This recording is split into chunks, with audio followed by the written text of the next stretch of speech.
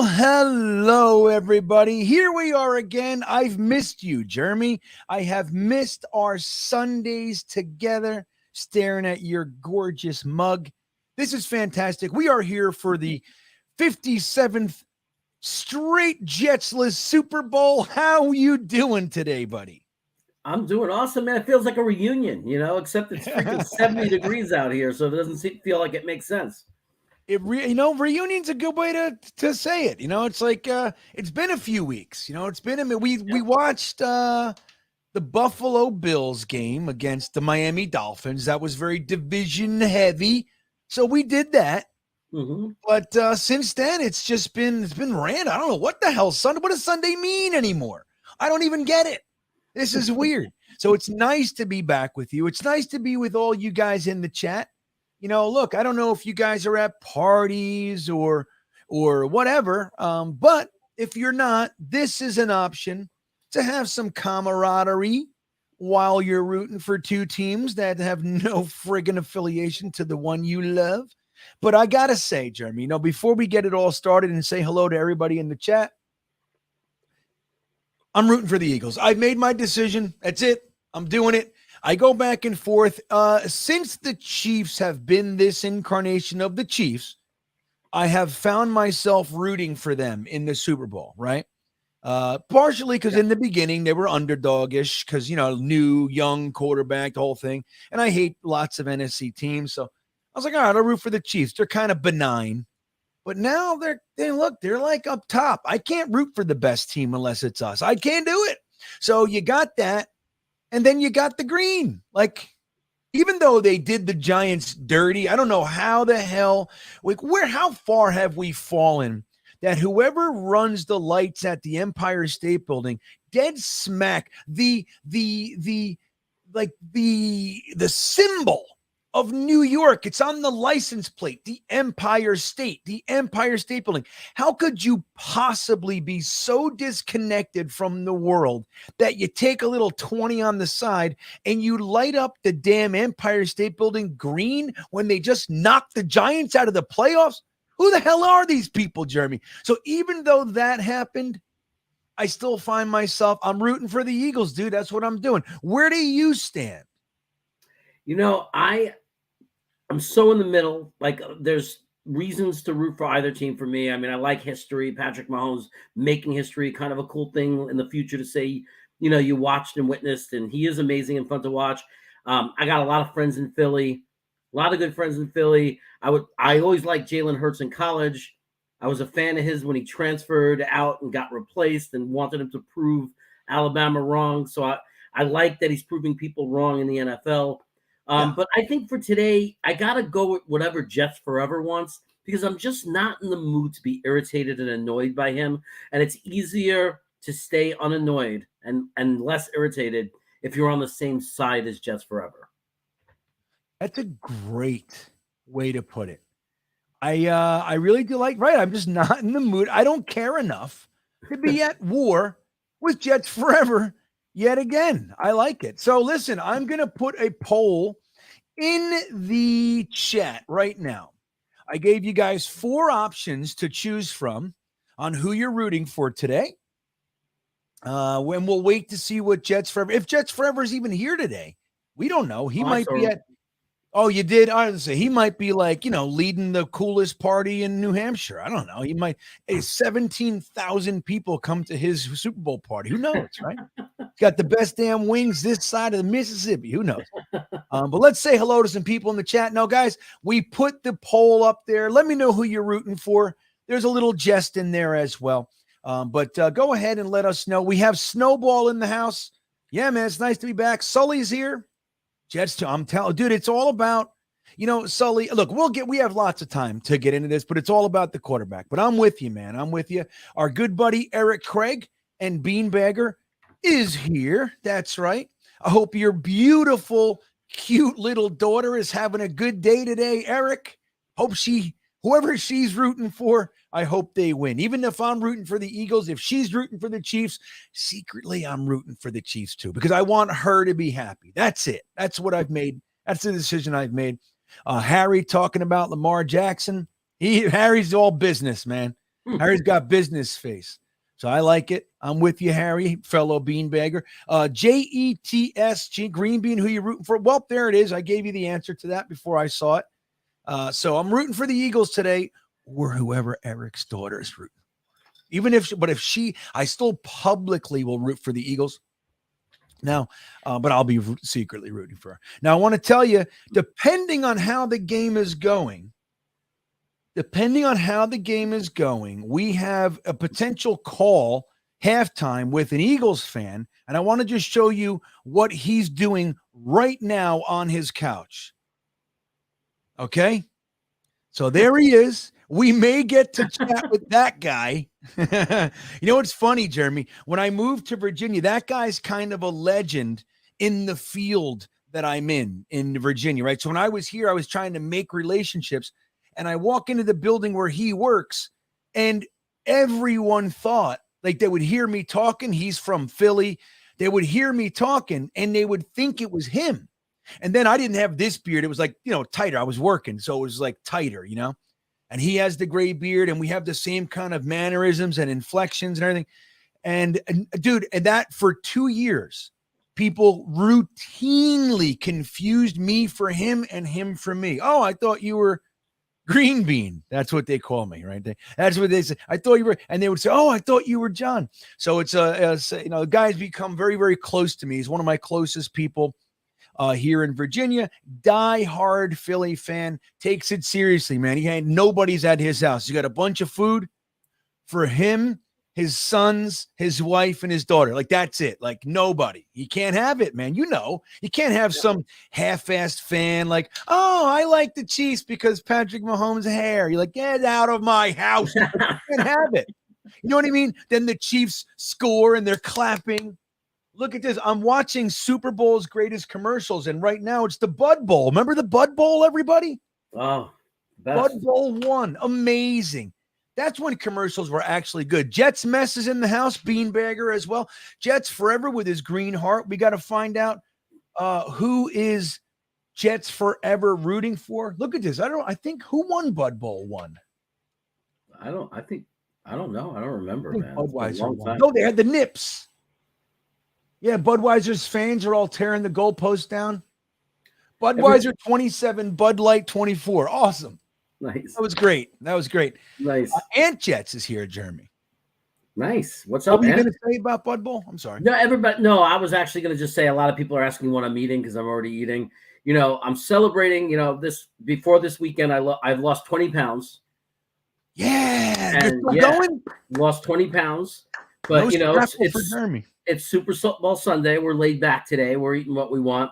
So I chose and selected Boar's Head hot dogs because it's a big deal that we can get them out here. I cooked them perfectly in an air fryer, but turns out it works like a slow grill.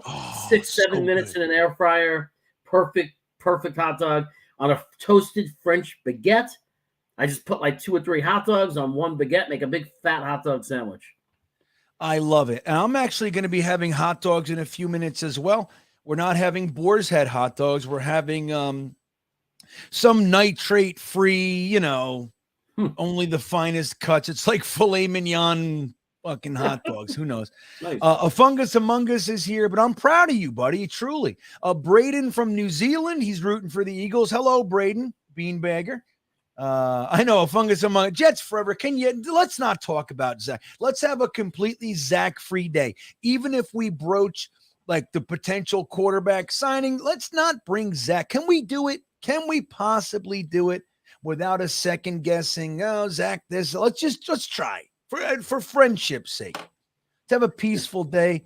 A Fungus Among Us, right, man? I'm with you. JB Allen is here. It's good to be a Jets fan. I don't know about all that. We'll see. Oh, you know what? We had a good week. Everybody. Sweeping the award ceremony, the NFL honors. Vervain is here. That's good. High Lost Boy in the house. What's up? Yeah, right. Gotta go with the green. Big Green. Speaking of green, Big Green's here. That's nice to see. Richard Higbid. Right on, man. What's up? Coming in from Sheffield, UK. Gotta love that. Jay-Z, Jets fan, is here. What's up with you? Jets Forever is rooting for Mahomes. I don't know. I can't do it, Jeremy. I got to argue with Jets forever again all day. I can't, unless Eric's daughter, of course. Oh, Big Green bet big on the Chiefs. So there you go. Hey, I get that too. I'm sorry. I hope you win and I win too. That's the way it goes. Paul Olakowski is here. Cheers to you, my friend. Tony Alexio, there he is. What's up, Tony? Good to see you, man. Happy Super Bowl Sunday. Fungus Among Us doesn't like I'm rooting for the Eagles. Well, look, you know what I used to be? I'll tell you guys. I was a AFC guy, right? And for many, many years, like if you guys remember like the 80s and 90s, like the NFC dominated the AFC. Dominated. Like there was a stretch there where it was like the Giants, the Redskins, the Cowboys, the Niners, and there was no AFC team that could compete with them. We had the Buffalo Bills 4 straight years. The only year they really had a legit shot was the first time. The second year, kind of, and then they just got weaker as time went on, but they were the best in the AFC because the AFC sucked, So they went 4 straight Super Bowls, couldn't bring us one home. The first one, as you know, if Scott Norwood, 34-yard field goal, if he would have just not shanked it wide right, they would have had one, but nope. So I was like all AFC for many, many years because we were part of the AFC and we got whipped. We were the whipping boys. But then the Pats, they ruined it. I don't root for the AFC anymore, man. Matter of fact, I might be inclined to root against them. Now, again, I've been rooting for the Chiefs in the Super, like when they make it. Who else was in? So we had the Chiefs. Who else has been in the bowl recently, Jeremy? Cincinnati. Who were they playing last year? The Rams? Who the fuck? My brain. Yeah, they played the Rams, lost to the Rams. Played the Rams, yeah. You know what? I may have rooted for Matt Stafford. Like, it's good to see him kind of, because Matt Stafford's been, dude, like the epitome of talented quarterback who doesn't open his friggin' mouth and complain about the ineptitude around him. He just went to work and did a good job, and Detroit loved him. And, they decide to trade him with the new regime. And I was like, you know what? Good. I'd like to see him get one. He deserves it. So I was kind of on that train. Joe Burrow has a whole long time. So I think I was rooting for the Rams last year. So we'll see. Braden says Sheffield Wednesday. Well, look at that. Look at you guys. You guys are all connected. Salty Nuts. What's up, buddy? James Thompson. He's going for Kansas City. I'm a New Yorker. I'll never pull. I get it. Believe me when I tell you, that makes a ton of sense. Now, what do you think about this, though, James? I'm gonna add one to you. What do you think about this bullshit that the KC has a Kansas City strip, and it's essentially a New York strip? They just took it. What's that? They're trying to steal our steak. What is that? KC's kind of steak country out there, so they say, "Screw you, it's ours." But no. It's a New York strip. KC decided. Kansas City strip. No. It's the same thing. As long as Peter Luger's is open, New York City is the king of steak. Yeah. Now, you know what? There's another steakhouse I went to. I got to find what the hell it was. It was actually look, Pete Luger's has the rep, right? Keen's. Have you ever been to Keen's Steakhouse, Jeremy? Never Keen's. I was at a place it's called amazing. Kraft. In the meat district. I'm sorry. What'd you say? I said we did go to another amazing New York City steakhouse in the meat district on 8th Avenue near 14th Street called Kraft. And there's another famous one in that area called Homestead. There's some famous ones, obviously, in New York. There's plenty of great ones. There's plenty, but you know what? I tend Sparks is another one. I lean toward the old. I like classic, man. I like places like legendary. I like those places to stay. I'm like, I don't know. I don't want to let go. I like institutions like that, So when we went to New York, I forget what it was. I think we surprised my father-in-law. He was at like a medical convention in New York City in the New Yorker Hotel. And it was his 70th birthday, and we just showed up. You know what I mean? We just showed up in his hotel. He couldn't believe it. He was sitting in the lobby. We all walked in. My kids, my sister-in-law, my wife were like, "Hey," and he goes, "Hey, what are you guys doing?" Like he had no idea. Like, what are you doing? You know, like what? You have a reason to be here too? Like, no, we're here for you. He couldn't believe it. He actually started tearing up and shit. But we took him to Keen's Steakhouse. Keen's Steakhouse has been there since the 1800s. And like you go in there, Jeremy, and they got the pipes. Like, oh, it used to be like a pipe club. And they have thousands. It's like the largest collection of, there's a specific kind of pipe. And they're all over the place. But dude, it's funny. A couple people in my party, they got mutton chops. They're like famous. It's a steakhouse, famous, but it's famous for mutton chops. You know what I mean? Crazy, man. What could be bad? I've never had sheep. I don't know. I don't like lamb. So there's that. Right. So I don't know if I'd like mutton, but I got myself a mother effing porterhouse, bro. I went big. It was like $110 or whatever the hell it was. It was like a 38-ounce porterhouse. I was like, let's do it. I'm doing it. You know, there's nothing better than a porterhouse. Now you're a wise man. Your brother's here. Matthew Cravat is here. Matt West is with him. What's up, Lee?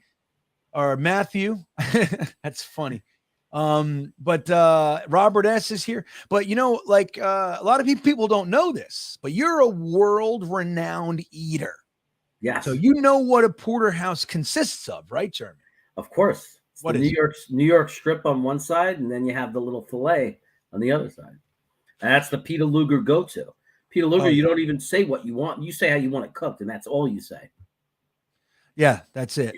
It's truly amazing, man. Now, a lot of people confuse T-bone for porterhouse. They are two distinctly different steaks. Now, they're the same cuts, but the strip is smaller, and the key is that on a T-bone, the fillet side is cut at an angle. It's like maybe a third of the fillet that you get on a porterhouse. Sometimes you'll get the full fillet in a porterhouse, depending on the place.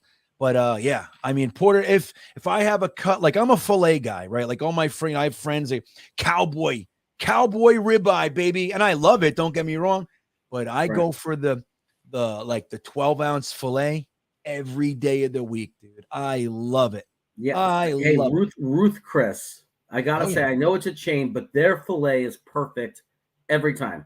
I've never no matter where you go in the country, you go to a Ruth Chris, medium rare fillet, the same product. It is perfect every time. Yeah. Well, you know what's funny? Ruth's Chris wasn't always a chain. I believe it started in New York. Like I took my girlfriend there when we were 19.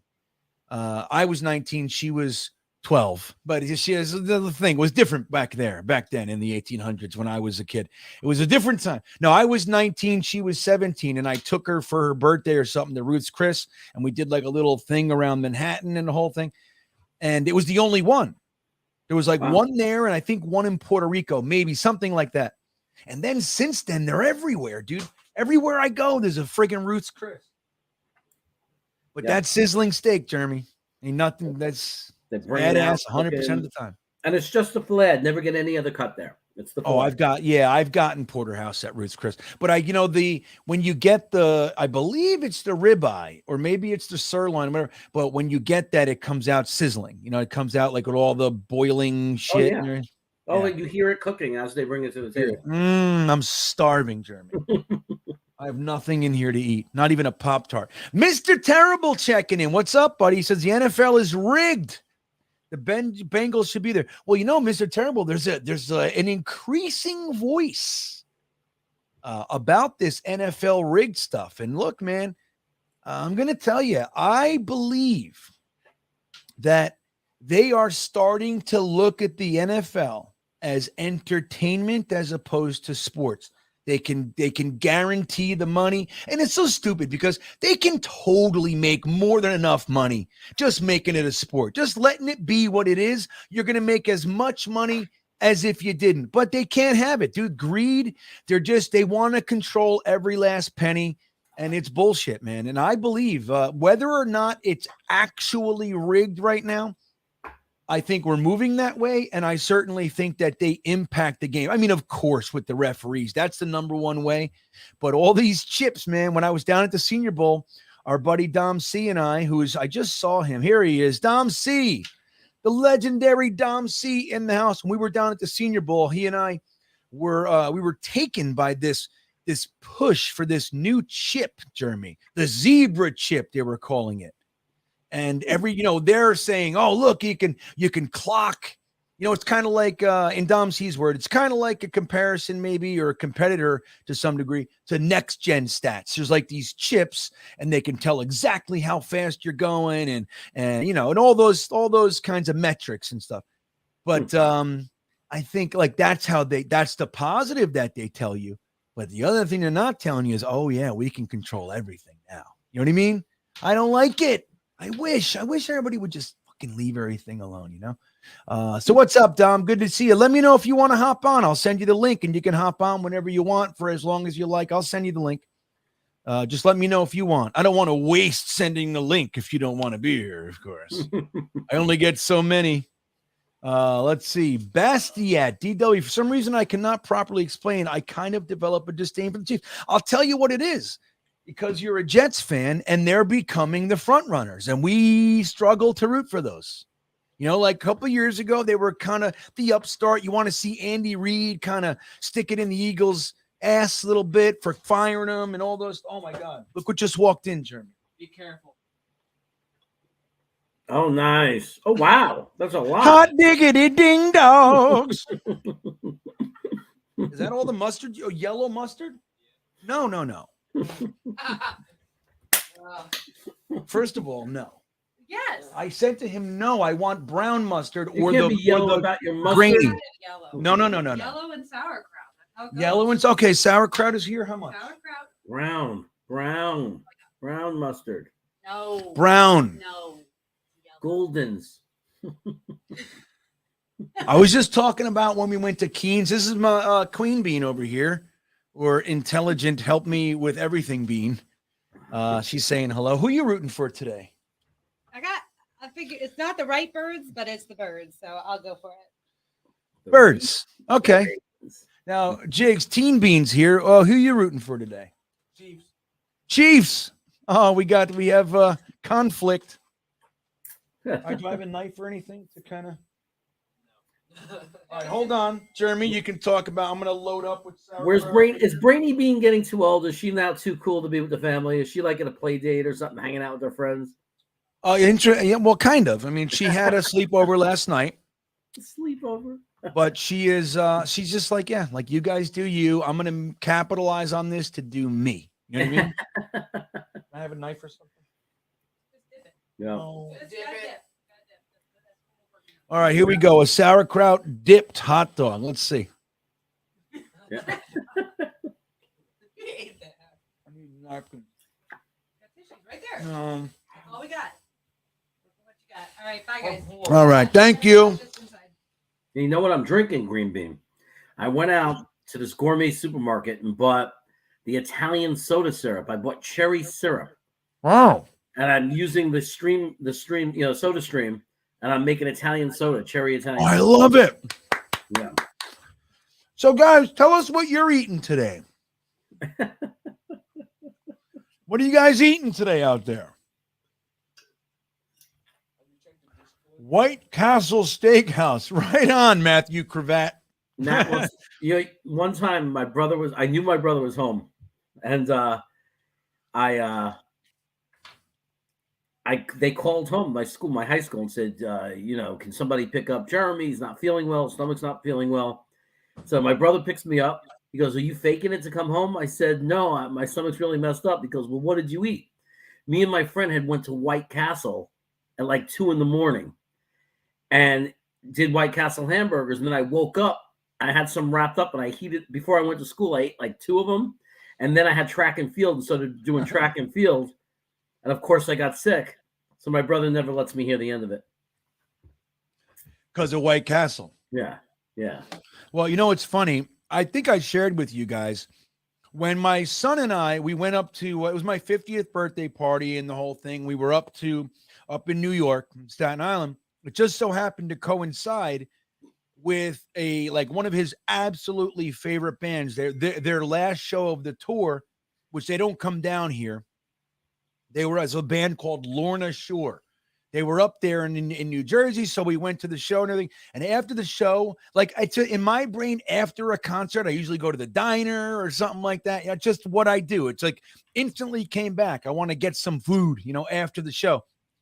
And I was like, you know what? Let me take this kid to a White Castle. Like we've never been. And afterwards, he told me that, oh, Dad, you took me to White Castle before, but I had completely forgotten. So I took him to White Castle. And I was so excited, and I thought he was going to be like, wow, man, he's the best fucking burger. He's like, I don't really. He's like, he ate like 2, and he's like, nah, I'm good. I'm like, what? Eat until you're sick. What are you talking about? I got 12. I got a 12-pack. You got to eat until you're sick. That's what we do at White Castle, man. You're right. You got to just scarf them down, man, until you feel your entire digestive system start to cement. Right. I see John Hepburn in the house. We got FOC. Can't stand either team. Wasn't even going to watch, but I cannot turn down a GreenBean stream. Seriously, if GreenBean streamed a jury day duty, there you go. Well, thank you, FOC. Look, that's kind of what Jeremy and I were talking about. It's like, look, do I really care passionately? No. But I'm going to probably watch it, most likely. So why not hang out with you guys? I'm not going to go to a party. It's not who I am anymore, man. I don't want to be bothered with everybody's bullshit, and then there's always invariably some drunk, you know what I mean? Somebody's going to make an ass of themselves. And, just, I don't know. I'm old and tired. So I'm going to watch it at home with my beautiful family. And I figure, why watch it with them when I can watch it with my beautiful friends, Jeremy and the rest of you guys. So so good. I'm glad you're here.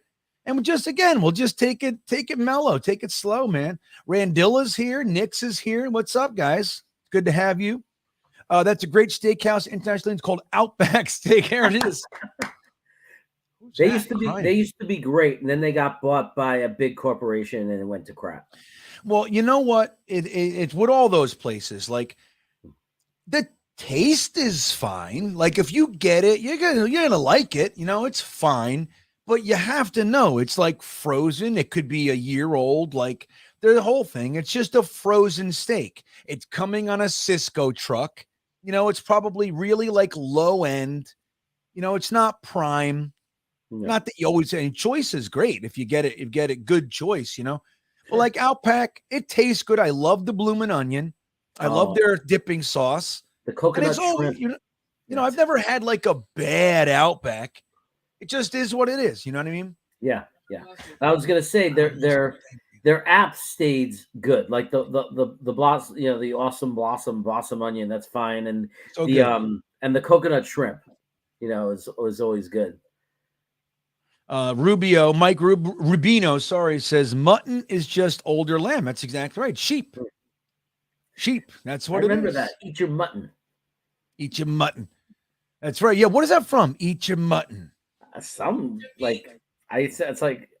some it's from something fairy tale famous kind of poem or whatever. It's little Miss Tuffet sat on her tuffet eating her kernels and whey. Yeah. Don't get me into dice. I know. Paul Alakoski is here. Right on, man. You guys are the best. This is so fun. We got all you guys in here. Prefer a bone-in ribeye any day, JMG. That's the thing. And look, if you know steaks, the bone in there changes everything. It's a different flavor. The meat closest to the bone is the best. Now, here's the thing with the ribeye, guys. Right? Let me just share something with you. Or let me ask you a question. Would you be upset if you ordered a bone-in cowboy ribeye and the decal wasn't there? Anybody know what the decal is? If you don't know what the decal is, you're not eating steak, man.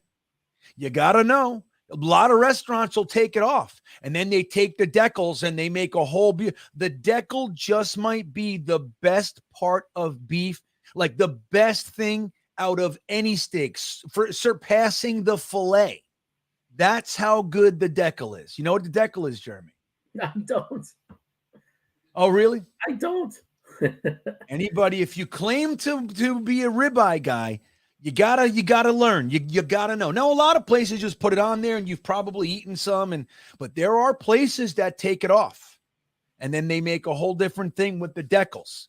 And the decals are, oh my God, mwah.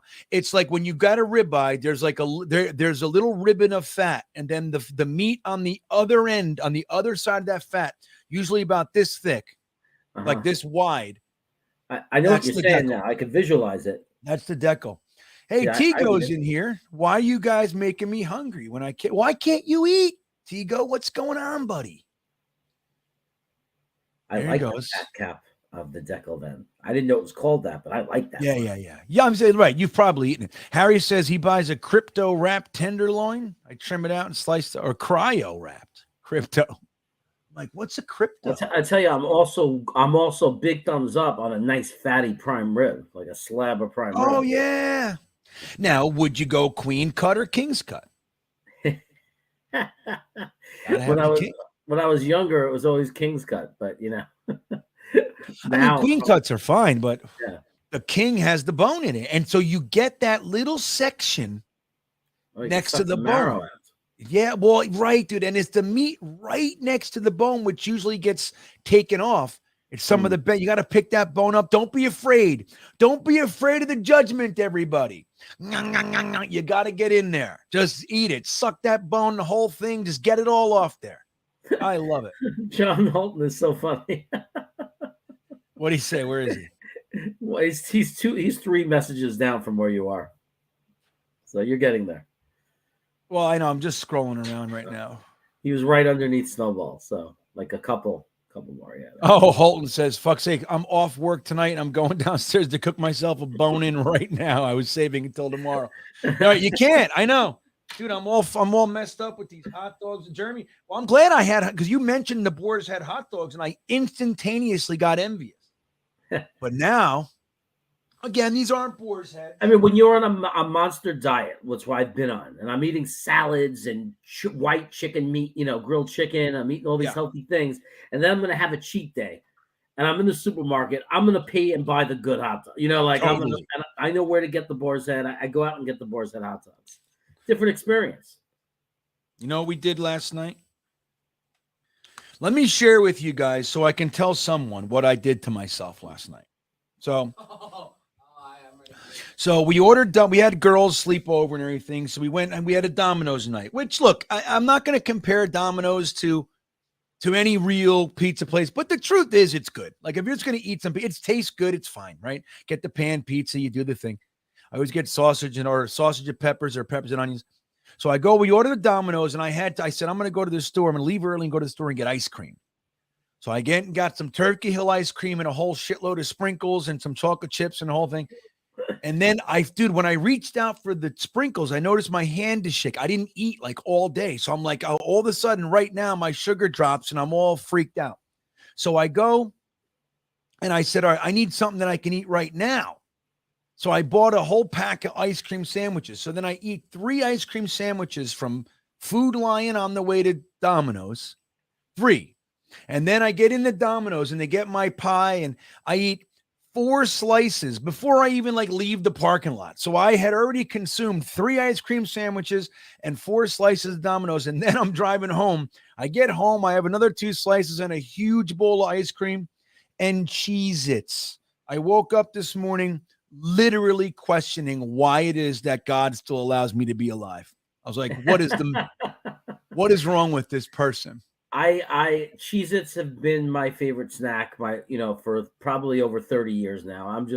I'm known at work. There are people when we have meetings who bring Cheez-Its and say, Jeremy, we knew you were coming.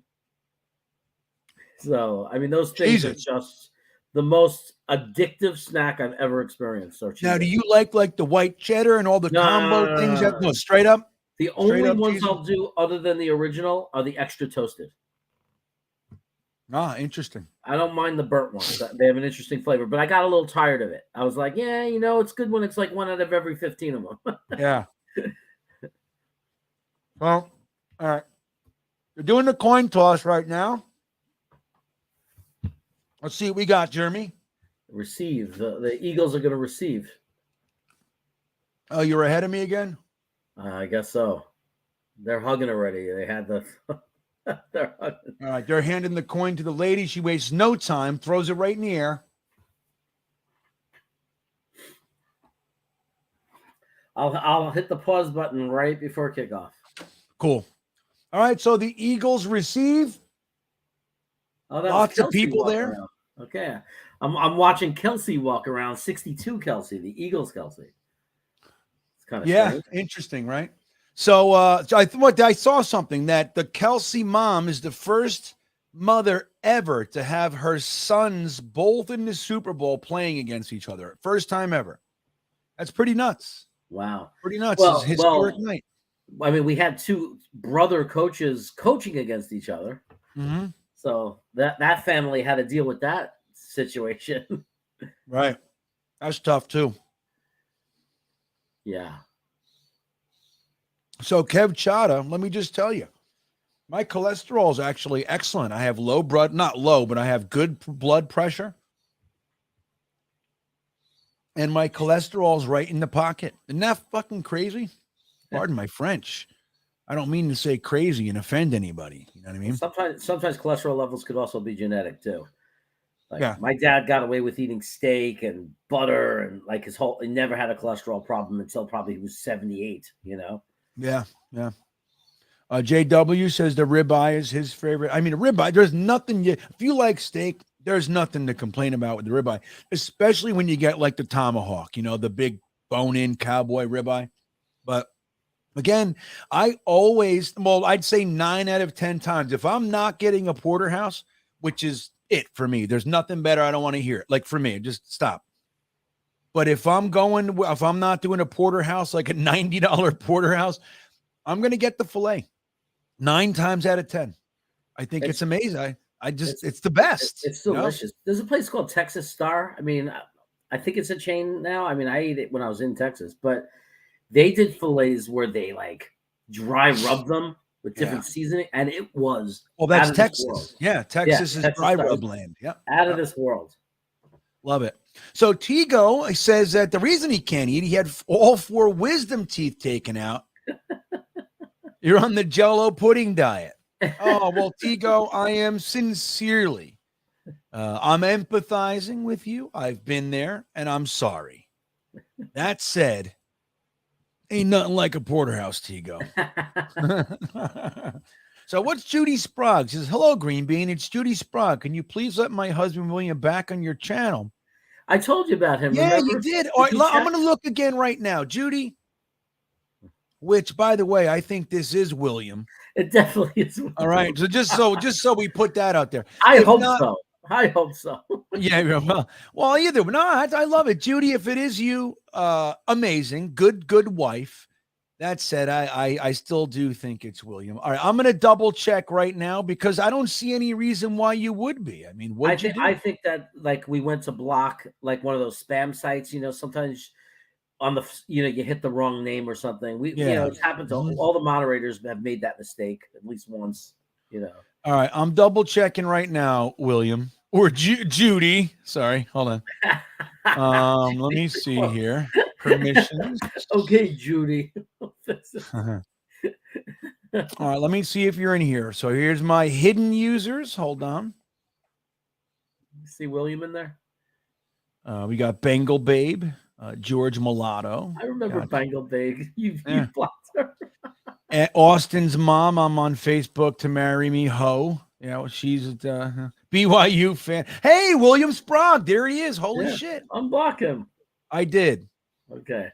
Well, I'm gonna unblock William Sprague and Best Cam's Fun Hot Girls and Boys video. What do you think? Let's get them back in here. I like them. So, all right, go ahead. I'm gonna save it, and I'm gonna hit refresh here. Judy, I'll tell you what. Deal.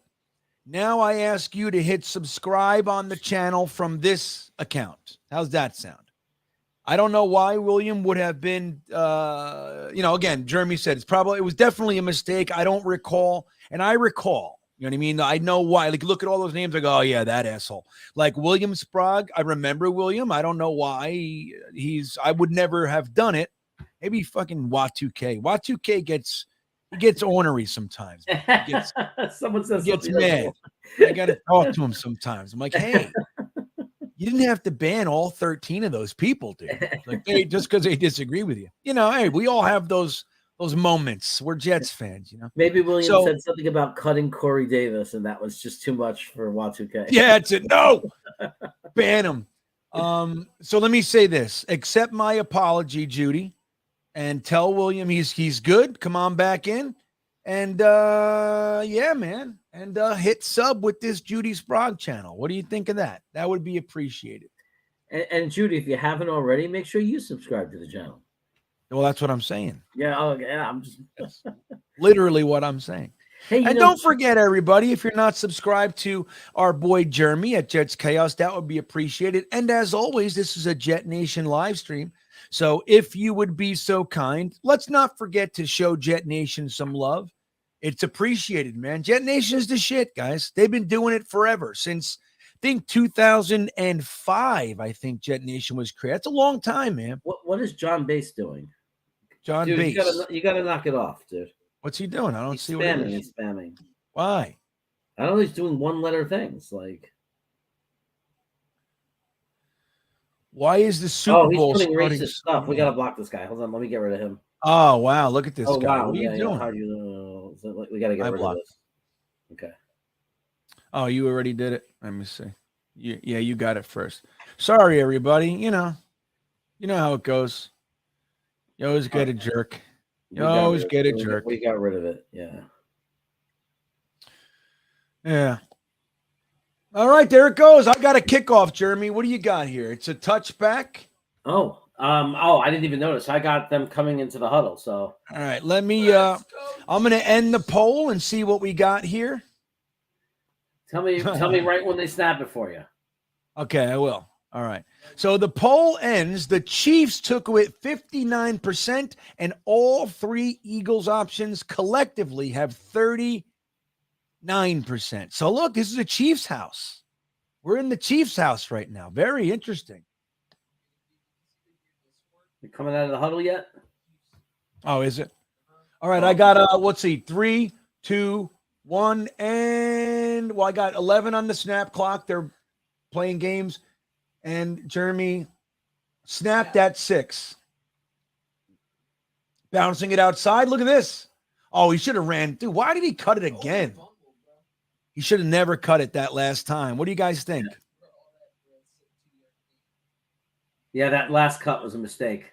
Yeah. He could have got another 4 just with his momentum. Yeah. I'm really upset that I'm out of sauerkraut. Now I just got to go straight up mustard. Oh, that sauerkraut was a surprise. I'm very happy about it. That was great. I'm going to have my third dog. Okay, we got second down over here. A fungus among us is a little bit surprised. I mean, a little bit behind, a little bit surprised. That's okay, a fungus among us. All right, so he's back to pass, completes it, and they're gang tackled. Yeah, what was that, Smith? Yeah, I got to say, first 2 plays, the Chiefs look fast and aggressive, man. Flying to the ball. Yep. But it's 3rd and 5, so it's still right now. This is 50-50, 3rd and 5. Yeah, it is. It's 3rd and short. It's okay. It's manageable for the Eagles, but the Chiefs have a chance to get off the field. Let me know. I don't know if we're exactly in sync. I almost got the snap. Okay. And you snaps. Now I got the snap. Yeah. Yeah, right. Me too. We're together. Oh, there you go. There it is. First down. Wow. Quite the hit. That's Devontae Smith. He dominated in Alabama. Oh, yeah. It's a funny thing.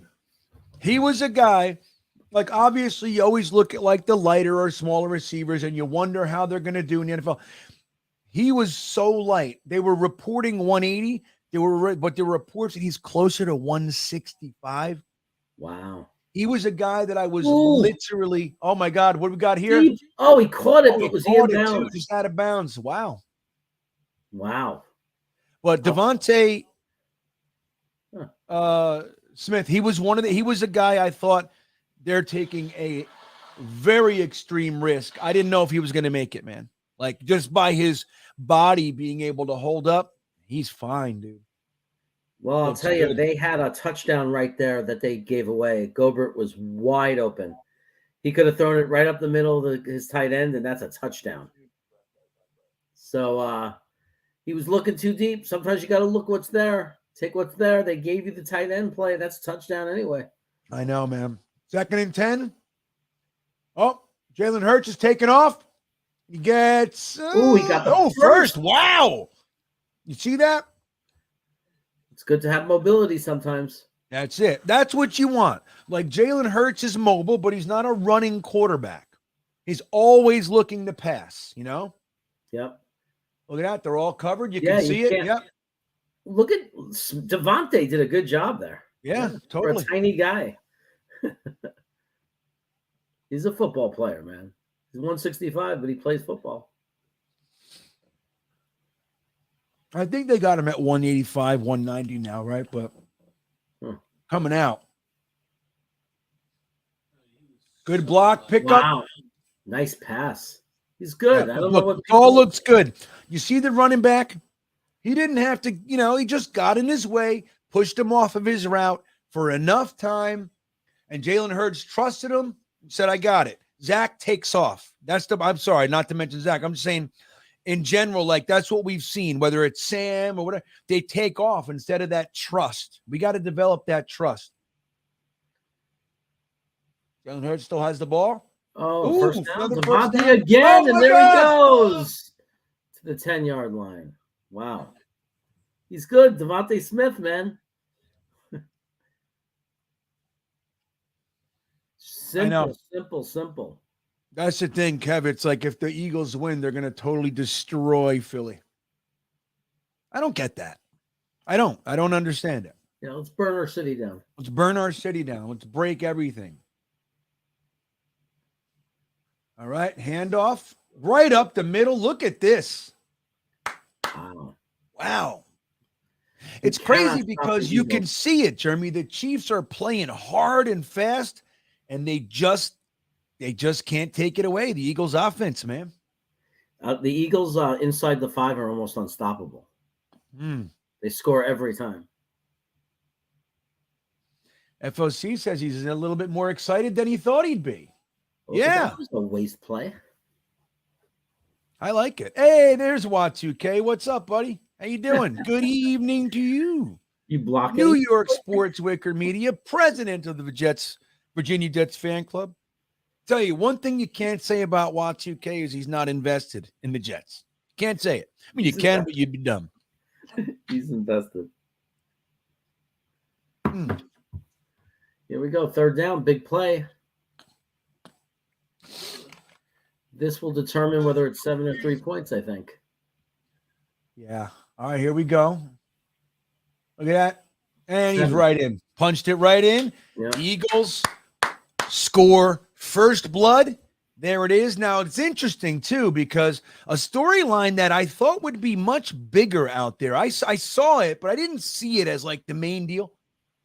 This is the revenge game for Andy Reid, dude. He was a guy, he coached them they were in the playoffs every year. I think they had 3 NFC championships. They got in the Super Bowl and lost, and they fired him. They thought that he just was never going to win it. Oh, he didn't get in. Look at that. That's not a touchdown, everybody. He's down. W says he's short. They must be reviewing it, right? Gainwell, right? We all liked Gainwell. We all liked Gainwell as like a couple years ago as like, a mid-range, not the first back, not the second back, but like in that maybe third, fourth, fifth back in the draft. We all liked him. Yeah. Yeah. Like he could have very easily been the guy we got in the 4th round that we were projecting. He's down for sure. A lot of us were mocking Gainwell to the Jets in the 4th round. Totally.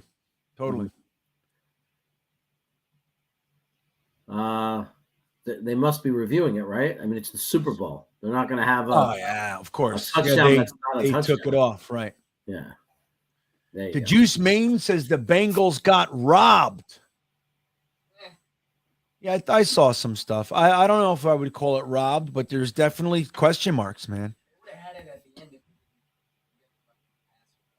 Oh, the rough in the passer, right? Yeah, right. The pushed out of bounds. There you go. It was in that time. It was a fumble. Nope. I thought I saw a flag. It was that dude's gloves. Oh, there is a flag. Maybe. Wow. What's it going to be? Face mask. What'd you say, Daddy? I know what I'm saying. I don't know what I'm seeing. Yeah, okay. On the defense, we're going to decline that. We'll take the 6 points instead. Yep. Randilla says Eagles have stellar O&D lines. It's really the key, dude. It's the key to everything. It really is. Now, our defensive line, it's working out, right? We had a very, very good defensive line. Now, the run, we got to secure that running side of it, right? But still, our defensive line was highly productive. Offensive line, I really do believe we're not as far away as it feels. You know, the injury thing crushed us last year. I mean, we had more injuries to the offensive line than any team could possibly weather. But getting AVT back, while I don't think we should count on Becton, I think, being excited about him coming back, I think is fine. And I think that guy, man, dude, if he ends up playing, let's not forget how dominant he was. He was like, he got us really excited. Really excited. So we bring in another, let's say we use our first pick on a tackle, if we still have it, of course. We use our first pick on a tackle and maybe go second round center, grab the best center in the draft if he's still there. Stop playing games. Grab a center, grab a tackle. You get Becton and AVT coming back. You should re-sign Herbig, in my opinion. Drew Samia, bring him back. Nice developmental guy. You got Max Mitchell coming back.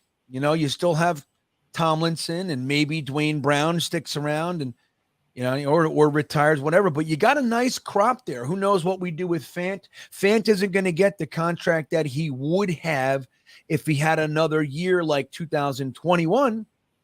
He had a rough year, man. Even though he had moments, he had a rough year. So nobody, I don't think at 31 years old, nobody, in my opinion, is going to want to dump a whole bunch of money on him. He might need to have that one prove-it year contract and see what he can do. Because remember, with Fant's interesting because even though he is 30 plus, he didn't play all those years. So he's got a lot of, as they say, a lot of tread still on the tires. Right there, Jeremy? Yeah. So who knows? What do you think we should do with Fant? I just don't think we're going to be willing to pay him what somebody else is going to be willing to pay him. If he was willing to stay at a bargain, it would be great to keep him. I mean, if at worst case, swing tackle, which is initially what he made his name for in Seattle. So, if it was affordable and within our budget to have him on the roster, I would be cool with that. But I just don't see it happening. He's worth at least. He's probably going to pull. Because of the injury, that slowed him down from where he was 2 years ago, but he's still going to pull minimum $8-9 million, right? I don't know. Maybe. I don't know, man. Hard to know. Maybe he needs a 1 year prove-it deal. Maybe we get him one more year. That's what I'm thinking. Kind of deal. That's what I'm thinking. So, think about that. If we're able to, Dwayne Brown, let's say he sticks around, and maybe we cut him, because if you cut him, you still save, I believe, off the top of my head, it might be $6-7 million. Even though you're eating a lot of dead cap, you still get that $7 million relief or so. I'd have to look. I forget the exact number. But you can do that, or you can just keep him. So you got Dwayne Brown. You re-sign Fant. Let's say it's some sort of prove-it deal. You get him for 5-6. Who knows? For 1 year. Then you got those two guys here. Now you'll want to start Becton. So you want to start Becton and maybe Fant, or Becton and Dwayne Brown. But then no matter who you start there, you have Becton and let's say it's Dwayne Brown. You got Becton and Dwayne Brown with Fant and Mitchell behind them now. You see? Now it's looking – and then I'm a firm believer that we should keep Christian Abuye, I think we should keep him. Offer him a contract, even if he's on the practice squad for a while. Doesn't matter. Keep him around. He showed he's a good guy to have around as depth. He came in for 3 games and he played well, you know? So I think we found... I think if we learned anything as Jets fans, like in that position, we need the depth. You know, because we learned that. We've proven it. Yeah. We've proven it, man. Nick's talking about... I know there's a lot of that, man. On Twitter, I just can't. I don't know what's the matter with us. Like, as soon as we get a good player, we want to trade him. We don't want to pay anybody. Look at this. I mean, Clyde Edwards Hilaire. Oh, no. That's what's his name? Pacheco. He was the best, he was the best player and the leader of the defense that finally finished top 5 NFL defense for us.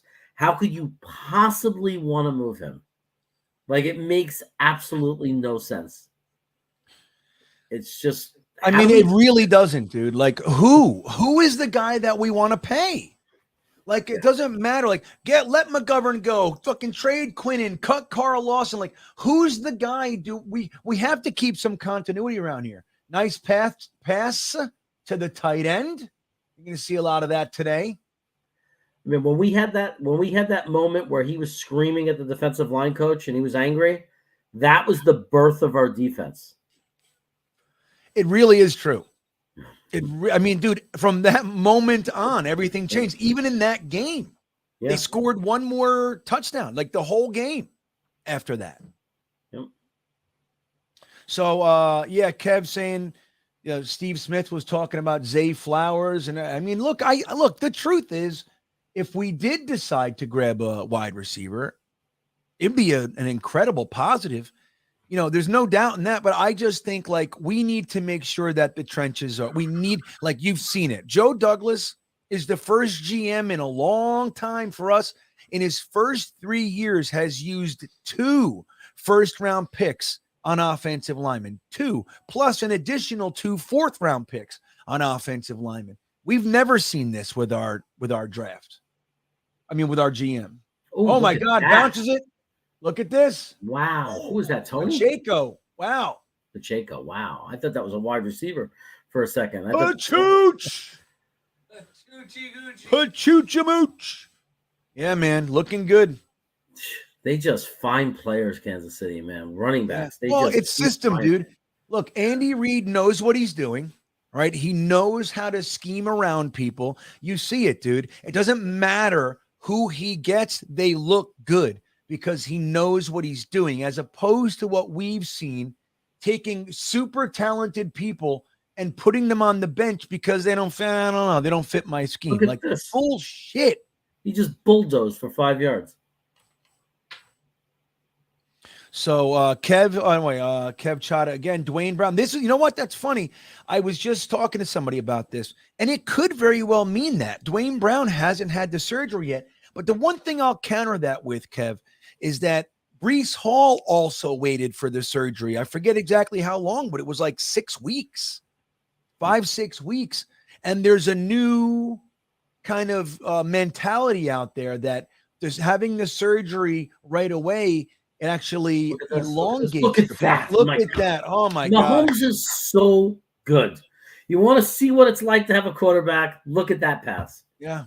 I mean, it's just unbelievable. He's so good. Yeah, what are they doing? Fanning his pecker. So good. Look at this. Hey, let's do the pecker fan. Look, in perfect stride. Perfect stride. Perfect stride and perfect catch, like over the shoulder. Oh, it's just amazing. He's just such a good quarterback. Man, we just need Travis Kelce, dude. He just right. He's like Kittle. It's like there are these tight ends that Mahomes is looking for him as much as he will throw it to him if he's open every time. You try to cut, you can't take him out of the game. It's fucking amazing. It's amazing. And that's amazing is that you can't stop it. You know it's happening and you can't stop it. You just can't stop him. He's eating a protein. It's a protein bar. Look, he's doing a dance. Does look like candy. Was that all the hot dogs? I got to be honest. I want more. I haven't eaten a hot dog in a very long time. I want more. And it's mine. Oh. How does that make his brother feel on the other side of the line? Like when they I watches his brother catch a touchdown pass, it's like, oh, they got one. It was my brother. Darn brother. Jets forever talking about our offense. Let's look at this offensive line alignment here. Becton, Vera Tucker on the left side. Okay. Whippler at center. Be a great Avila right guard. Mitchell.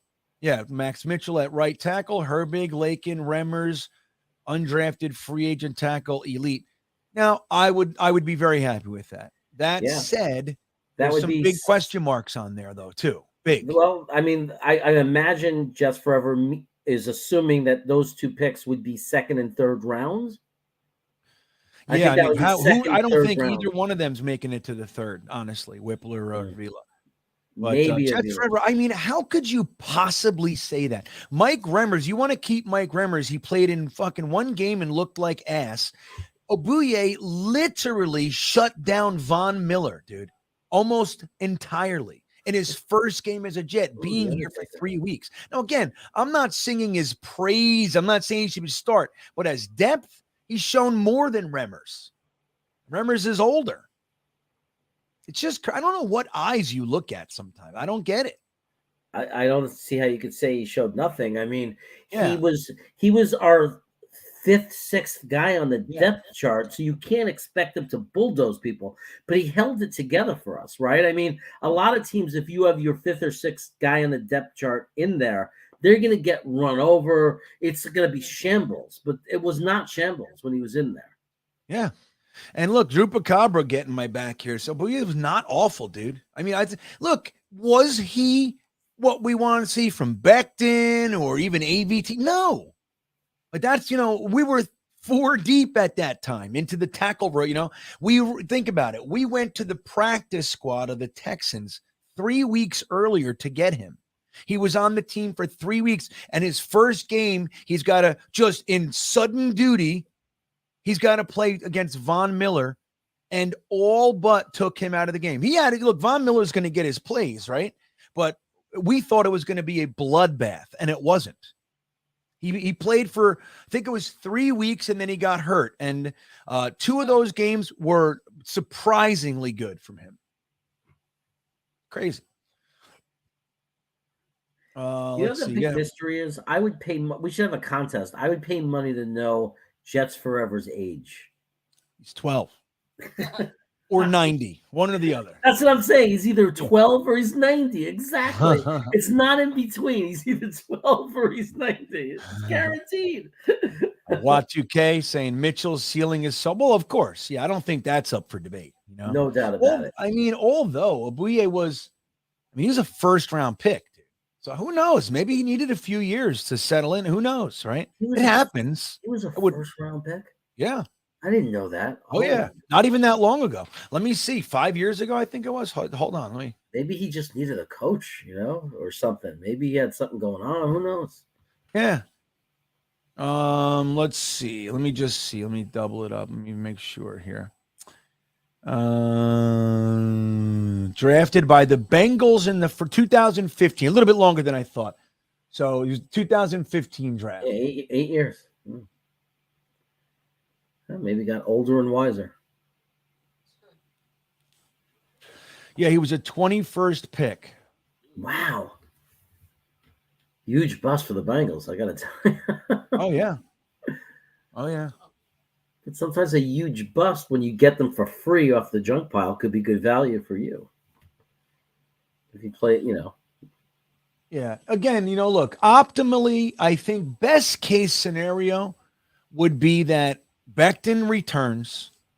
He's put an increased focus on his health, diet, all those things, and weight, and he ends up being a healthy guy. Because, again, he was healthy in college, man. Yep. And we know most of his rookie season too, And when he's healthy, he's an excellent tackle. Excellent animal, not just excellent. Like he's downright cruel to like he makes sure to humiliate people. Like he's that guy. He's dominant. So obviously best case would be getting him back and having him for a few straight years. Getting AVT back and having him. AVT's been injured both years. That's not a good sign, man. It's not a good sign. We have such bad luck. I'm telling you. We have the worst And luck. then, like, so we bring in a young guy, and he can start for, and then, like, in my opinion, getting a rookie center, a top flight, top tier, the center you want, not the guy that's left. And then, Max Mitchell becomes somebody, and then you have a nice young pipeline with a couple vets sprinkled in there. I think the Dan Feeney thing. Look, if you want to keep him around for continuity, okay, fine, he's a backup. But I would love to see a backup with some upside. Dan Feeney has none. There's no upside. I gotta say, and I honestly want to say, no disrespect to Knicks as a person, no disrespect. But that is one of the silliest, most ridiculous takes I've read this year. What? There was a big difference when Quinn Williams was That's what he said. He said it's not the same. Oh. I'm sorry, Knicks. I thought you were saying that it was not a difference. I thought you were saying there was not a difference. Dylan was not the same. I am so sorry. I read that completely wrong. I thought, because there are so many guys that like to put crap like that up, and I thought, no, you're right. You're 100% right. It was definitely not the same. I thought you were saying it was the same. Yeah. I mean, you misread it. It happens. Yeah. And I was about to, because you've read those kind of comments, right? That just really irritate you. Like, how could someone say that? Yeah. But thankfully, that wasn't one of them. Adrian Gutierrez thinks the Eagles are overrated. Thinks the Niners might have beaten them if it wasn't for Purdy getting hurt. I don't know. Maybe. Obviously, losing Purdy was a huge blow, so we can't really see. I think that the Eagles were going to beat them. That's what I think. Now, maybe by a point. Who knows? It might have been a much closer game, but I don't know. I don't think they're overrated. I think they're a pretty damn good team, man. But I saw where she is. There's Aunt Gina in the house. What's up, Jean? Hey, so want to say hello? Go say hello to your Aunt Gina. Hello, Aunt Gina. There she is. Look, it's you. She loves her little Teen Bean. I love how Teen Bean just muddles around the studio while you're on. Yeah, he's sitting on his beanbag. He's got a beanbag chair back there. He's just kicked back watching the TV. So tempted to start hitting the drums to see what you'll do. Yeah, I know, it's funny. Like, by the drums. Yeah, I tell him to come in here and play drums like whenever he wants, and he does. But a lot of times he does. He like waits until I come in here, and then he wants to play the drums. And I'm like, Right. I can't handle it, man. It's like, I love it. It's loud in here. It's a small little space. Teen Bean, do you listen to Neil Peart ever? No, not really. We just talked about Neil Peart Neil last Peart. week. Remember? Yeah, he's pretty. There's some things of him doing different kinds of music, like just solo, like out there on YouTube. It's pretty amazing. Oh, he's amazing, dude. Yeah. And the thing is, like, there are all kinds of technically proficient drummers out there. But Neil Peart he's as good as any of those guys, but he also grooves like Tommy Lee. Like, Tommy Lee is not the most technical drummer in the world, but he is one of the grooviest from Motley Crue. He's like, he just knows how to do that, to make that pocket and everything. And Neil Peart does that too. He's got it all. Like, he can do all of it. And really, God rest his soul, man.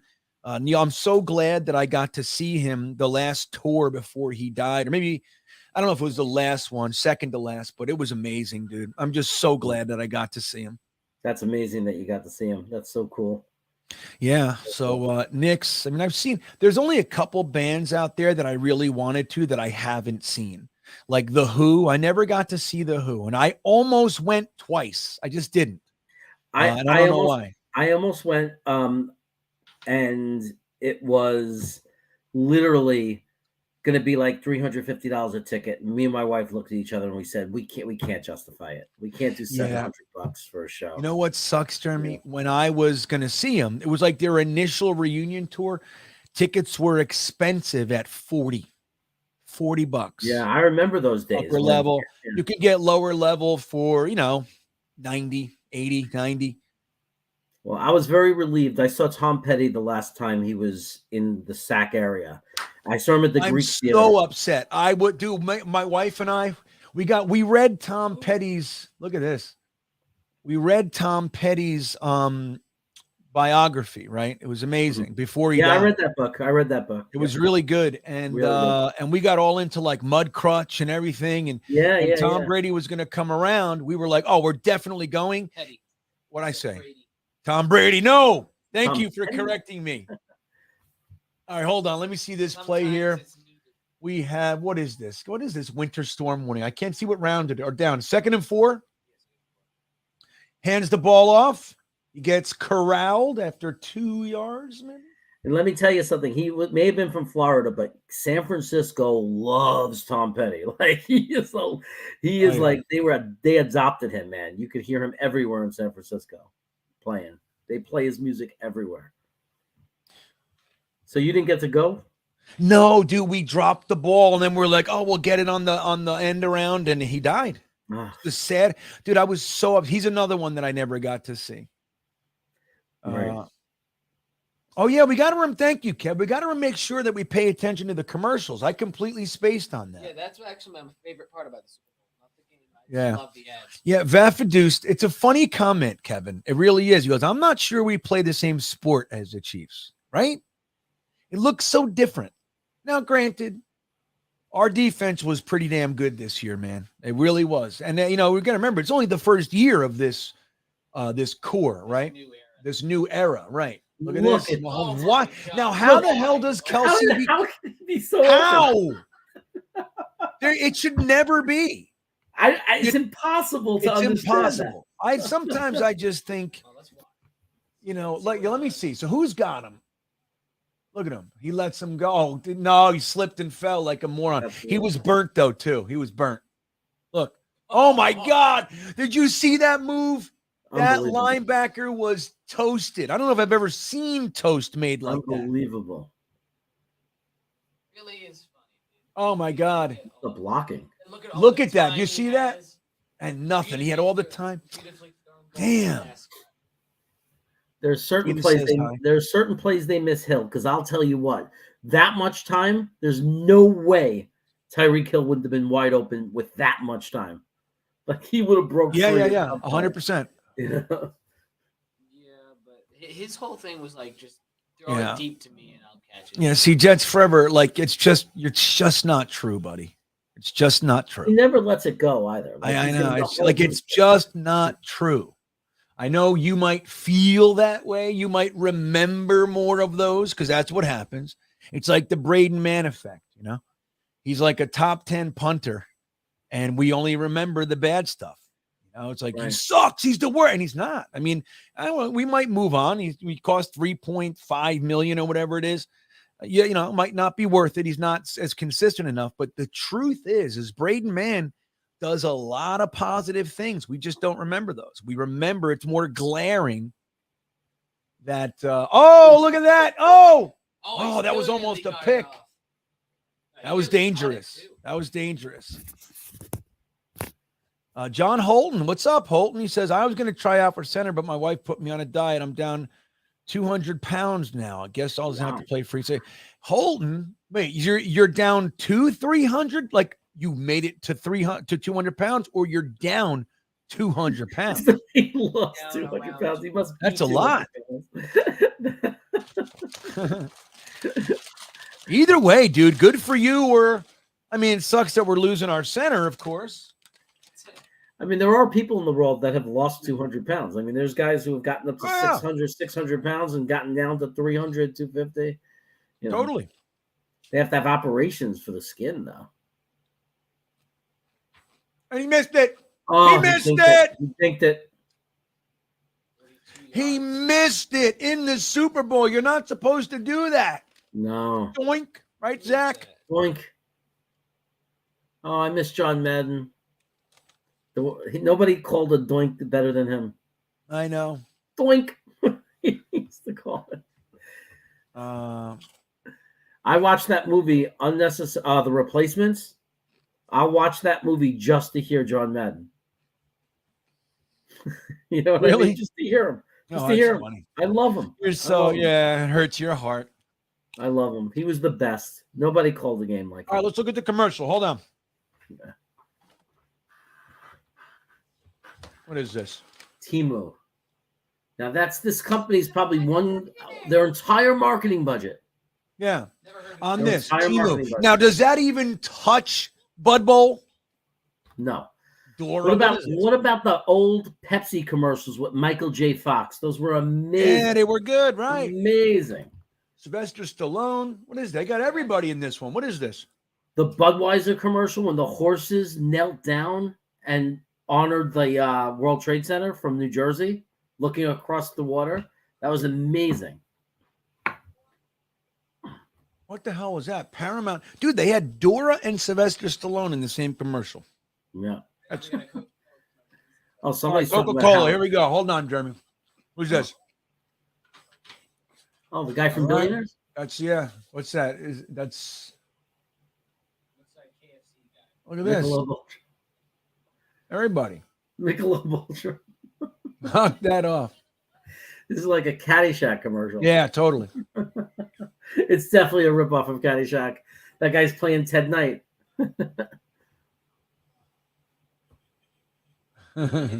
Yeah. That's Daddy Warbucks. Did you know that? Remember the movie Annie? That's Daddy Warbucks right there. Oh, really? Oh, that's interesting. That's interesting. He's great in Billionaire, man. That's a great show. Oh, I never saw that. There's the Bill Murray guy. Bill Yeah, Murray. Is it Bill Murray? No, I don't think it was. He was the best character. Come on and give me a fight. And won't you just let me be? Yeah. That movie's so great. Did I show you Caddyshack yet? Oh, Dude, when man, I was a kid, the first time Don't drop the chips. the first time I saw Caddyshack, this bag is open terribly, by the way. Baby Ruth. First time I saw Caddyshack, I was young, right? Yeah, me too.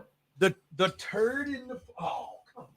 Oh, the Baby Ruth in the pool, man. Yeah, It's like the Baby Ruth. The turd in the pool, the baby Ruth in the pool was literally the funniest thing I had ever seen in my entire life. up to Watching that. the people run out of the pool like Oh this, yeah. They made the Jaws music, I think, right? screaming. Ah! Yeah. He shrugged his shoulders, Bill Murray, and took him. He ate it. He was like, oh, they all fainted. Oh, it's so good. Hepburn thinks our defense would match up well with either one of these teams. I think our defense would. Now, whether or not they can beat him, we don't know, but I think our defense would match up with these guys. We're going to find out next year. Our offense couldn't keep up. We're going to find out next year. Oh, yeah, we are. Yeah. Well, the problem is our defense would eventually snap when our offense couldn't get a first That's down. right. You know, you can't punt the ball back to these guys constantly the whole No. game, and your defense is going to break. Well, and think about it like this. If our offense just, instead of having 2-minute 3-and-outs, sometimes less, if they had 6 minutes or more drives and some points, right? But 6 minutes, that takes like 3 or 4, even more extra drives away from the defense that they had to be on the field.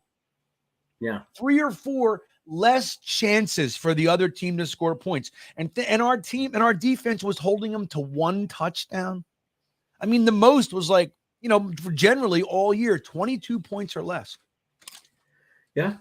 And so, look, 3 games, not even a touchdown. 6 games, we lost by 1 score or less. But to me, that has all the writings on a team that's about to cross over. Exactly. Look, I'm going to see this play, and I'm going to tell you guys something. All right? Jalen Hurts back to pass, 3rd and 4, 5 on the clock. 4, 3, 2. You better snap it. And that's offsides. That's Offsides, encroachment, offside. buddy. Unless somebody moves. That's on the defense all day. Yep, there it is. And now it's a first down. Thank you, Mr. Chiefs. He played it for the clock. Don't do that. Don't play the clock. Yeah, stupid. But here's the thing.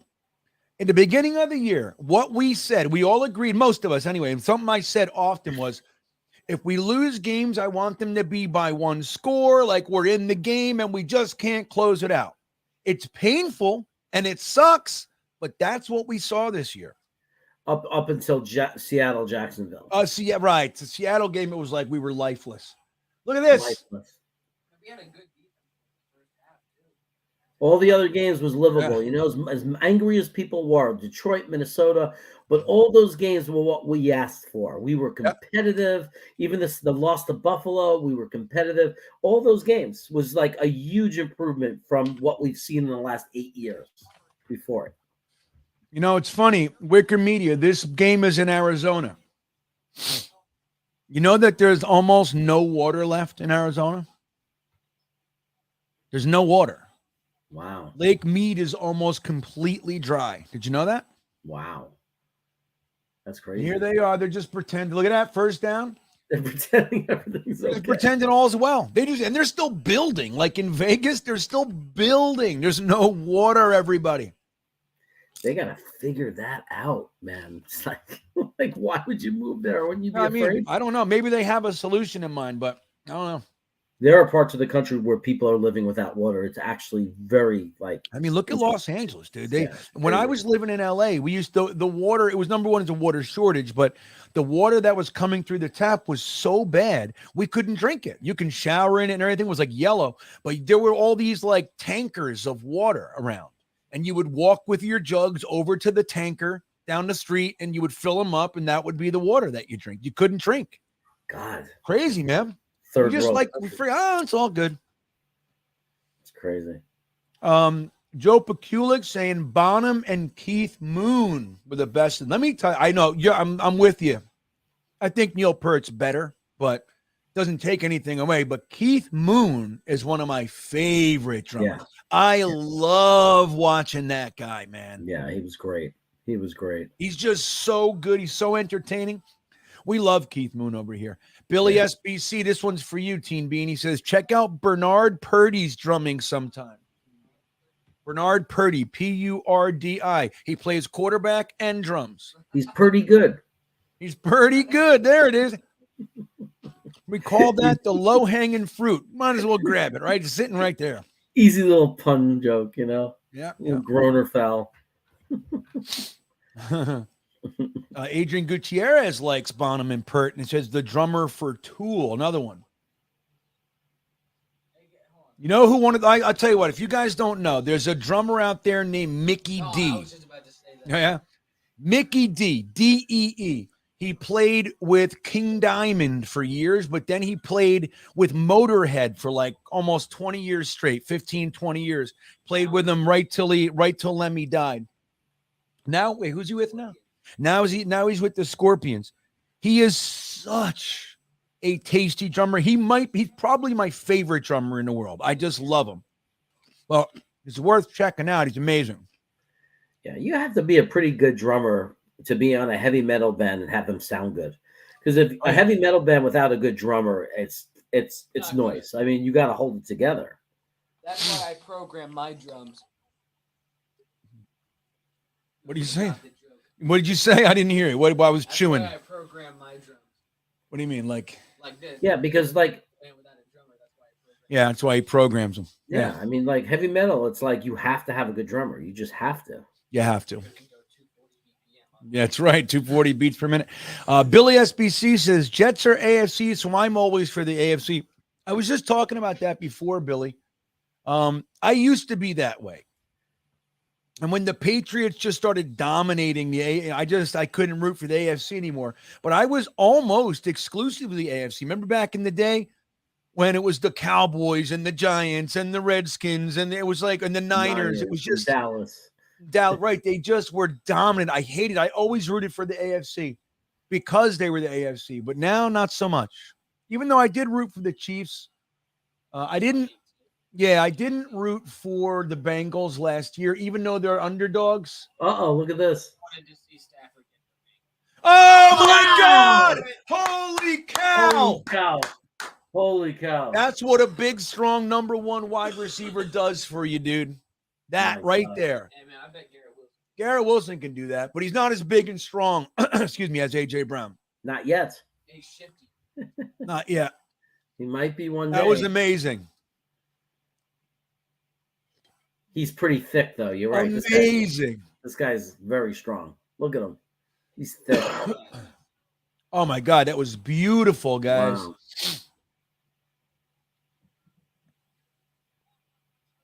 And he had the wherewithal to like switch hands and flip it around so it didn't touch the ground when he fell. The wherewithal. It's funny, like there are some comments in here like, dude, the Eagles, I mean, the Chiefs are going to blow them out. Dude, I don't know. It's a game, dude. It's a game. You know, the Chiefs are, you know, I think most people think the Chiefs are going to end up pulling away, but this is a legit team, this Eagles team. And guys, you see, they have some real talent. What? Every time I ever complained, I take it back of Sauce Gardner looking back. Sauce Gardner, that wouldn't have happened because what just happened to that, he looked back and then he lost the receiver. Sauce Gardner keeps his eyes on the receiver's eyes. Right on. Right on. Oh, Kev says I was forgetting the commercials again. Yeah. Adrian Gutierrez knows about Mickey D. See that? Joe Pekulik also knows Mickey D as well. Yeah, well, Ringo, you got to remember where he was, though. He's the godfather, man. He was ahead. You know, he was kind of tastier than what was out there at the time. You know, you think of him. Boom, boom, boom, boom, boom, boom, boom, boom, boom. You know what I'm doing?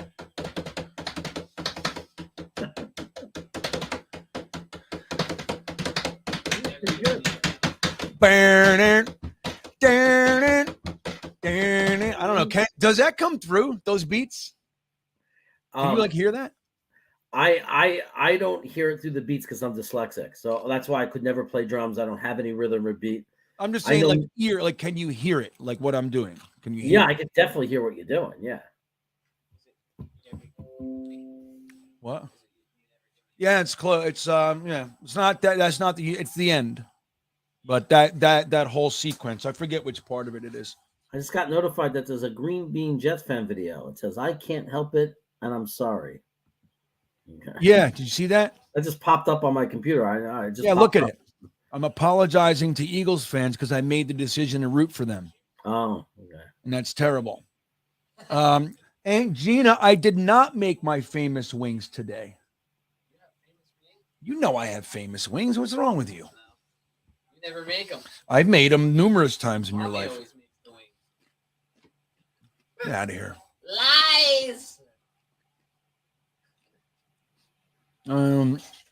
Let's see what we got here.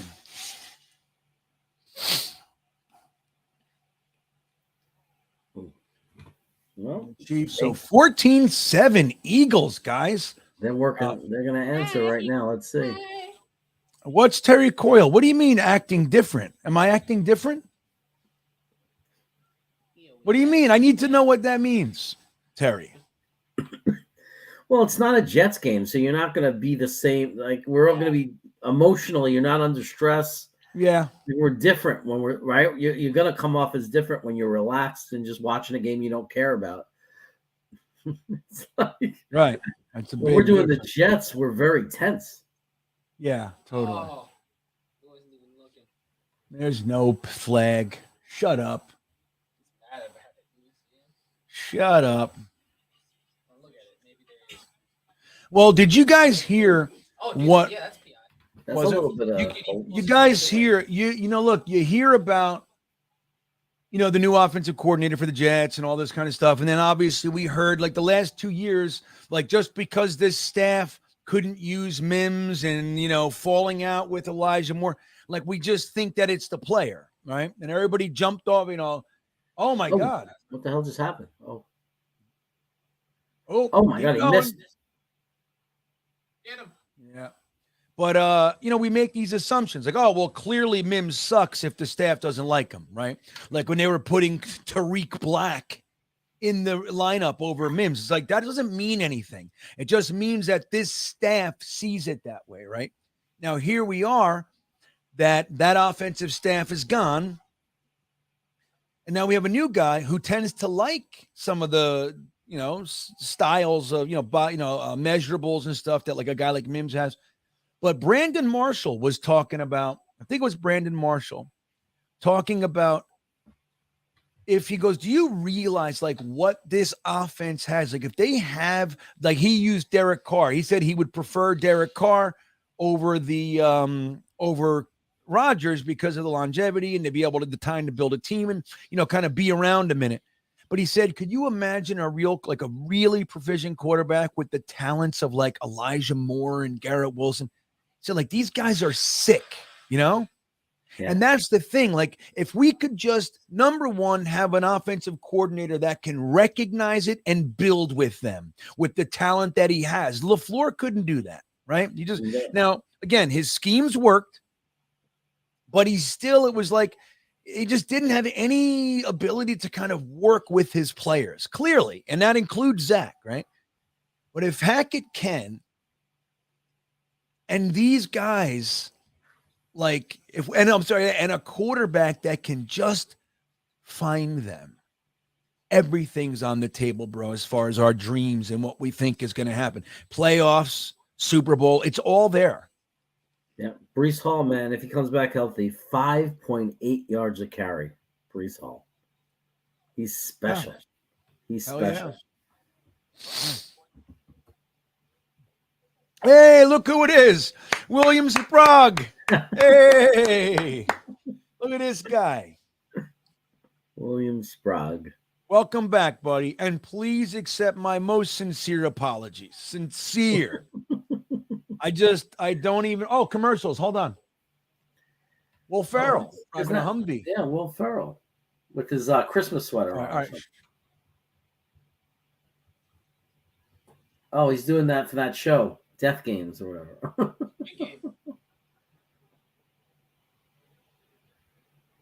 Squid Games, that's right. Me and my wife watched that. That was intense. The stage. Everybody going electric vehicles. All right. All right. Thanks for the reminder, everybody. I almost forgot again. Green Dog in the house. What's up, man? Next year, it's the Jets. I'm with you, buddy. Next year, it's going to be the Jets. Mr. Green Jeans, did you see that Rex is interviewing in Denver for the DC job? His son is interviewing with the Jets for wide receiver coach. I thought it was a rumor. Is it real? Like, was it official? What I saw, they said it's rumored that Rex might interview. I don't know if it was confirmed yet. Was it?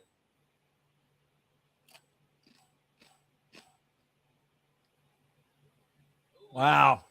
Call that the brick wall.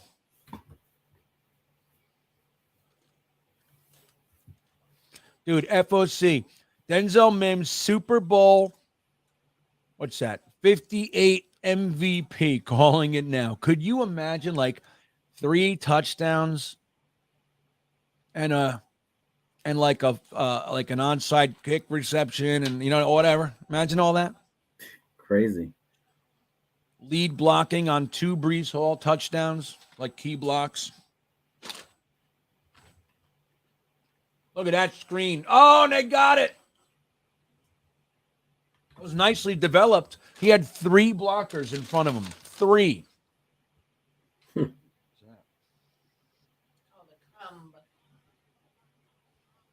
Damn it. It's the 3rd time I tried to put this little piece of chip in my mouth. 3rd time. Up 4.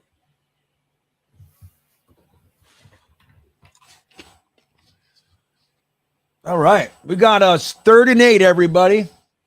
14-7 Eagles. Eagles have the ball. 12 minutes left in the second. Jalen Hurts escapes pressure, gets the ball off to a wide open. Wow. Who is that? Who's number 3? Let me see. First down.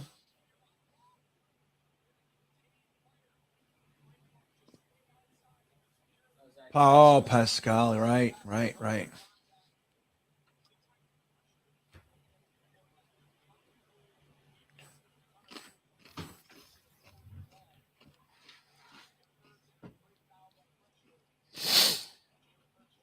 Hepburn says there's more to coaching than drawing up plays, and that's where the separation was. The drawing up plays was fine. Oh, my God. Look at that. Oh, my gosh. Wow. Wow. He made it into an 8-yard gain, dude. Yeah, man. So think about it. Get it out. Even if it's just calling the plays, like being aware of the situation. What's the trend? Where's the theme? Where's the wind blowing? And allowing yourself to flow with that. LaFleur didn't have that yet. He may in the future, but he didn't have it. And there's obviously player development. He did not have that. Oh, my God. Wow. He just went flat. Somebody. Yeah, terrible run. Third and half a yard. Fungus Among Us. Need a quarterback that can read a defense, not hold the ball for 10 minutes and make a 5-yard pass accurately. Yeah. There's I'll no tell way you they're what, not we good. were so bad. Look at this. What is that? There it is. Motion on Philly. That could hurt them. Now they have a chance to stop them. Yep. There was no way they were stopping them before that penalty. They had 2 plays to get an inch. Yeah.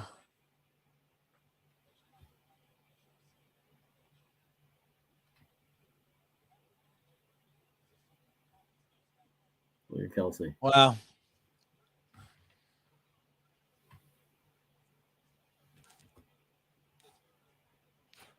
Right, Billy? I know. It was like dominating. Like it was just bullshit. That whole era sucked. Oh, no. Look at this. Oh, that's the dude. Oh my there God, it is. he picked it up. And he's running it back. And that's how quick. That's how quick. Wow. Yeah, I can see you, William. I'm glad you're back, buddy. No yellow. No laundry. Tie game. Wow. Oh, yeah, it's being reported that he got the job, huh? That's interesting. That's really interesting. That's exciting. See what he does. Who's that chick up in the booth? Sean Payton with Rex Ryan. Amazing. Wow. And I'll tell you what, Rex has a stacked deck over there, man.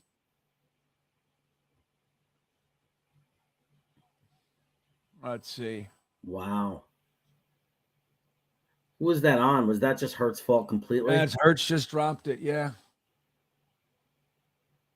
FOC saying, was there a time when people thought Hurts couldn't play? Oh, yeah.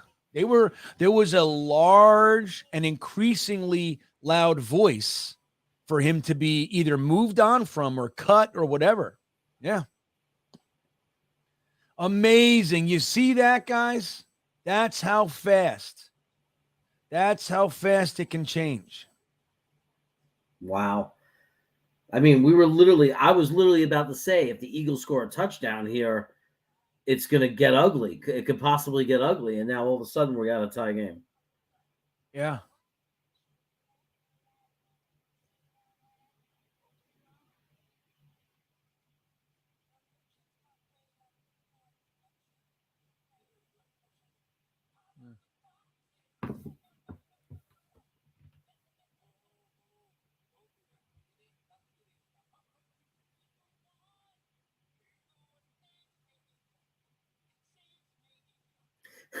Raw Power's messing with me. He's funny.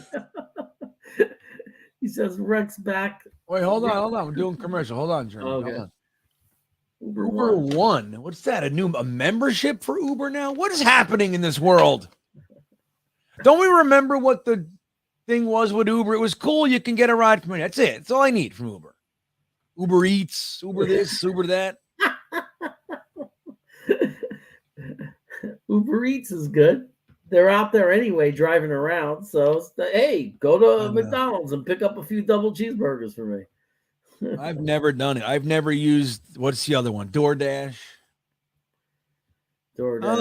Caviar. Yeah, I don't know, man. It's like, it's weird. I just never. It's popular. Anti. It's popular in businesses now. Like at my school, they do it. Like the main office, they call them and all this food gets dropped off in the office for people. Yeah. I can see it, but it really increases the cost. I mean, you got to be in a situation where you can't leave and to justify it. To me, it's like you got to be lazy. I mean, it's like it's only when you're stuck, because now it's like we realized how much money we're spending on having it delivered to us instead of me just getting in the car and driving 5 minutes to get it, you know? Yeah. Yeah. Again, I don't know. Just for me, it's just, I don't know. I don't feel like paying like, I don't know, extra. I just don't want to. You know what I mean? Right. It's just, I don't know. It doesn't land on me. I get it. I see it. You can see the allure. Especially when you grow up in a world like I grew up in Brooklyn, where when you ordered pizza, your delivery charge was the tip. Right. That's So what you it tipped was. your guy, right? You tipped your guy, Yeah, and that was it. That's what it was. There wasn't additional charges. Like I'm sick of all these charges on everything. You go to a concert ticket. It's like, oh, that'll be $69.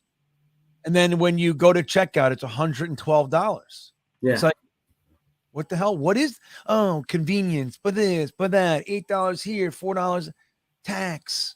It's like, it's bullshit. Like, I don't know. I just say, screw you. I'm not doing it. Well, I learned for next year, because they did that to me for that parking pass for the opener. If we go to the opener next year, now I know I'm going to Steve Jet Lounge, and he says, dude, I'll get you a parking pass. Yeah. Right. We didn't know that time. Though. We didn't. I had no idea. Mr. Terrible says this is the problem with Hurts. You need a guy who can throw from the pocket. I think he's done a good job tonight throwing from the pocket. Right? Let's see. Here we go. First and 10. 9:40 left. Up and he takes off. Look at this. It's a good play. Gets 15 yards on that one. Yeah, good play. I know, totally, Adrian. That was huge for the Chiefs, man. Huge, obviously, but it looked like the Eagle. They stopped them the previous drive. They were driving after that huge touchdown to AJ Brown. It looked like the Eagles could be starting a little something. Yeah. I thought it was going to be 21-7. That's what I thought. Yeah, I thought we're going to watch 21-7 here.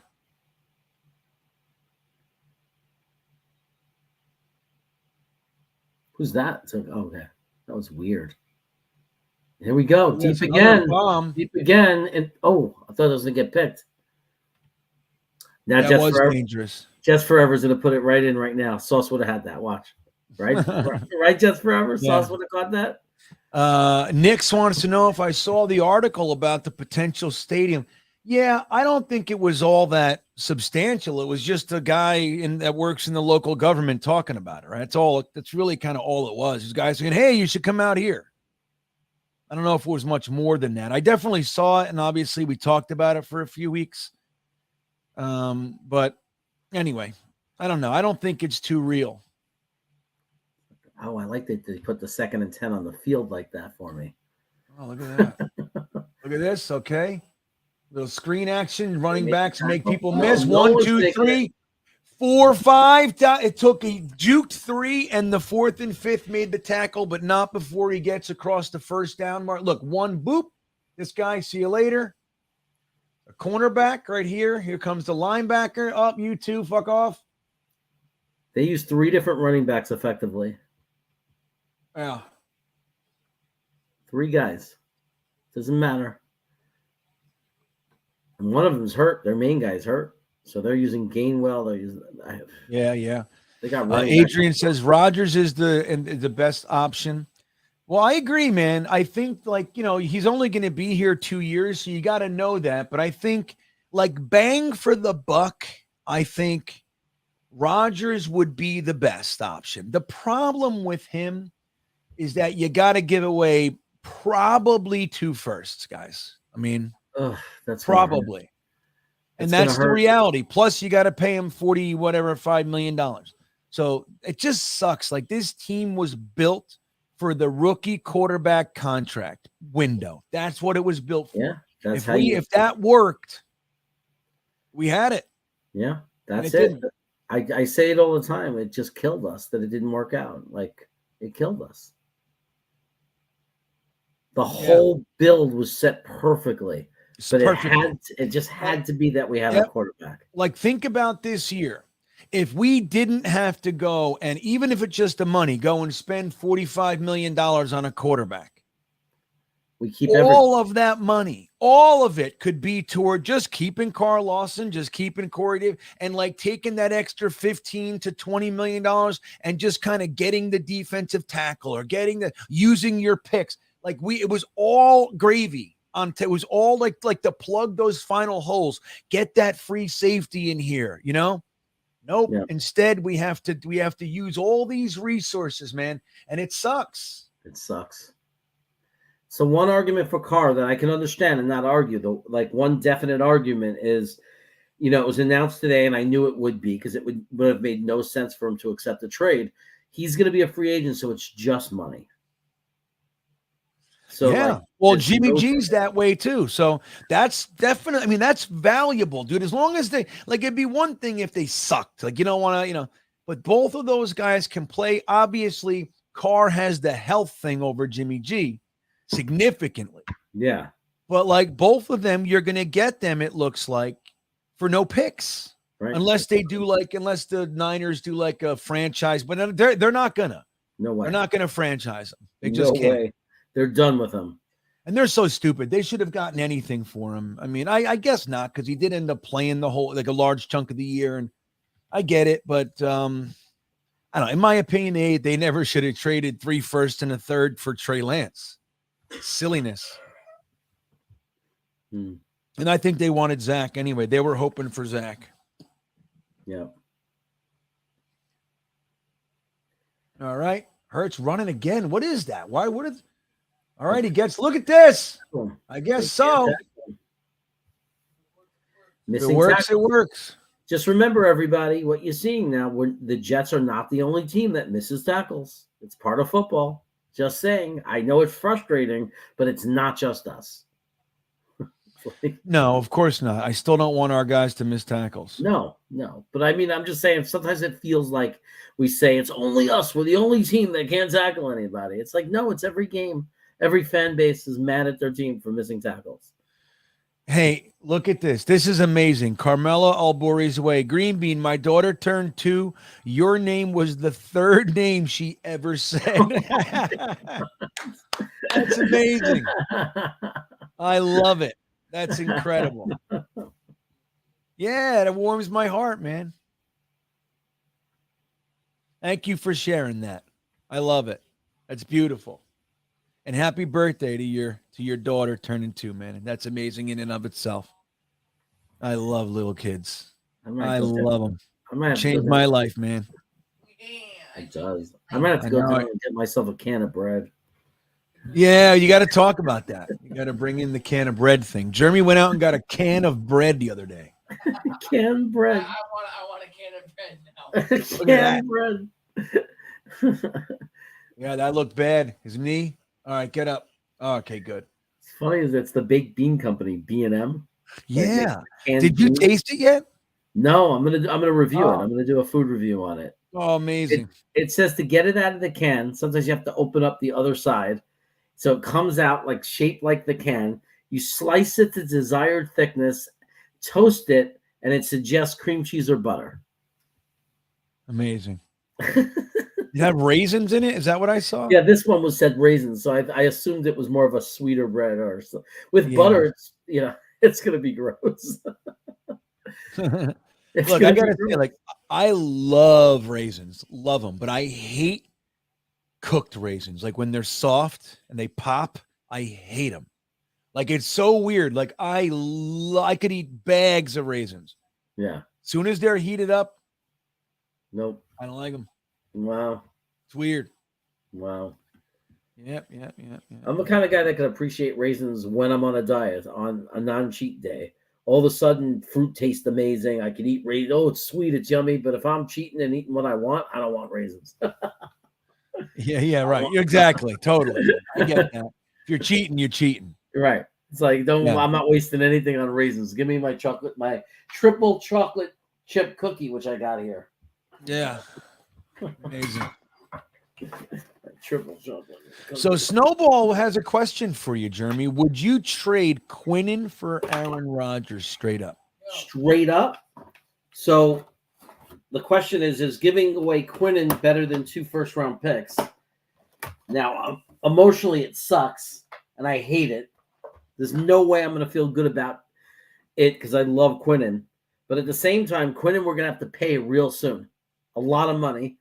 And 2 first-round picks, it's not that. I mean, you could, if you wanted to, you could just dedicate one of those first-round picks to a defensive tackle. It's tough, man. It's tough. I'm still so stubborn and being such a baby about the fact that we have to give up anything for a quarterback because I'm so mad about it. Look at this. Jalen There you Hurts go. right into the end zone. There you go. Here you go, Eagles. Go Birds. Yeah. I guess we would have to do it. Like, if that was the deal and that's the only way we can get them, like, if there was nothing else, if I didn't have to pick between any two things, it's like Aaron Rodgers for 2 years, Quinnen Williams, and no Aaron Rodgers. I have to say yes to that. Take Aaron Rodgers for the 2 years. We could either use a draft pick or use the money that we didn't pay Quinnen Williams to get the best defensive tackle possible. Like, it sucks. I wouldn't be happy about it, but I think we have to get the quarterback in. It's the more important position. Yeah, I say no. Quinnen's going to be here 5, maybe 7 more years. That's a good point. A large chunk of that, he's only 24 years old. So a large chunk of that is going to be at the elite level. He's still going up, in my opinion. True. He's just hitting his stride. I think, 2 first-round picks, they might not work out at all. I'll give you 2 first before I give you Quinnen Williams. Quinnen Williams is a hit. You know what I mean? And a big hit at that. Mm-hmm. Yeah, I mean, I don't argue it. I hear it, and I know a lot of people are going to say, defensive tackle for a franchise quarterback? Sure. The franchise quarterback's 39, might only give you 1 year. Might. Right. If he only could plays do 1 year, and fans could be like, Rodgers, your mother's a fucking pig. They can be doing that from the stands and the media's ripping. He could say, I'm out, dude. He could. And then we watch Green Bay become a perennial all-pro for the Packers, and then we're looking for a quarterback. You know what I mean? I don't do it, man. I say nope, off the table. What else do you want? It's a huge roll of dice because if we don't win it, if we did that trade and didn't win a Super Bowl while Rodgers was here, we lost. Yep. We're big losers. Yeah, I'm not doing it. So yeah, I mean, like I said, it's like tough either way. Either way I do it. Like if I said if we did it, I'm not happy. Harry says no way too. Yeah, look, I get it, and the logic would say yes, but again, I would just say no. He's not on the table, man. You're looking to get rid of that guy. Let's find a deal. This is not a price I'm willing to pay. I'm not. It's just it's not like I'm not trading Sauce. I'm not trading Q. These are core foundational guys that hit. And, look, it's a funny argument out there right now with people saying, it's not a big deal. Like, Joe doesn't mean Joe Douglas is good. So we hit on his top, 2 top 10 picks. Like, do you realize how hard it is to hit on those picks? Look, just us alone. The last few, Sam Darnold, not a hit, top 3. Zach Wilson, at least up to now, not a hit, 2nd overall pick. We got tons of those guys. Vernon Golston, D. Milner. Just picking a guy top 5 or top 10 does not mean they're going to hit. And a hit doesn't even mean that they're going to be all pro or rookie of the year. Like all those, dude, those are tiers. Like, remember this. They are the only 2 rookies of the year. Let's not forget, there were 3 guys taken before Sauce Gardner. One of them happened to be the same position. None of them got a rookie of the year. What about the 8 guys, not including Sauce Gardner, they got taken before Garrett Wilson? One of those was a wide receiver. He didn't get rookie of the year. You know what I mean? So, dude, it's hard to hit at that level, especially for us. You know what I mean?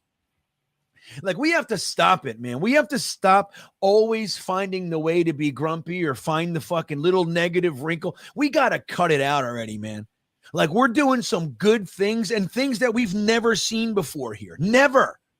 You could have been a fan for 60 years. We've never seen what we saw the other night here. Never.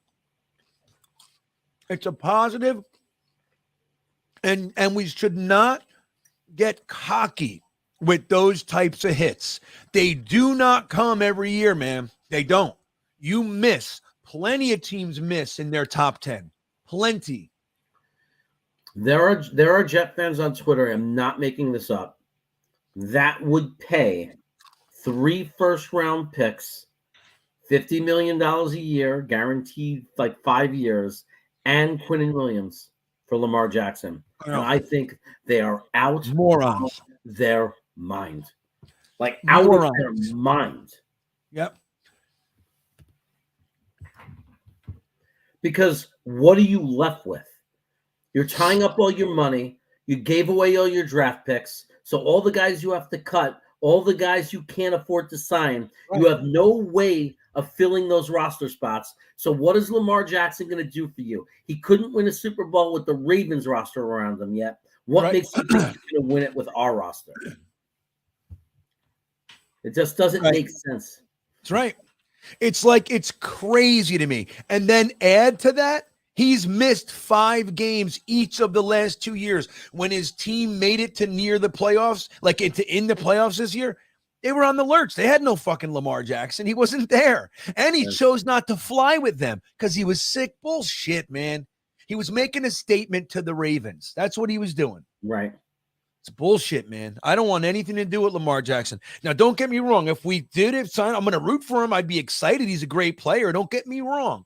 But I would hate to see us give 3 picks, $50 million a year, and Quinnen, give me a break, dude, for a guy who's missed 10 games over the last 2 years and has gone down statistically every year since his MVP season, which was anomalous to some degree, his second year in the league.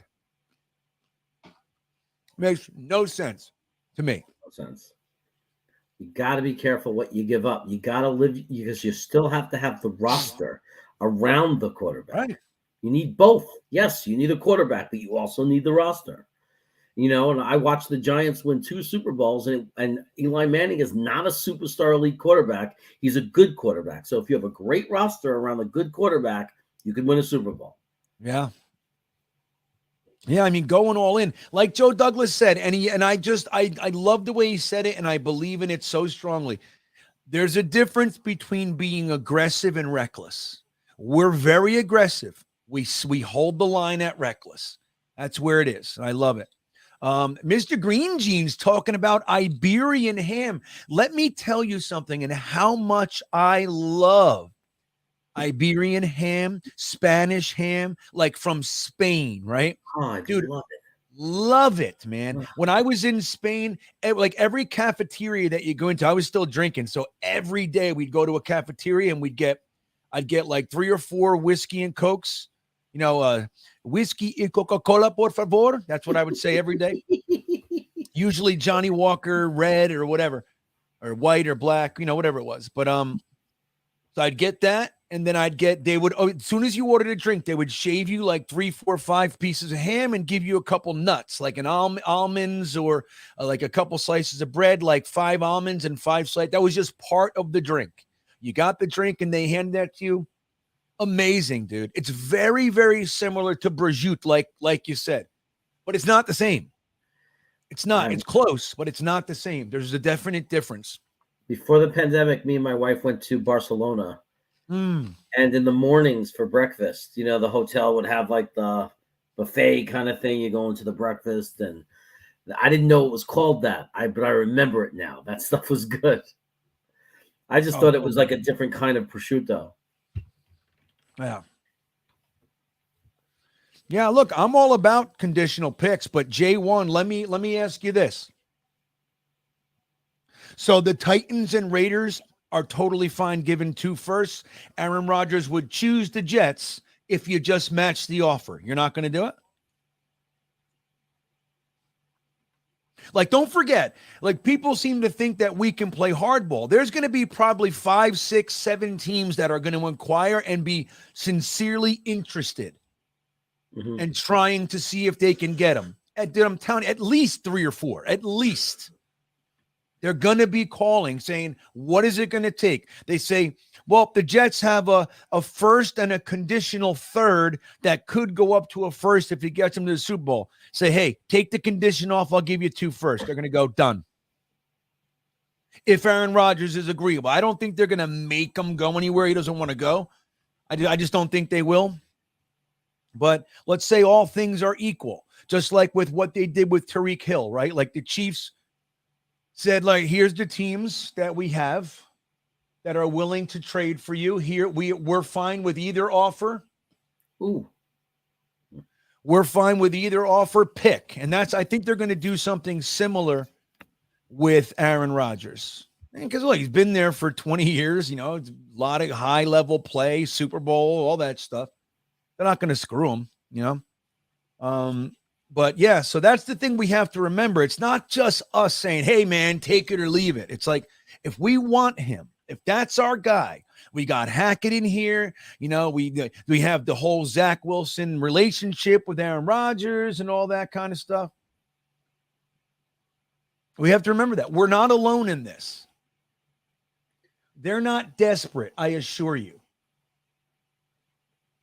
Look at that. It's so crazy. He was like, oh, Mahomes, dude. Oh, uh-oh. Oh, no. It would be over. Yeah, it would be over. Who's their backup? Is it Chad Henne? Is it still Chad Henne? If it's the same ankle, it's over.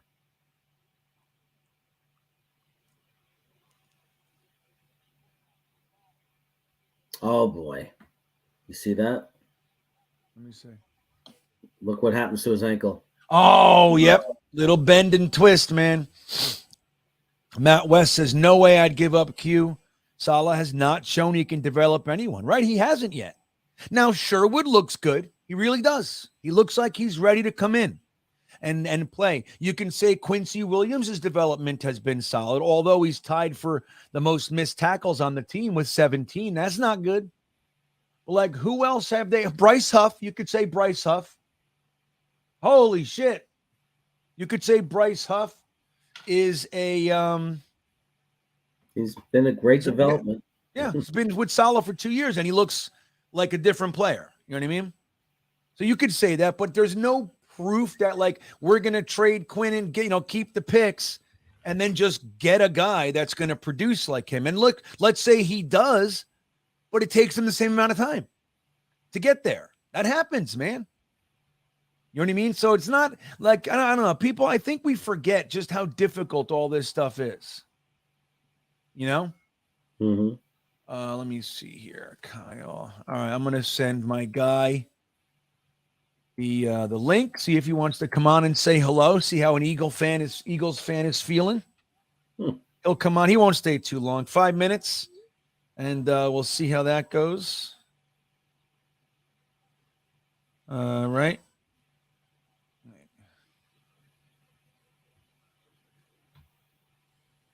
This is feeling like it's going to go the Eagles' way, but we got a whole halftime to turn away. Momentum. Oh, right, totally, momentum man. Could change in a heartbeat. And it's the Chiefs, buddy. This isn't the the Detroit Lions or anybody that's just like once it's over, it's over. This is the Chiefs. Yeah, they're elite. Right. They could roll out four drives in a row, touchdowns. Let's see. Robert says no to the trade. Adrian says, good. Doesn't matter if you don't have a quarterback to take you to the Super Bowl. Well, yeah. I mean, you have to get a look. It's my opinion. You don't need elite quarterback play. You need consistent quarterback play. That's what you need. And if your defense is good and your running backs are good and your wide receivers can make plays out of, regular, like Garrett Wilson and Elijah Moore have done numerous times. Let's not forget, dude, Garrett Wilson didn't get 1,100 yards with 4 shitty quarterbacks just because. He made those plays into huge plays. He did that. Like, that's all Garrett Wilson on many of those. You know what I mean? Yeah. So, yeah, FSU's, I love real builds. And I said, well, hey, I hope, hopefully, because that's all we've been doing. Yeah, I see Matt West. Again, like it's an interesting thing. Like I'm not anti Lamar, but I mean, if it was like, hey, we're just going to sign him for that, I would still have a problem. $50 million. That said, the cap's going to go up every, so that lessens over time. But 3 firsts and 50 million, not me, man.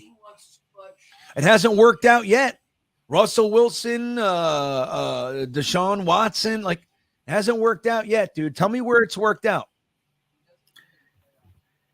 I mean, Dom C says it all the He time. hasn't won in the playoffs either. Dom C says the whole time, pretty much, you know, you need the window of when you draft a young, good quarterback before you have to pay him. Yeah. And that sucks that we missed. Like, look, even if Zach ends up being a great quarterback, let's say they push reset and they let him sit for a year or two and it works. That's all great. That's the end of the rookie contract. Right. It's over. Right. I mean, maybe with that all said, you can get him for cheap. That would be nice. Holy shit! My God. Wow. That was a great catch. Wow. Look at this, guys. This is sick.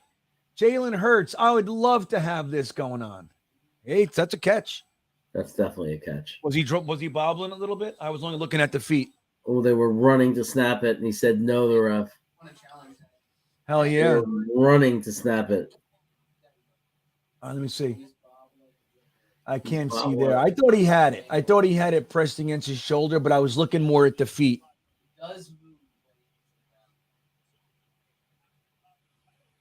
No, he's got it. That's possession, dude. He's got it. That's 100%. Moving it is one thing. It's when it's moving by itself. That, like, if you're just moving it and you have control over it, that's possession. It doesn't have to stay still. That looks like a catch to me, everybody. If that's not a catch, they need to change the rules. Wait, what did you say? So my guy connected to the Packers said it will take multiple picks, but not multiple firsts, and maybe not even a single. Well, that would be great. Don't get me wrong. You know what I mean? I'd love to see that happen.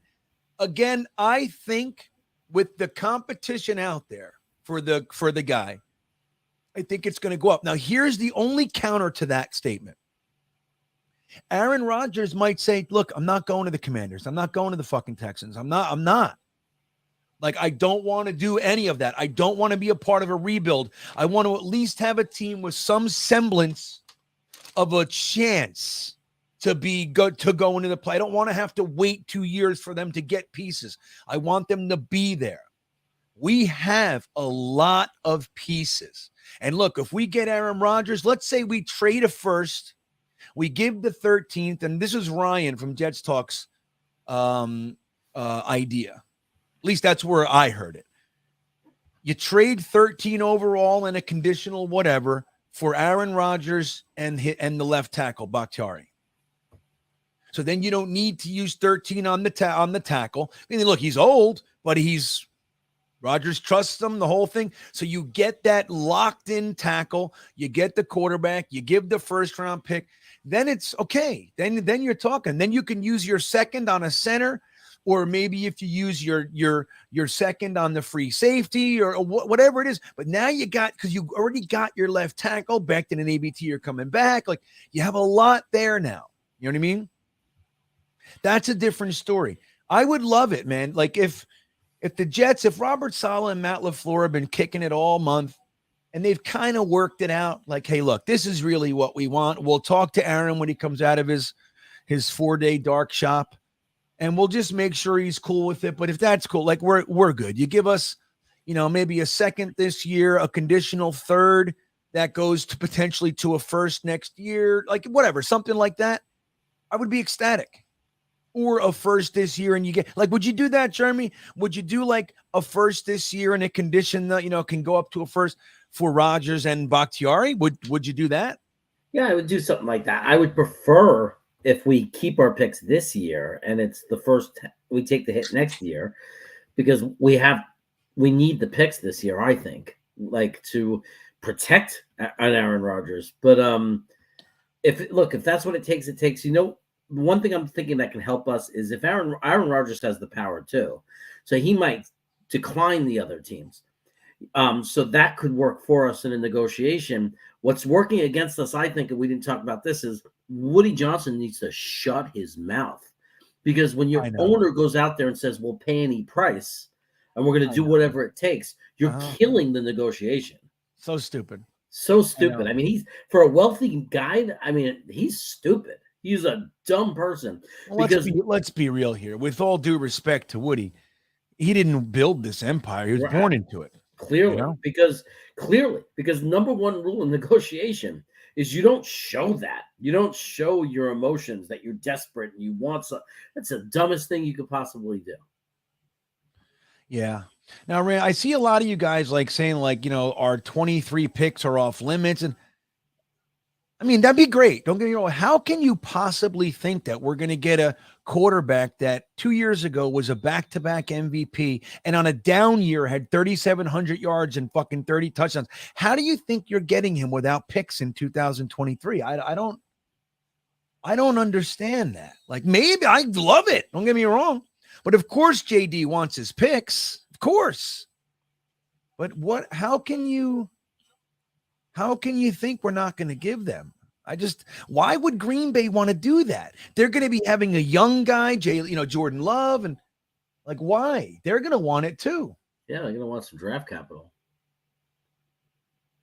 Yeah, it's crazy. Like I said, but you know, one thing that worked for us is if Aaron Rodgers keeps telling them that that's the team I want to go to.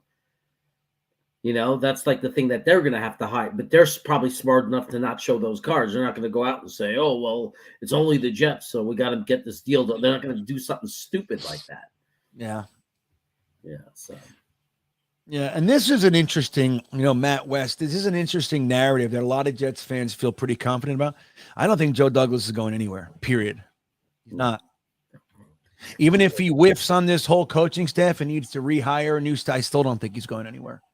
How do you fire? I mean, who else is there? Who are you going to hire? Who are you going to hire that? Well, nobody knows. Nobody knows. But the thing is, Woody's been here before, dude. 2 separate occasions. He's even hired outside experts to find him a GM, and they completely whiffed.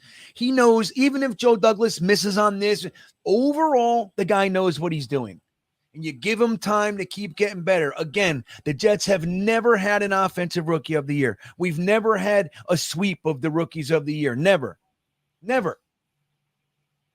Like, it's just like there's a lot of positives going on. Again, if he didn't whiff on Zach, at least up to this point, this is an entirely different guy. It's one guy, big one, second overall pick, definitely big. But again, I don't think he's going anywhere. We're just a fire happy group. We like to fire people. Yeah, it makes no sense to me though. I mean, this guy's put talent on our team that I've never seen a GM put on our team before in such a short amount of time. I know, it's crazy. Look at this. AJ Brown turning it back, running a little bit farther down the field and all that jazz.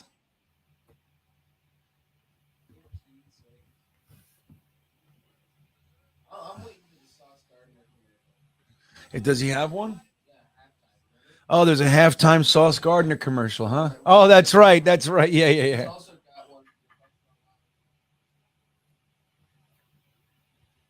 Nah, Holton. I mean, look at Woody's track record of firing coaches and GMs and stuff.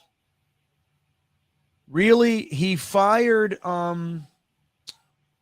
Gase, right? There was one more. Somebody brought up. Who was it again? Bowles? No, Bowles had his 4 years. Rex got 6. So the Idzik thing was because, it was kind of like those last 2 years of Rex. You know what I mean? That's what he was here for. Then when Rex didn't work, he just cleaned house. But you have, there was one more. Oh, Mangini. Mangini was the other one that they fired after 3 years to get Rex in. Other than that, then again, they traded Herm Edwards, which was interesting. Isn't that crazy? Like, out of the 5 times, I think it was 5 or 6. Yeah, 6. 6 times a coach was traded. 3 of them were the Jets. Isn't that nuts? It's crazy. That is nuts. We have a crazy fan base, man. Oh yeah, we're nuts. It's crazy. It's like 2 years ago we were so bad, and then you want to fire. I know. We were we were rudderless 2 years ago, 3 years ago. Oh, there he is. Hold on. We're gonna say hello to our Philadelphia Eagles fan. Now you're gonna see right away this guy's the real deal. Let's say hello to our good buddy, John. What's up, dude? What's up? What's up? Go Birds! How you enjoying the game? Yeah, so far so good. You know, it's very pressure packed, Kyle, as well you can imagine. We saw there's my wife right there. There you go. Hi. We saw Mahomes tweak his ankle. It looks like he's okay. You know? Yeah. What I want to say to your Jets fans is you're doing it the right way. I anticipate that one of these days, hopefully soon, it'll be the Eagles Jets in the Super Bowl. Oh, and that would be something we could get behind because it seems like the Jets are doing it the right way.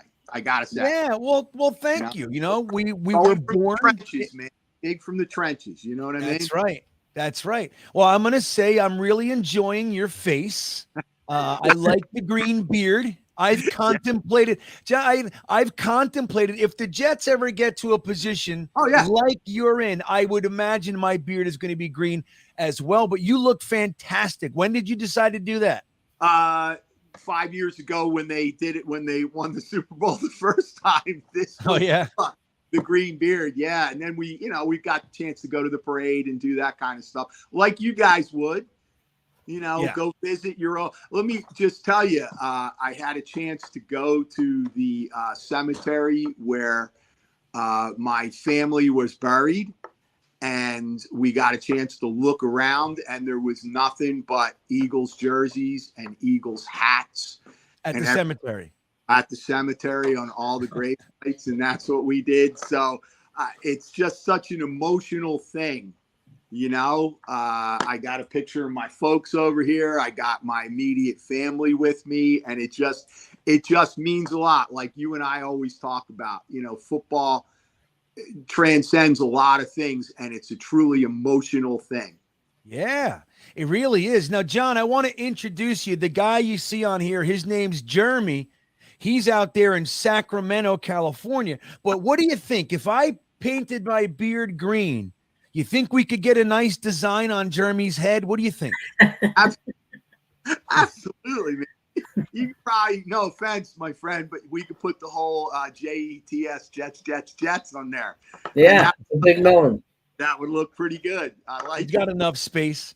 So let me ask you a couple of questions about the game. One, what do you think of Jalen Hurts so far, man? Well, I mean, it was interesting after he made his big mistake. It was interesting to see his response, which was coming out with a 15-yard run, that it didn't look like he was going to be tackled at all. Yeah. And he just, I mean, I hate to say it, and I hope when the Jets are picking up, hopefully their new quarterback this year, you kind of got to go for character. You know what I mean? I think the New York side, the Jets side, obviously we hate the Giants, but, the Jets fans are just as passionate, and they're just as, can be as mean-spirited. And you need a quarterback that's going to have some composure and be able to handle some of that stuff and win the people over. And Jalen Hurts certainly has that.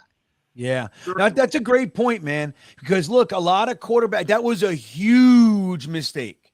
That fumble that led to a touchdown. It's very easy to see, especially a younger quarterback on the big stage, come back and be completely rattled and just unable to gain his composure. He came right out, man, and looked calm. Absolutely. I thought so. And that's kind of what you're looking for.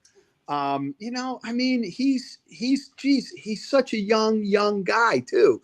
It's easy to lose track of that stuff. Am I right? Absolutely. You just shout for that stuff. But the other thing about Hurts is he's a coach's kid. So he knows the deal. Right. He's used to it. Yeah. When that happens, it seems like they just know how to act. They showed, when he fumbled like that, it happened after their lineman jumped on yeah, that's right, on a 4th down. And he went over, and what was he doing? He said, "It's my bad, and we'll get him next time." And, he was just over there. And there's so many quarterbacks that would have made that mistake. And the next shot they have of him, he's sitting on the bench by himself. How many times do we see? So many. Yeah, where the quarterback just goes over. And that's not like that team mentality. You know what I mean? Yeah. You got to have that. And I think Hurts has it. And I would like to see the Jets pick up somebody that has that. Oh, me too, man. So many times you're nailing it, man. Like so many times you see like that bad play and you look and the quarterback's all alone on the bench. Nobody's touched. Like, no, man, just stick together and keep them up. It's a great point. Yeah. Now, let me ask you one last question before I let you go back to your awesome family and settle. How are you? I mean, look, I know you're ahead right now, but how do you feel about the second half? Without jinxing, I don't want to make you jinx anything. I know how you are. Just as nervous as I was in the first half. There's no, 10-point lead, they can make adjustments at halftime.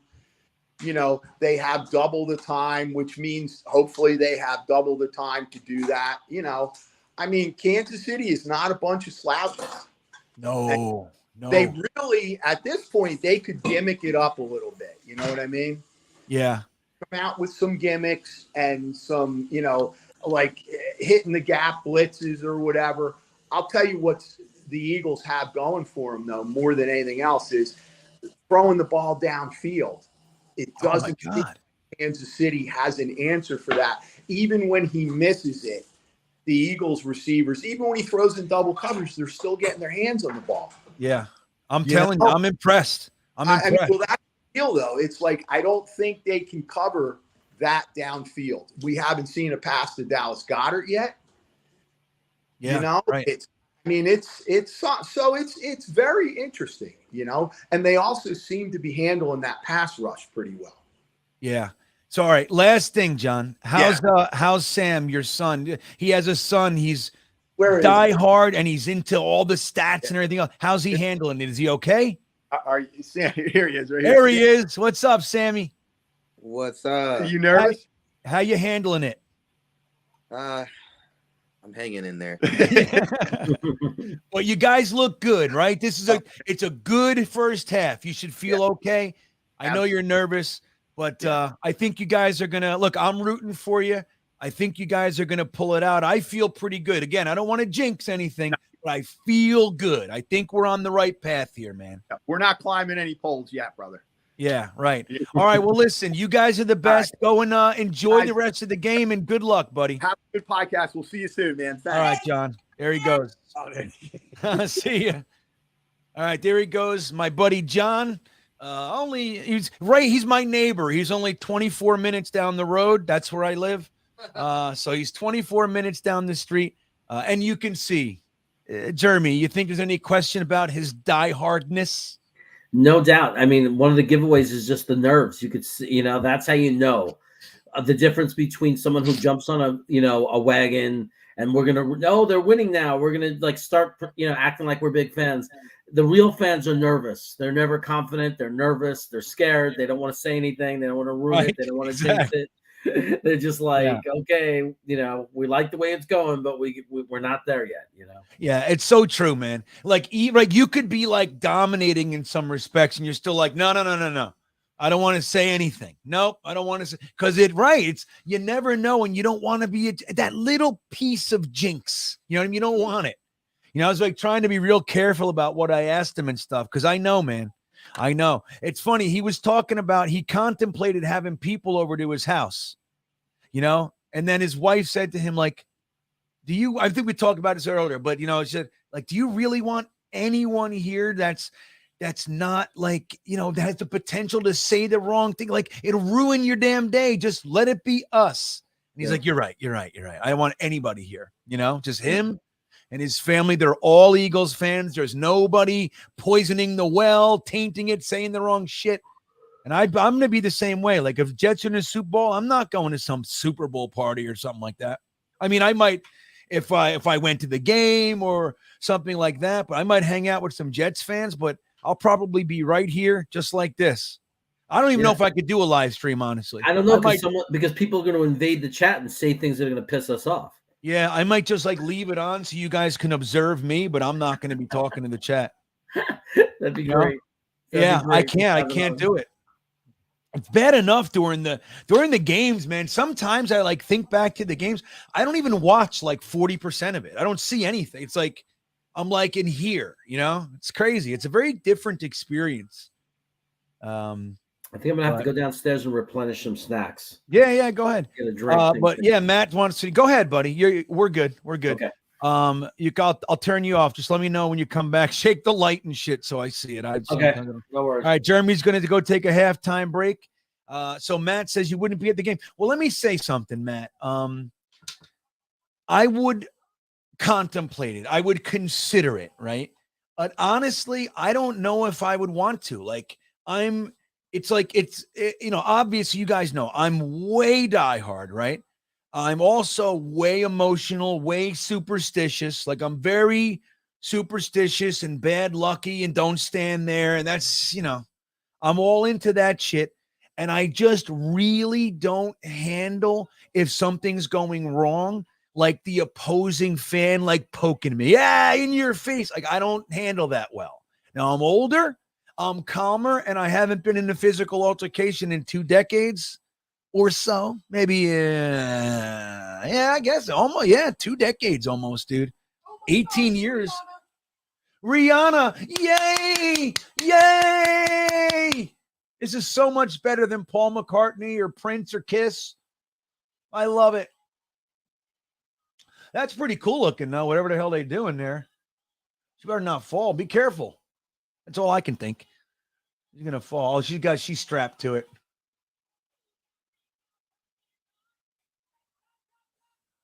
Yeah, I don't know.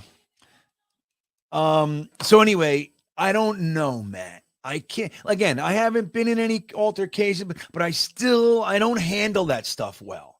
I just don't want it. You know what I mean? So I don't know. I'd like to think I'd like to go, and I'd consider it for sure, but I don't know if I can, buddy. Mr. GreenBean, my father-in-law told my wife and girlfriend that it was okay for her to date me because I was a Jets fan, and that means that I would never have a ring. Oh, that's fucking hilarious. Brutal. That's brutal. Dude, there's no way. That's pretty funny, man. I know. Nick says, if the Jets are in the Super Bowl, I might need medication. Honestly. Or let's just say it like this, more medication. Yeah, I don't know, dude. I don't know if I can handle it, everybody. Right, raw power.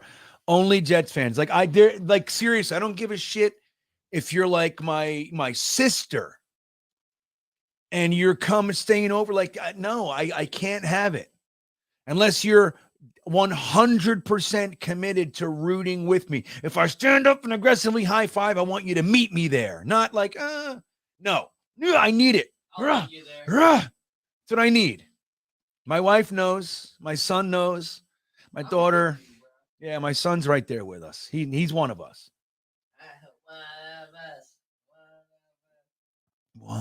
Join us. John Holton with his Super Bowl plans. If the Jets make the Super Bowl next year, I will need to take a 4-day darkness retreat prior to. I'll probably need one after too, John. That's the thing. E-Bookie with the emojis. That's right, buddy. Don't forget, guys, another way that you can have some fun and support the channel. You can join the Stream Beaners. The join button's right below the screen there, right below the video. And you get access to a whole bunch of fun emojis. I need two more guys, and I believe I can add, or not guys, but 2 more Stream Beaners, 2 more members, and then I can add 2 more emojis. That's the way it's going. So again, I say it to you guys all the time. I don't know why YouTube does that. They make it so I can only add, like it starts with 7, and then it's like 8, when I get 10 and then 9. Just let me stock it. I have all these great emojis made, and I can only add them when I get more members. So if you're contemplating it, now's a great time. You get access to the emojis that are in there. Like here, I'll stick one in there for you. Like, what about this one? Boom, boom, boom. There's that. You could be the person. How about this one? Little free. We got an updated freeze bean. Boom. There it is. How about the fireman head? Boom, boom, boom. Bam. And then we got the animated fireman head. Boom, boom, boom. Bam. How about the sauce bottle? Bam. How about this one? I'll just let you read it. There it is, E-Boogie. Right. Same thing. So anyway, we got the gnome. All kinds of fun stuff. But it's like, again, I have a whole bunch ready. But I can't add more until I get more members. So again, and it helps the channel. And I'm grateful, guys, if you guys consider such things. So thank you. And thank you, E-Boogie, for reminding me. Let's see what we got. Kenobi Clone, what's up, buddy? Good to see you. Kenobi Clone, the newest beanbagger. It's funny, Kenobi Clone. I have a half-written message to you and your partner. There's two of you that joined on the same day. Writing you guys a whole message and everything. We'll be getting together this Wednesday. I'll give you the whole thing about it. You'll see. But yeah. Thank you for the support. It's good stuff. William Sprague, how do I feel? Oh, how do I feel? Well, look, I still can't whistle with my Bell's palsy. You can see it's getting there, right? Not 100%, but ooh. Wait. That was a guy who had it for a second. Almost. I can almost whistle. I whistle for you. Oh. But I still have this one. Why are you doing that? No. You don't do that. So I'm getting there, man. And I feel better. I was sick last week, as you got. I got everything. I got food poisoning, then Bell's palsy. And then I caught a nasty chest cold, man, that took the wind out of my sails. All in like a 10-day period. It's crazy. But I'm coming around the mountain. Thank you for asking. Let's see what else we got here. I know, John. I know, Holden. But somebody likes it. Lots of people like this. It's just not my gig. What am I going to do? Yeah, it's a T-Mobile commercial. That's what it is. The housing specialist, NYC, on the train underground New York City. What's the score? Oh, you're on the train. It is. What is the score? Is it 21-14 Eagles? And the truth is 24-14. I got to look. So housing specialist looks like it's 21 or 24-14. And one of the Chiefs touchdowns was on a really just a strange fumble. Like Jalen Hurts just dropped the ball while he was rolling. It fell out of his hands. The Chiefs picked it up and ran it in. Outside of that, the Eagles are doing a pretty good job containing the Chiefs, man. They really only have one offensive touchdown. Now, that doesn't mean anything for the rest of the game, but so far the Eagles are in pretty good position. If they keep playing like this and they do not get all comfy, I think the Eagles can very realistically win this game. I swear, dude, all these other dancers are basically just doing pelvic thrust motions. Look at this. Yeah, I don't know. Right. Like, let's smack even our the ass weekend. and pump our pelvis. Dude, I don't know what any of this is anymore. Even the weekend halftime show was better than this. That was good. I know. This is like weak. Again, I don't like the music. I guess the flying things look cool. I don't know. Harry, why would the Jets ask GreenBean about AR if they didn't think we could get this done? I'm just kidding. I know you mean Green Bay. Well, look, Harry, I think at some point they have to make it official. It is my belief we've been talking about this the whole time. Since before the end of the season, I think. But I think that we know. I think we have a pretty good shot. Of course, nothing's done till it's done, right? We know that. But anyway, that's what I think. James says he'll be home watching this. I know. I hear you, buddy. It's hard. Like we're too jammed up. This is way too important. You know what I mean? We can't go out there and have some drunk idiots be able to ruin my day, man. Nope. No. Or just some loud girls or businessmen talking through the whole time. I remember I was at Pink Floyd The Wall, right? I flew up to Nassau Coliseum to see Roger Waters. It wasn't Pink Floyd. It was Roger Waters The Wall the first time. It was like the first wave, the first leg of the tour. I flew up to Nassau Coliseum to watch The Wall, and in front of me the whole time there were these guys talking about their fucking job. I actually said to them, like, dude, for real? Like, for real? Like, this is The Wall, dude. It's an epic, like, presentation. It's an opera. It's visually, like, let's watch it. And if you don't go outside and chit-chat your whole damn day, your life away, talking about, oh, yeah, this client, blah, blah, blah, blah, blah, blah, blah. I literally said, dude, you guys got to be, you can't be serious. Please. I'm allowed to, what do you mean? I'm allowed to do what I want. Like, yeah, well, I'm starting to think I'm allowed to choke you. That's what I started to think, but I didn't. Let's see. Aaron Rodgers is on the Jets 2023. The Jets are going to take flight. I agree, dude. I agree. Yeah, William Sprague, 31-year-old. Yeah, I mean, look, I'll be real honest, though, William. We were concerned that it might be a stroke. So when you compare one to the other, I was very grateful to learn that it was Bell's palsy, truth be told. And the thing is, like, I got it really early, too, so they were able to start treating it right away. And the thought there is that gives you the opportunity to accelerate. Now, it's been, I don't know, not 2 weeks yet, but almost. Yeah, it's been about 2 weeks, I think. Maybe it's been a full week.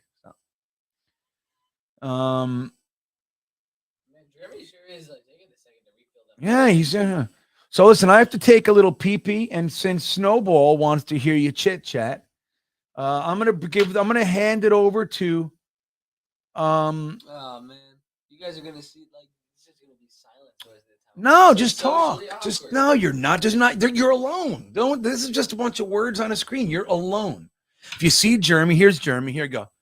All right, Jeremy, you're gonna talk with GreenBean right here. I'm GreenBean. Sounds like I got back to some time. Yeah. I'm like, just do it. Come on. All right, hold on. All right, here we go. I'll be right back.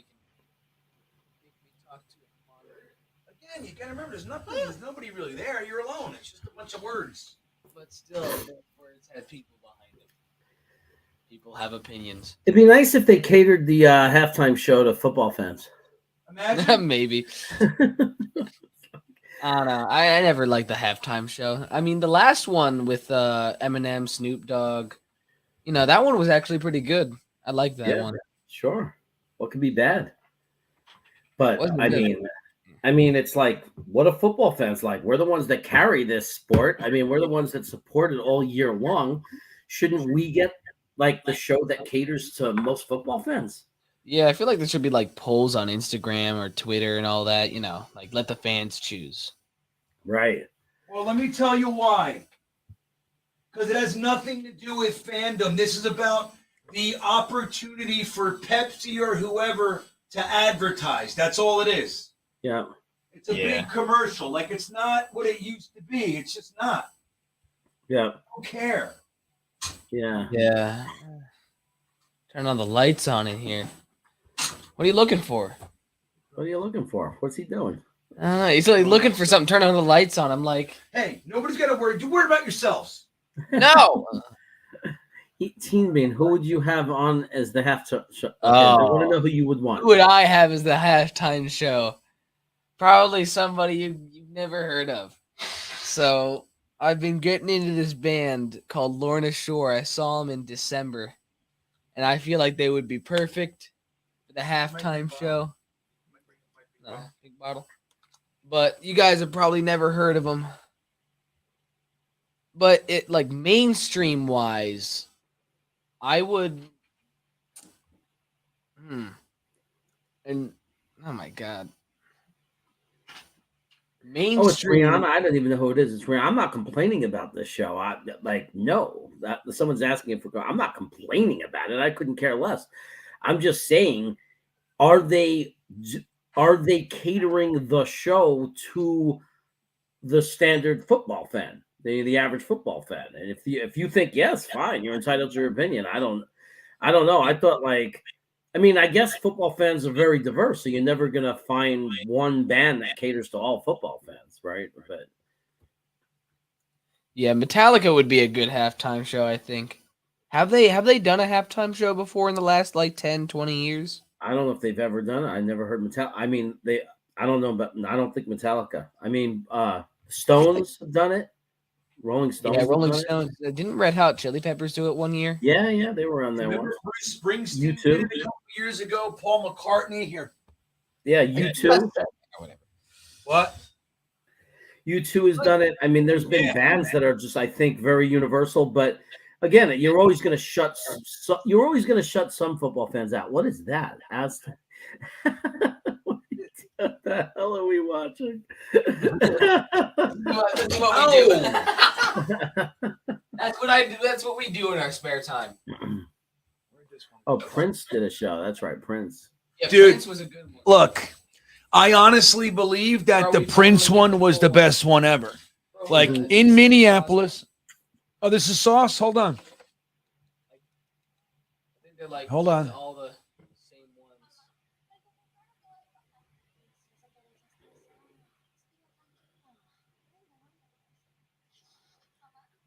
ones. She tried to get the ball. I love it.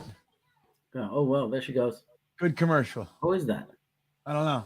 Running with the ball. The women pushing. All right, enough. I'm just saying, she's cute. I guess that wasn't it. Bill Burr had a great joke about women's sports. Oh, that was a good. Strahan tried to line over. The guy who stole the sack record next to Howie Long, the guy who got Klecko in the hall. I got mixed feelings here. But what was I saying? Just said something before Strahan. Howie Long? No, before that. Right before that. Oh, Bill Burr had a great women in sports joke. He said, look, you want to make this big deal about why aren't they the WNBA isn't getting paid the same and all. He said, because if you look in the stands, there's nobody there. He said, if you would, you guys did all this fighting, you did all this stuff, this marketing to put these women's sports up there.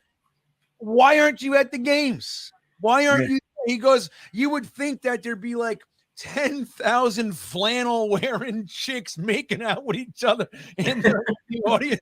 You'd think they'd be yeah, this is our spot. You know what I mean? No, nobody cares. Not even them. They fight for it. It happens, and then they don't care. Right. They have to understand that the money is determined by demand, tickets, right, viewership. If nobody watches, that's why they can't pay them money. It's a great joke. I think I saw that clip. He's amazing. He's hysterical. Yeah, he's one of my favorites. Yeah. So, talking about the Prince thing, though. Look, I always liked Prince, right? He was big when I was a kid, 1999, and Purple Rain, and Let's Go Crazy and all that shit. He was big, right? And then he went away for a couple years, comes back with Cream. He always had these different incarnations, right? And he was clearly a super talented dude. And but I didn't love him, right? Until later. Way later, I started to appreciate him as a guitarist and a songwriter. And then he did that tribute he played lead in the tribute for George Harrison when he died with what the hell's his name? From ELO and a whole bunch of guys. But anyway, it was just so good. But when he did that damn Super Bowl show in Minneapolis, where he's from, and it was raining, and they didn't want him to play. They wanted him to mimic it, to play, and they'll play the tape. He said, absolutely not. He said, but you can get electrocuted. He said, I don't give a shit. Come on, give me a break. We're going to go out there. Just take cautions, and I won't just come on. What are we doing? So he goes out there, and he played it, and they played Purple Rain with all the purple lights in the rain, dude. Like it's just you couldn't plan it any better. It was like magically powerful. I don't know. I was blown away. Now that's real. Like this, what we just watched. I mean, it's probably there's a lot of people that like her. Who cares, right? It's fine. But it's like there's nothing magical about what we just saw there. There's nothing. It's just devoid of that. And now, like I said, it's not about like what you were saying. How about like catering to the market? Nope. They have zero concern for doing that. It's a captive audience, right? Everybody's either in the stadium. There's 90,000 people there. There's 300 million people watching, and they're going to use the opportunity to market their product. That's it. That's what it is. It's like the last few years, it was the Pepsi people, Bruno Mars and whoever. That's all it was. It was just whoever's Pepsi's artists were, that's who got to perform, you know? Yeah. It's sad to me. It's just like the whole thing, this everything that we're doing, it's all about of course it's always about money, Jeremy, right? We know that. Yeah. But do we have to get so about the money that we can't leave any room for like the cool? Like the part we love, like now, like with them kind of influencing the games, and it's like, here we go, dude. They're gonna ruin the whole thing. Yep. They're gonna make it roller derby. Remember roller derby? Yeah, yeah, it's true. It's are you a fan of like the 30-minute halftime that's now feels like it's becoming the 40-minute halftime? I know, it's crazy. It's crazy.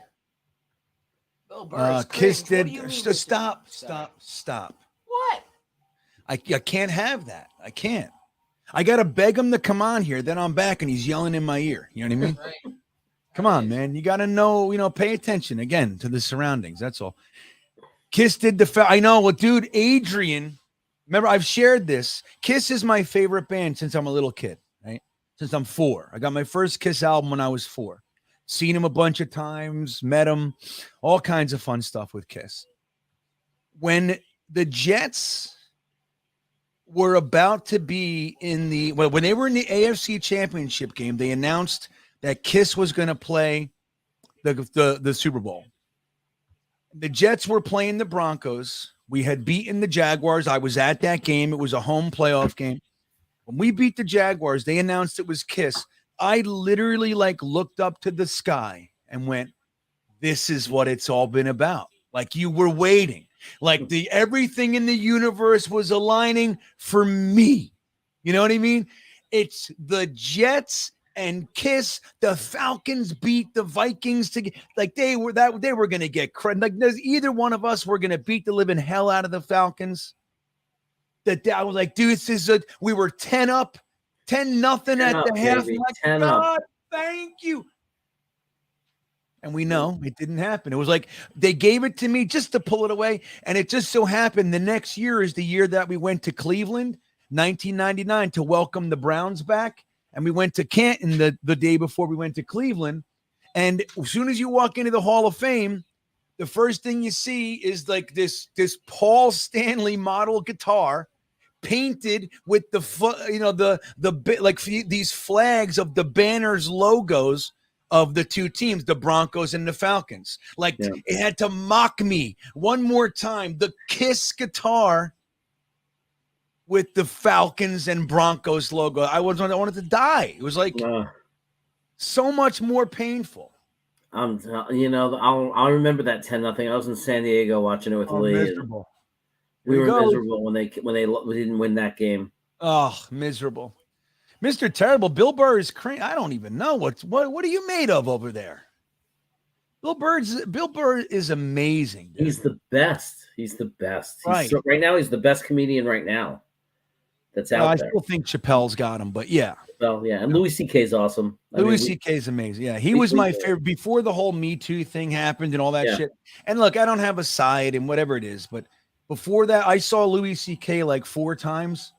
I actually saw him all the way up, like in little clubs, then into like theaters, then like opera halls and like the whole thing, you know? And he's a hell of a director, man. His movies and his TV show that he had on, like everything he did was great. Every project he was in, like really like super talented. But we saw him in Madison Square Garden before we moved out here. before the Me Too movement, and we like our faces hurt. We were sore from laughing and smiling. Yeah. Yeah. I know. It's like a good comedian's worth their weight in gold, dude. Yeah. And, being a comedian for as many years as I was, there's a hole. You Wow. call that a hole? Wow. So, it's just like a really like a true comedian, like somebody that's like honed their craft and over years, and is like, when you see it, it's brilliant. You know what I mean? Like the way that hour or hour and a half, what they can do with the time, like, and set up the callbacks and all this stuff, and then even read the audience at times, and it's truly amazing. They're alone, like you don't realize it. Wow, he got that wow. and completed it. Amazing. Wow. Mahomes doing Mahomes things, everybody. We started the third quarter, 13 minutes left. Look at this. Yeah, look at that pass and catch. See what happens when you combine two great players. That's why, like, if we got an Aaron Rodgers, that's what I mean with Garrett Wilson and Aaron Rodgers. Can you imagine what might come out of that? It's just crazy. Like, these are the kind of things we'll see happen. Just amazing plays. Great throws. Garrett Wilson making great catches. So excited about Garrett Wilson. You give him a real quarterback. I just can't even imagine what he's capable of. I know. So Jet Up Buttercup says, all those bands you're mentioning are old as shit. No one wants to see their music. Well, that's a good point. But here's what I would counter that with. Would you rather see the top artist of today lip sync? Or would you rather see an old rocker that's giving you everything they got and playing classic songs that everybody knows? You know what I mean? Like when Paul McCartney was up there, he played fucking 5 songs. Everybody knows everyone. These are huge, transcendent hits, I hear you. I get it. I'm with that. At the same time, what's with all the bullshit and the lip syncing? It's fake. Like, what are we doing? I don't understand, Buttercup. You got to help me, man. I know I'm old. I know I'm aging out over here. I get it. All right, 24-14, 13 on the play clock, 11:35 left in the third quarter. 1st and 10, Chiefs hands it off, up the middle, big hole, falls on his face. Okay, 5-yard gain. Kiss is your favorite band, Adrian? Did we not broach this before yet? I don't feel like I knew that. I mean, look. Right after, just so we know, I'm going to give you guys the scoop. Kiss is my favorite band of all time. Now, they're tired right now, and they're lip syncing too, which bothers the shit out of me. This last tour, it's the first time I hate it. Not every song, but they do the songs that are hard. Paul Stanley lip syncs. It bothers me. But look at Mahomes. Oh, his ankle. Did you see that? It buckled. And he's doing, what is he doing? Go down, man. Come on. For the extra 2 yards, dude, ain't worth it. He thought he was going to make it in the end zone. That's why. Yeah. He's got that in his brain that he can do anything. You know what I mean? Yeah. It's hard. Look at that. Look at that pocket, dude. Amazing. At some point you have to preserve. No, they're not going to go for his ankle. I don't think so anyway. They'll tackle him. Tackle you. If I got to grab your ankle, I will. I don't think they're going to go for it dirty style, though. No, that's what I don't think so. But he's got to just avoid taking hits. Oh, my God. I thought he was getting in. Great tackle. Open field. He's got to avoid taking hits. He don't have to. He's got to avoid it. Right, Jeremy. Yeah. Right. So Kiss is my favorite band. But right next to that, like my real, favorite, legit, truly brilliant band is Floyd. You know what I mean? They're another level. Even though I like Kiss, maybe even more, Floyd is another level. And I get that. But then my secret little favorite, he's obscure. We talked about him earlier, but he's really my favorite. There you go. Chiefs scored their first offensive touchdown since the first quarter. My secret favorite is King Diamond. Oh, yeah. Now, just so I can show you guys what he looks like these days. Are you familiar with King Diamond, Jeremy? No, I am not. In fact, last year I was in this top 100 listeners. Just You were? to let you know. All right. Top 100 listeners. We got a game now. 3-point We game. do. We got a game now. They just took the lead, didn't? Oh no, 2020. Okay. 3-point There you game. go. 3-point game. All right, Or hold on. 4-point I game. gotta 3-point game. right. 24-21. That missed field goal before starting to haunt Kansas City. All right, Jeremy, here's my guy. This is my secret favorite dude. Look at this guy. Wow. What do you think of that? It's a pretty awesome costume. That's King Diamond. Sometimes he looks like that. Recently, he's been doing this. And this is when I was younger. You know, he looked like this. Actually, Gene Simmons sued him when he did this makeup. Ah. Yeah. And then this is kind of him now, really. Pretty badass, right? What do you think? It's pretty badass. Yeah, he's mean. Yeah, he's literally a Satanist. But that's aside. That's just the whole thing. I don't get into his Satanism. I just like his singing. Yeah.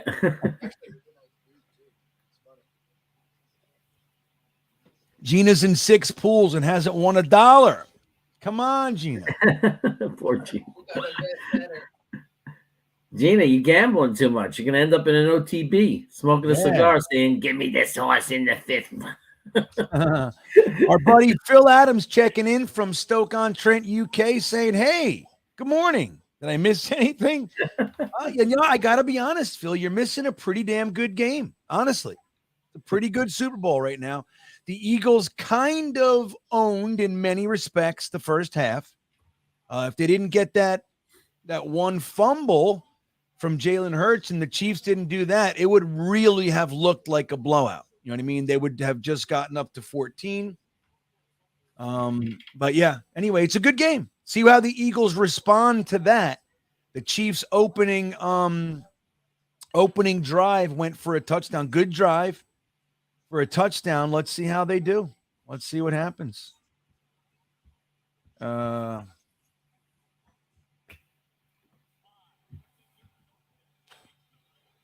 Yeah, that's the thing, Matt. Keep the old rockers out there until they're all gone, because after that, you know, everybody's just going to be lip syncing anyway. Auto-tune and lip sync. Anybody can do anything now. You can literally take anyone and put them up there. If they got the balls to sing, they can make them sound perfect. It's crazy. It's a sad, sad thing to me. But I'm old. Maybe it's the greatest thing since sliced bread, and all the kids, everybody thinks it's leveled the playing ground. I don't know. Look, Elon Musk hanging out with Woody Johnson, eating a hot dog. Are they really eating a hot dog? I didn't think they would eat such crap. I don't know. When you're rich like that. Dude, JMG, what a great guy. Muse would be fantastic as a halftime show. Oh, Muse is good, dude. Yeah. I don't like everything they do. Greta Van Fleet, right. They're singing and playing. Totally. They're badass.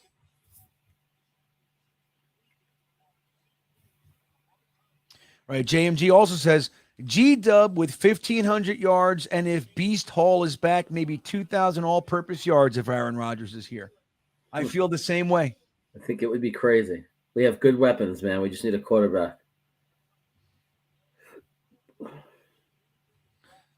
Michael Jackson halftime show. I don't remember that one, but look, I'll be real honest with you. As far as Michael Jackson's music and talent, I was a huge fan of his my whole life.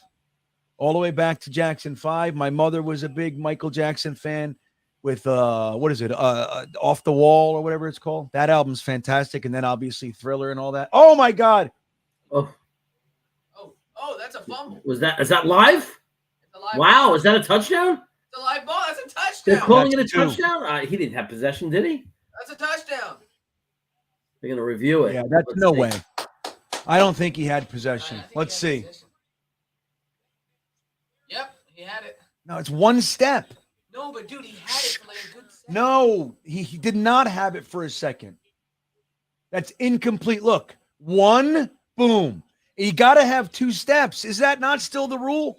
2 steps in a football move. Isn't that the way it goes? Yeah, let's see. He's got his feet down. He's in the turn to make a move. It came out, so I think it's gonna be called back incomplete. They just said it. The ruling on field is a catch and a fumble. My prediction is they're gonna call it an incomplete pass. I'm not gonna weigh in whether I think that's fair or not, or what it should be. I don't know about Adrian. I'm liking you more and more by the minute. You want to hear something funny, Adrian? The Them tour. He played the Ritz in New York City, and I was only 14 years old, and it was 16 and up. So we had to find birth certificates and stuff to get in. So I found a friend who was 16.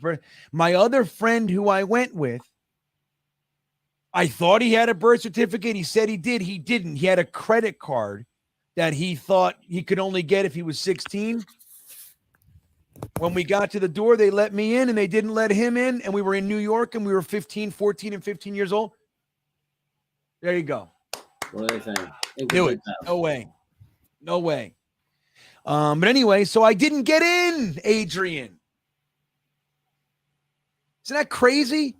I could have everybody said you should have left him, man. It's his own damn fault. But I don't know. I was afraid. He was 14 years old in New York. Yeah, you know? Based on the rule, I think the refs had to make that call, right? I mean, what'd you say? Based on the rule, I mean, the rule says the guy has to have the ball, take a step, and make it an intentional move. It didn't get that step. He didn't get the right. move. It's only one step. I thought it was 2 steps. It might be 2. Kenobi clone likes King Diamond. Look, the Chiefs are not giving up here, everybody. Chiefs are coming out. The Eagles better snap the hell back into it. Amazing, Snowball. That was a great tour. You're right. The bed flew in. The Eagles look a little lost right now. They look like they're a little popped in the chops. They're a little dizzy. You know what I mean? Mm-hmm. Ooh, give some chips. Hey, little one. I'll take the sour cream. Give me them sour creams and give me them. Sour cream. Oh, here, dude, have the barbecue. No, I want the sour cream. I don't want barbecue. You'll like the barbecue. Wow, good catch. Wow. That was important. That was a tremendous catch.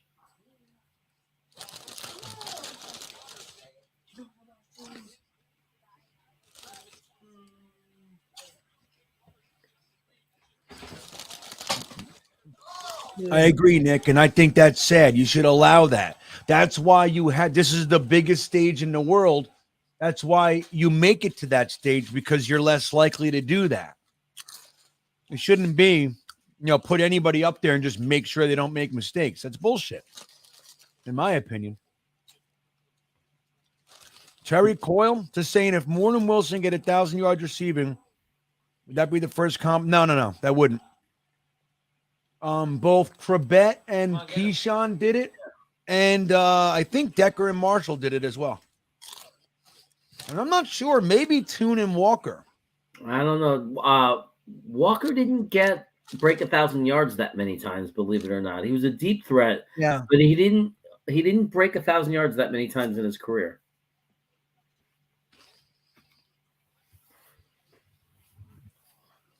Adrian, why are you so butthurt about the Niners? Talk to me, buddy. What is it? Why are you so upset about them beating the Niners? Talk to us. Let me know. It's not their fault the quarterbacks got hurt. They're not responsible for it. I mean, think about it, too.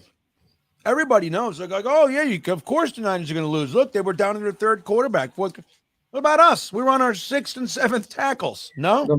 Nobody cares. And our fucking 3rd quarterback. Right. Nobody cares. Right. With us, it's just we're making excuses. Right. I hate it. There it is, James. Yeah, it's beautiful.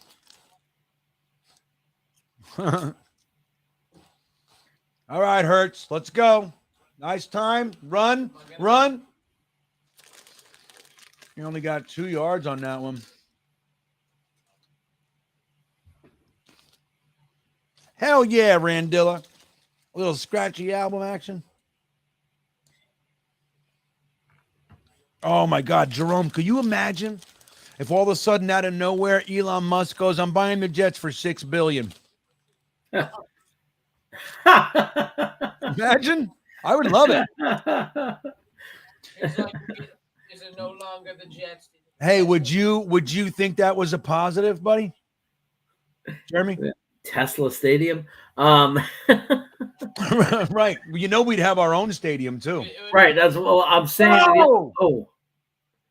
I mean, it could be a positive. Like the one thing that could go wrong is like he's so rich and powerful, he could do whatever he wants, and that might be if it doesn't go with what we want as fans. Like, what if he moved the team out of New York, New Jersey? No, he wouldn't do that. It's the biggest market in the country. Why would you do that? You're right. You don't pay $6 billion and move him to fucking Toledo. Right. I mean, he has the money to like build a stadium somewhere in New York on the west side, like they wanted to do. Like he has the money to just do it. You know, like that would be crazy. He has the money to just not even think about it. Like, hey, you want a stadium over there? I'll do it. Yeah, sure. He does everything, and we're gonna launch rockets out of it at halftime. I feel like he'd be like, these jets are powered by electricity. Right. So eat your crow. That's exactly right. When they show it in slow motion, it looks like it's but it's not. If you show it in fast speed, that's not even a second. That's boom, boom, you know? And they slow it down and you go, look how long he's had it. You know, it doesn't really work like that. It's a great comment. The Toledo Jets. Right? Toledo. Columbus. The Richmond Jets. It's funny, man. No, we drive down, obviously when we go east there, we drive by Richmond relatively often. I just did it last week to go to the airport. Oh my God, look at that catch. Oh my God. Wow. This guy's having dude. And what a pass, dude. That's threading the needle. There it is. Yeah. But we drive by. Hold on. Oh, they got it off. They snapped it. Ooh. Flag. But anyway, I see there's a sign for the Richmond Spiders, and that's the team that Joe Douglas was an offensive lineman on. Really? Yeah. He played here. Yeah. Oh, that's cool. No, he's got it. No. No, he had control though. It wasn't bobbling. Look. No. Look. He grabs it. Yeah, look here. He's got it. He's got it. I need the other angle. Mahomes is yelling whatever suits them. That's what you see. That's the way it works. Oh, totally. Doesn't matter. Reds suck. It's like Kermit. Good call, refs. Basically like Kermit telling the refs what's good. Yeah, from this angle. Look at the ball. Let's go. It only has one. Oh, you know what? We haven't seen one super chat. Amazing. This is the first stream I've ever done where not even one. That's crazy. Isn't it? I just forgot all about it. It's like we're just hanging out. We are. Crazy. What's up, Three Amigos? Good to see you, bud. How's the family? How's the fam? The Three Amigos. Yeah. We still need to watch that. That was great when they were he was like going through each guy saying what they've done together. Yeah. El Guapo was going through each guy what they've done together, and then he gets up to them. Yeah. And they're like, we raped the villagers. Because I don't know who you are. Who the hell are you? I don't know you from anything. We trimmed the hedges, raped the horses. That's so good. These are movies that never got the credit they deserved. They were so funny. Oh, yeah. The best part for me was when El Guapo, his number one guy, and he's like, we have all the piñatas. And he goes, would you say I have a plethora of piñatas? And he goes, a what? And he goes, a plethora. Would you say I have a plethora of piñatas? And he goes, yeah, you have a plethora. He goes, do you even know what a plethora is? I would like to think if you tell me I have a plethora that you know what. And he goes, El Guapo, could it be that once again you are angry at something else and looking to take it out on me? It's the greatest line. Oh, it's so funny. Hey, Fresh, what are you doing? There's Fresh. That's right. Daddy GreenBean it is. I'm in. Only I. Hey, a super chat. Who is that? Dom C. Rusty's in there too. The return I would agree. What's that? The return of Rusty Spooner. Yeah, he's been hanging out lately. It's nice to see. Yeah. He like disappeared for, I think he was one of the guys I ended up like mistakenly banning and then getting right back in, but that was it. He was mad at me or something. I don't know specifically, but you didn't come back for like a year. Something like that. Nice to see you back. Aunt Jets with the super chat. Yeah, Matt West says maybe that would be real. The Bezos seems to be a guy that's going to buy the Commanders when it goes for sale. I wish I could buy. I would buy the Commanders. Like if I had them, I would. NFL teams don't become available very often. You know what I mean? I would definitely buy them, and I would make them a perennial powerhouse. I'd make anybody a powerhouse. If I had the team, I'm telling you right now, there's no question in my mind, Ant Jets. I would have a perennial dominating team. Very few dips. I know exactly how to do everything. Everything. I get super accountants. Just make sure that they keep my budget balanced because I don't know how to do that. And then you just tell, I need this guy to be in here. I need that guy to stay. Figure it out. Here's how we do it. Done. Call his agent. And if his agent doesn't like it, I'm going to tell him to come in here so I can fatten his lip. I don't like that guy, GreenBean. He punched me in the face. Oh, it's not a catch. Look at that. Oh, wait, it did? Wait. Oh, it stands. Okay, I heard it differently. Yeah, there it is. And thank you, buddy. We appreciate it. And I feel bad. I was just commenting. I just realized that I haven't seen any. So, thank you. I appreciate it, man. You're a good little ant. I appreciate that. E-Boogie checking in. Thank you, E-Boogie. How can the Eagles lose to KC? Your opinion? I think if they don't capitalize right here and the Chiefs get the ball back and score, then the momentum shifts might be insurmountable. I mean, there's a lot of time left, right? So you don't want to get too melodramatic here, but I think this is a big drive for momentum's sake. It doesn't mean they're going to win, but if you got to stop, like KC came out hot, you know what I mean? They came out angry, aggressive. And you don't want to give them that opportunity. Like in 10 minutes, they can run up the score on you, 21 points. Next thing you know, you're playing catch up for the whole fourth quarter. Like you don't want to get into that situation with the Chiefs. You got to slow it down and play your game. But if they don't do that, they can certainly lose. 2nd and 6, going to be a 3rd and 1. Every single time these teams have met in the last 20 years, the team that won had Andy Reid on it every time. Really? Amazing. That's crazy. So if the Chiefs win this, then that streak continues. So, Rusty says he was never mad. Yeah, that's right. I hear you, man. Three Amigos, weak commercials. I agree. So what are they going to do here? They're going to run it, or are they going to try to outthink themselves? Yep, they're going to outthink it. Yep, stupid. Wow. You're so dumb, dude. Wow. Just fuck. It's 3 feet. It's not even. It's like 2 feet. Just give your guy a head of steam and run full speed forward. That's all you have to do. It's physics.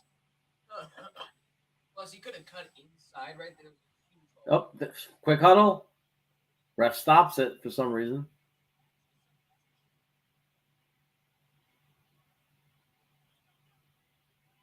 They got it.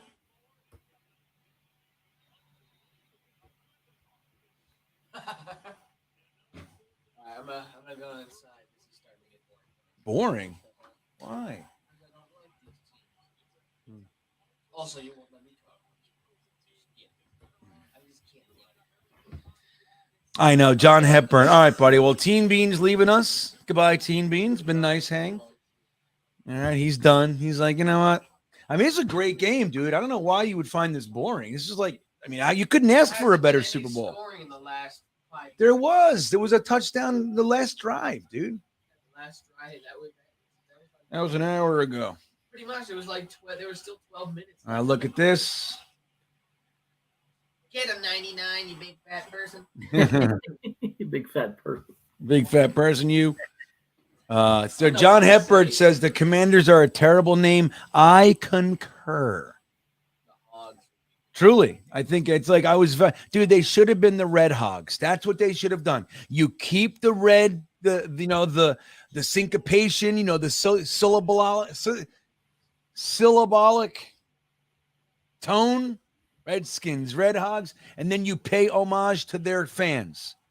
They really missed it. They missed the boat. There was probably some think tank that said, actually, you're going to offend 14% of your, that's exactly what happened. I know it. They said, oh, it's going to be offensive. They're going to think you're talking about this or saying that.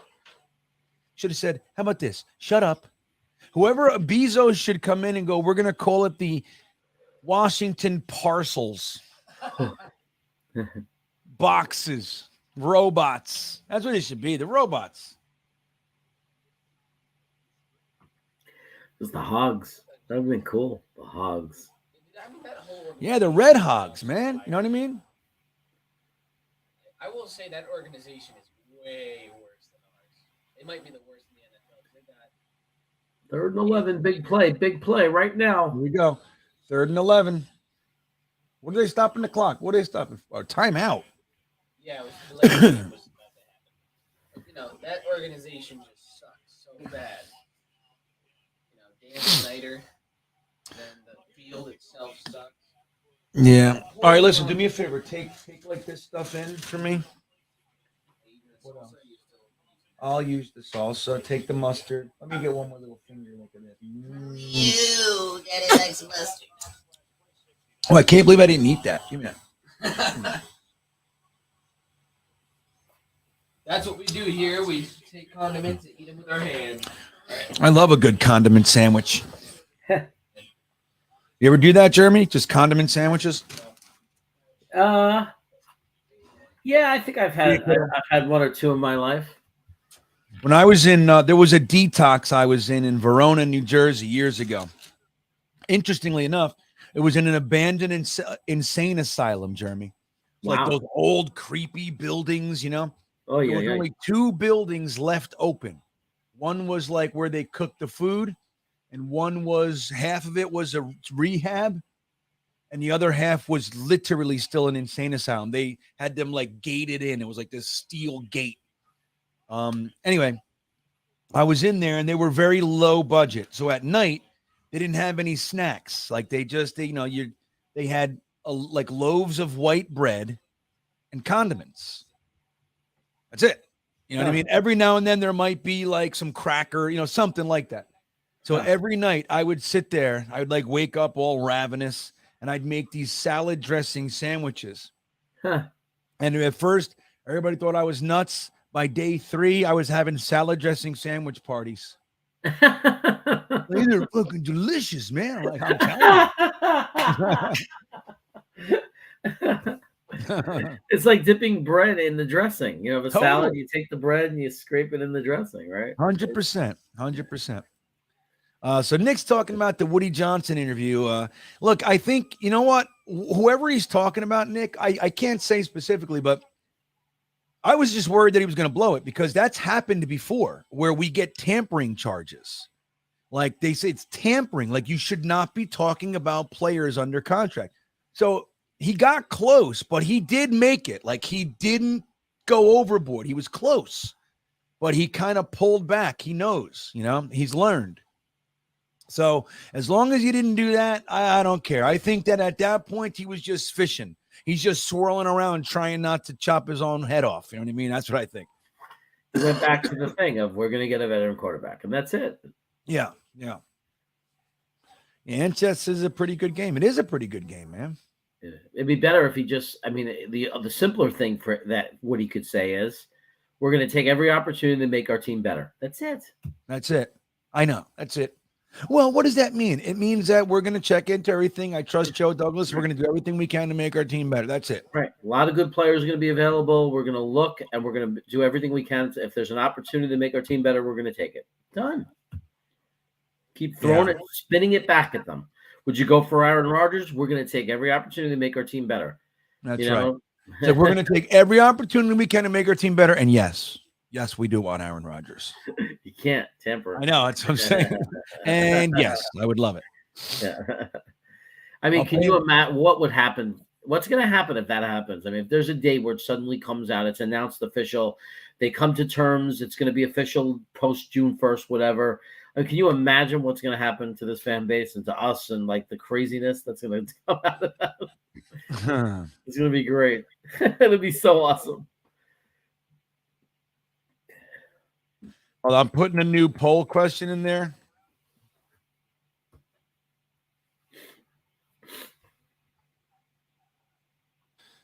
All right. New poll question about the game.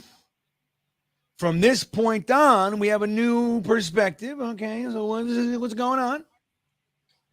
What do we got? What do you guys think? If you haven't subscribed to the channel, I need 2 more to break my next plateau. So if you guys haven't subscribed, come on, go ahead and do it. Now's the time. What number do you hit with 2 more? Just the next 100. You know what I mean? Oh, okay. Yeah. The next 100. The next, every 100. You know. Sure. No, I know maybe, that. If that happens, I'll give. Maybe I'll give something away. This tissue. I'm happy for each 10. You know, ooh, 2340, 2350. Ooh. Yeah.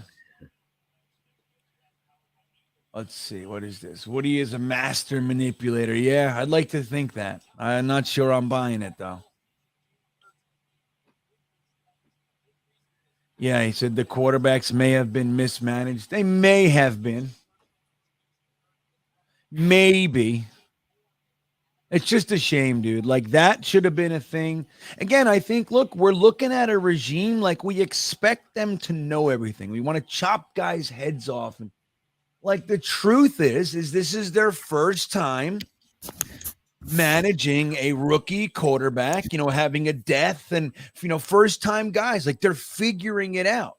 And if you look at guys, like, as far as first time on the job, they're doing a good job. It's actually the best we've looked in fucking 12 years. Well, let's just say since 2015. It's the best we've looked in 7 years, which is a long time, everybody. I was in my early 30s or early 40s. What? And the difference is that this is a younger team that's still getting better versus 2015, where we were buying people and gambling it all. Win it this year and that's it. There's nothing but downhill. It's a different feeling this time because we're young and we're going to get better and better each year. I think. I think that's huge positive. In 2015, I wasn't exactly thinking the future looked great when you looked at the overall picture. Where right now it's like Garrett Wilson, Breece Hall, Michael Clemens, JJ, Sauce Gardner. Okay. Yeah. See, this is what happens when you ask poll questions while you're talking. I got to rewrite the poll question. Okay.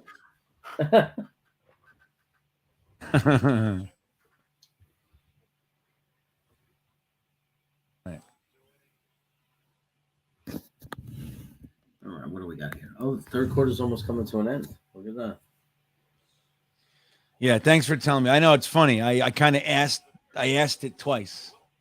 And you can only have one answer. So it's impossible. Look at that. Oh my God. Wow. That's what I want to see. I want to see guys that play like that on my team. Wow. No, I don't think so, Sean Dog. I really don't.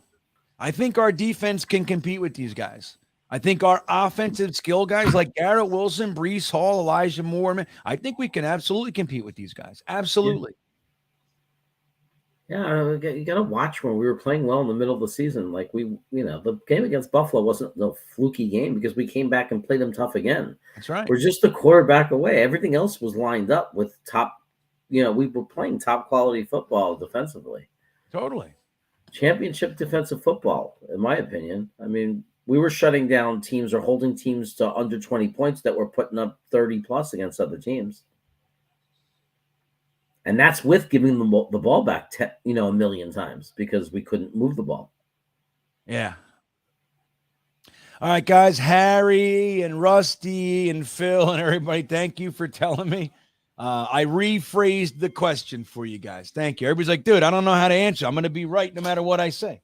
Look at Harry. He's all upset. Can you imagine him saying it? How can I vote on this? I don't know. He wants to let me know. He's like, hey, dude, come on. I'm trying to fucking contribute here. I'm trying to play the game with you, you butthole. So, yeah, I hear you. But, I said, will the Chiefs hold on or will the Eagles hold on for the win or will the Chiefs pull it out? Yes, no. It's like, I didn't realize, I was talking. It's hard. It's hard, man.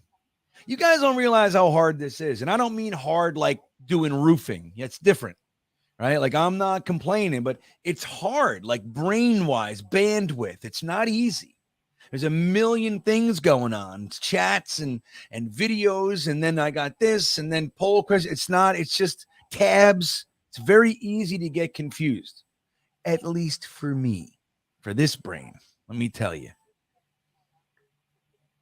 So anyway, what else we got? Hey, K Yeti's in the house. What's the delay? I don't know. How bad are we delayed? Nobody's told us we're delayed tonight, Jeremy. Yeah, nobody.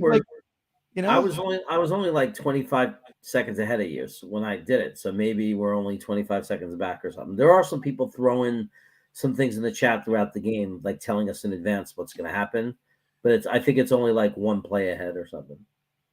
Yeah, but but nobody said like, "Hey, you guys are behind." Right? We didn't get any of that. None. No. What? So this is the first time ever. Well, it's thin. The crowd is thin. We only broke 100 for 15 minutes maybe. We had like 110 for a little bit. Super Bowl Sunday. Yeah, it's been around anywhere from 80 to 95 the whole night. And then we broke 100 for a little while. Which is nice. We got a nice little crowd, but I think once it breaks 200 and you start getting all sorts of crazy comments. Yeah. And for our games, man, we were having 400, 500 consistently. So you get all sorts of comments. Wow, look at that play. Yeah. He'll find you, man. If you give him time, he's gonna find he's gonna find his receiver. He was quiet all day, this guy Schuster. Yeah. The Jets are just an Aaron Rodgers away from competing. You know what, though? I also believe Derek Carr is the same thing. Derek Carr is a fine quarterback, dude. We have never seen a quarterback like him on the Jets. Never. And I get why people might not like him as much. Wow. Jeez. As Rodgers, or I get it, but the idea that you don't want him is crazy to me. But I think like if we had a Derek Carr or even a Jimmy G, if Jimmy G was able to stay healthy, I have no problem with him being our quarterback, dude. I mean, he has like a career 67 point something % completion. But that's beautiful. Let me see here. Jimmy. Yeah. When he's on the field, he's fine. It's the problem is just can't stay on the field. All right, let's take a look at Jimmy G's stats. Okay. His 2022 67.2. Yeah, dude. His career average oh my God. Wow. Yeah, wide open. Popped right through the Schuster. Yeah, right into the little crevice there. Right into the gap. So Jimmy G, here, I'll show you guys. Let me see. Oh, that guy pointed. He knew he messed up. It's like, help! Help! Just let that guy go.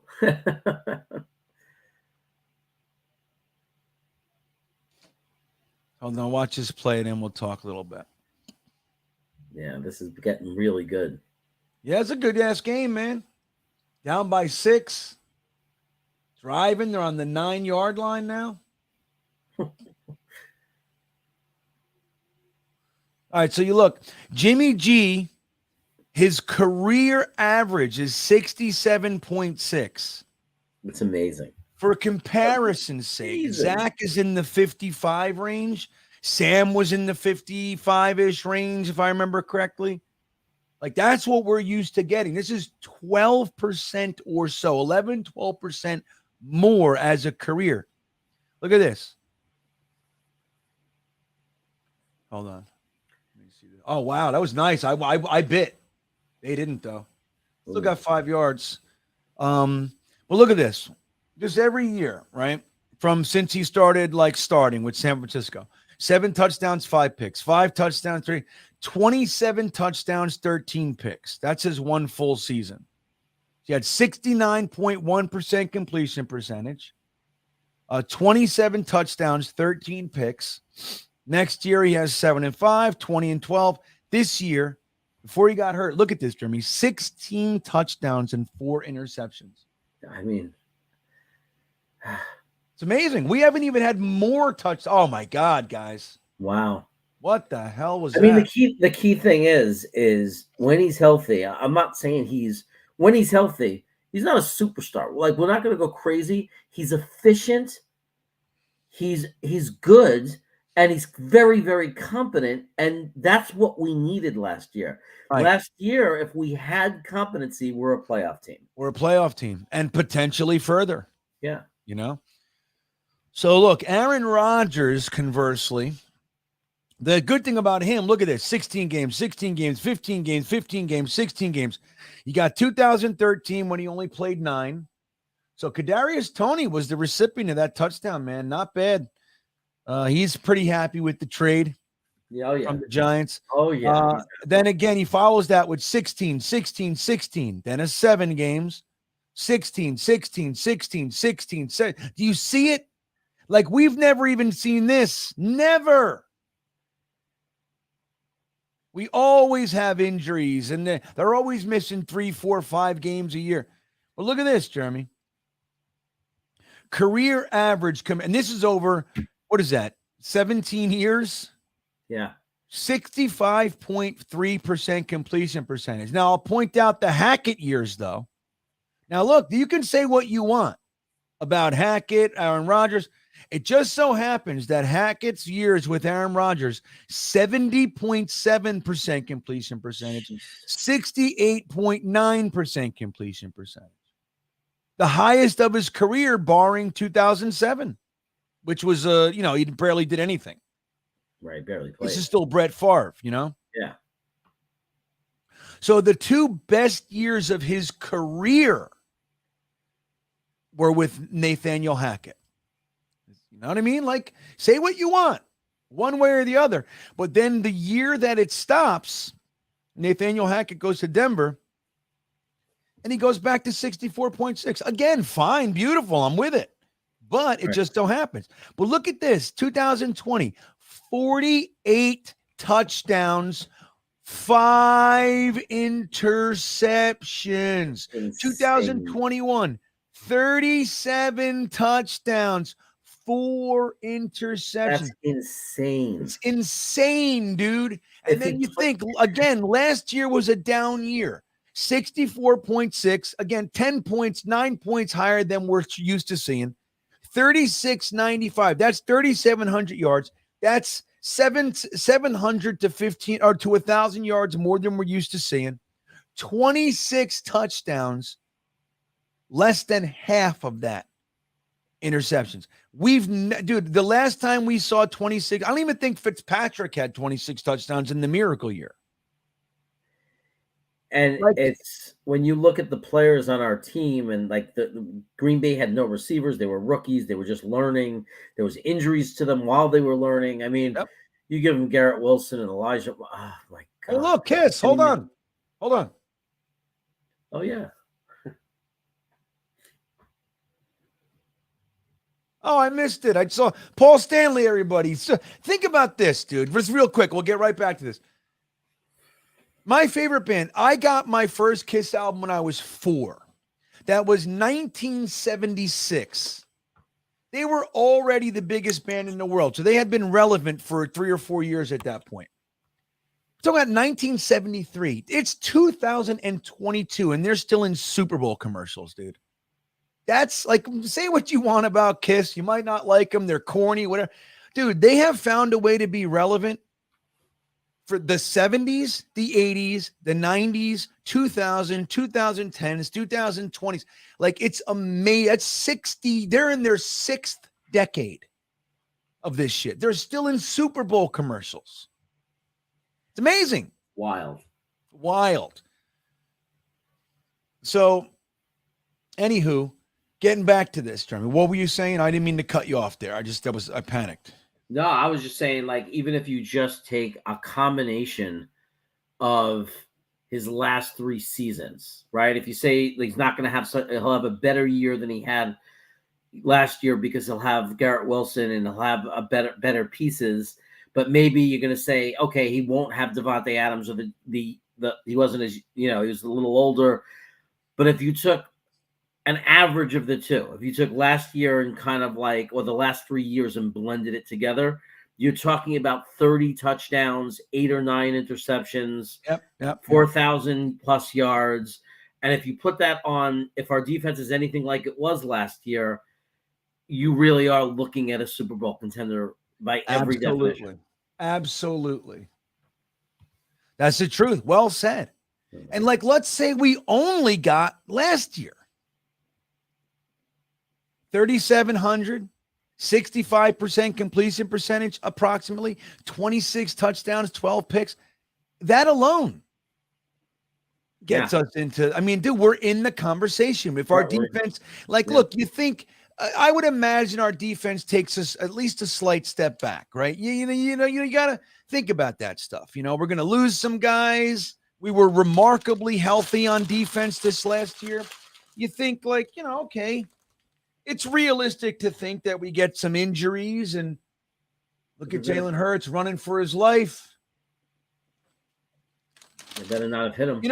But look, if we still stay in the top 10 and we have that production with our quarterback, and then, who knows, Breece Hall, Michael Carter, if we're getting that production from our quarterback, then it's likely the running game is going to be very impactful as well. Yeah. Effective. Dude, we're talking playoff team and potential Super Bowl contender. Like, it's that real, guys. It really is. Like, if we get him, we're going to justifiably lose our minds, going crazy. It's going to be tremendous. It'll be the most exciting offseason in our history, without question. Like, it'll be the best chance going into a season. Wow. Look at this. Wow. No! Wow. Oh, my God. It would be the best chance going into a season for us to win a Super Bowl since 2010, right? Since the Rex Ryan, like we were feeling back then, since 98 with Parcells. It'll be like that. But even more, maybe, with an Aaron Rodgers. Jeremy, I just wanted to point out, Chris Culfer wants us to know we are behind. Well played. Well met, Chris. Well met. Who was that brought that back? Was that Tony? I don't know. Let me see. Who was that, everybody? Who was that brought that back? Because if it was Tony, my God, the Giants are like looking pretty silly.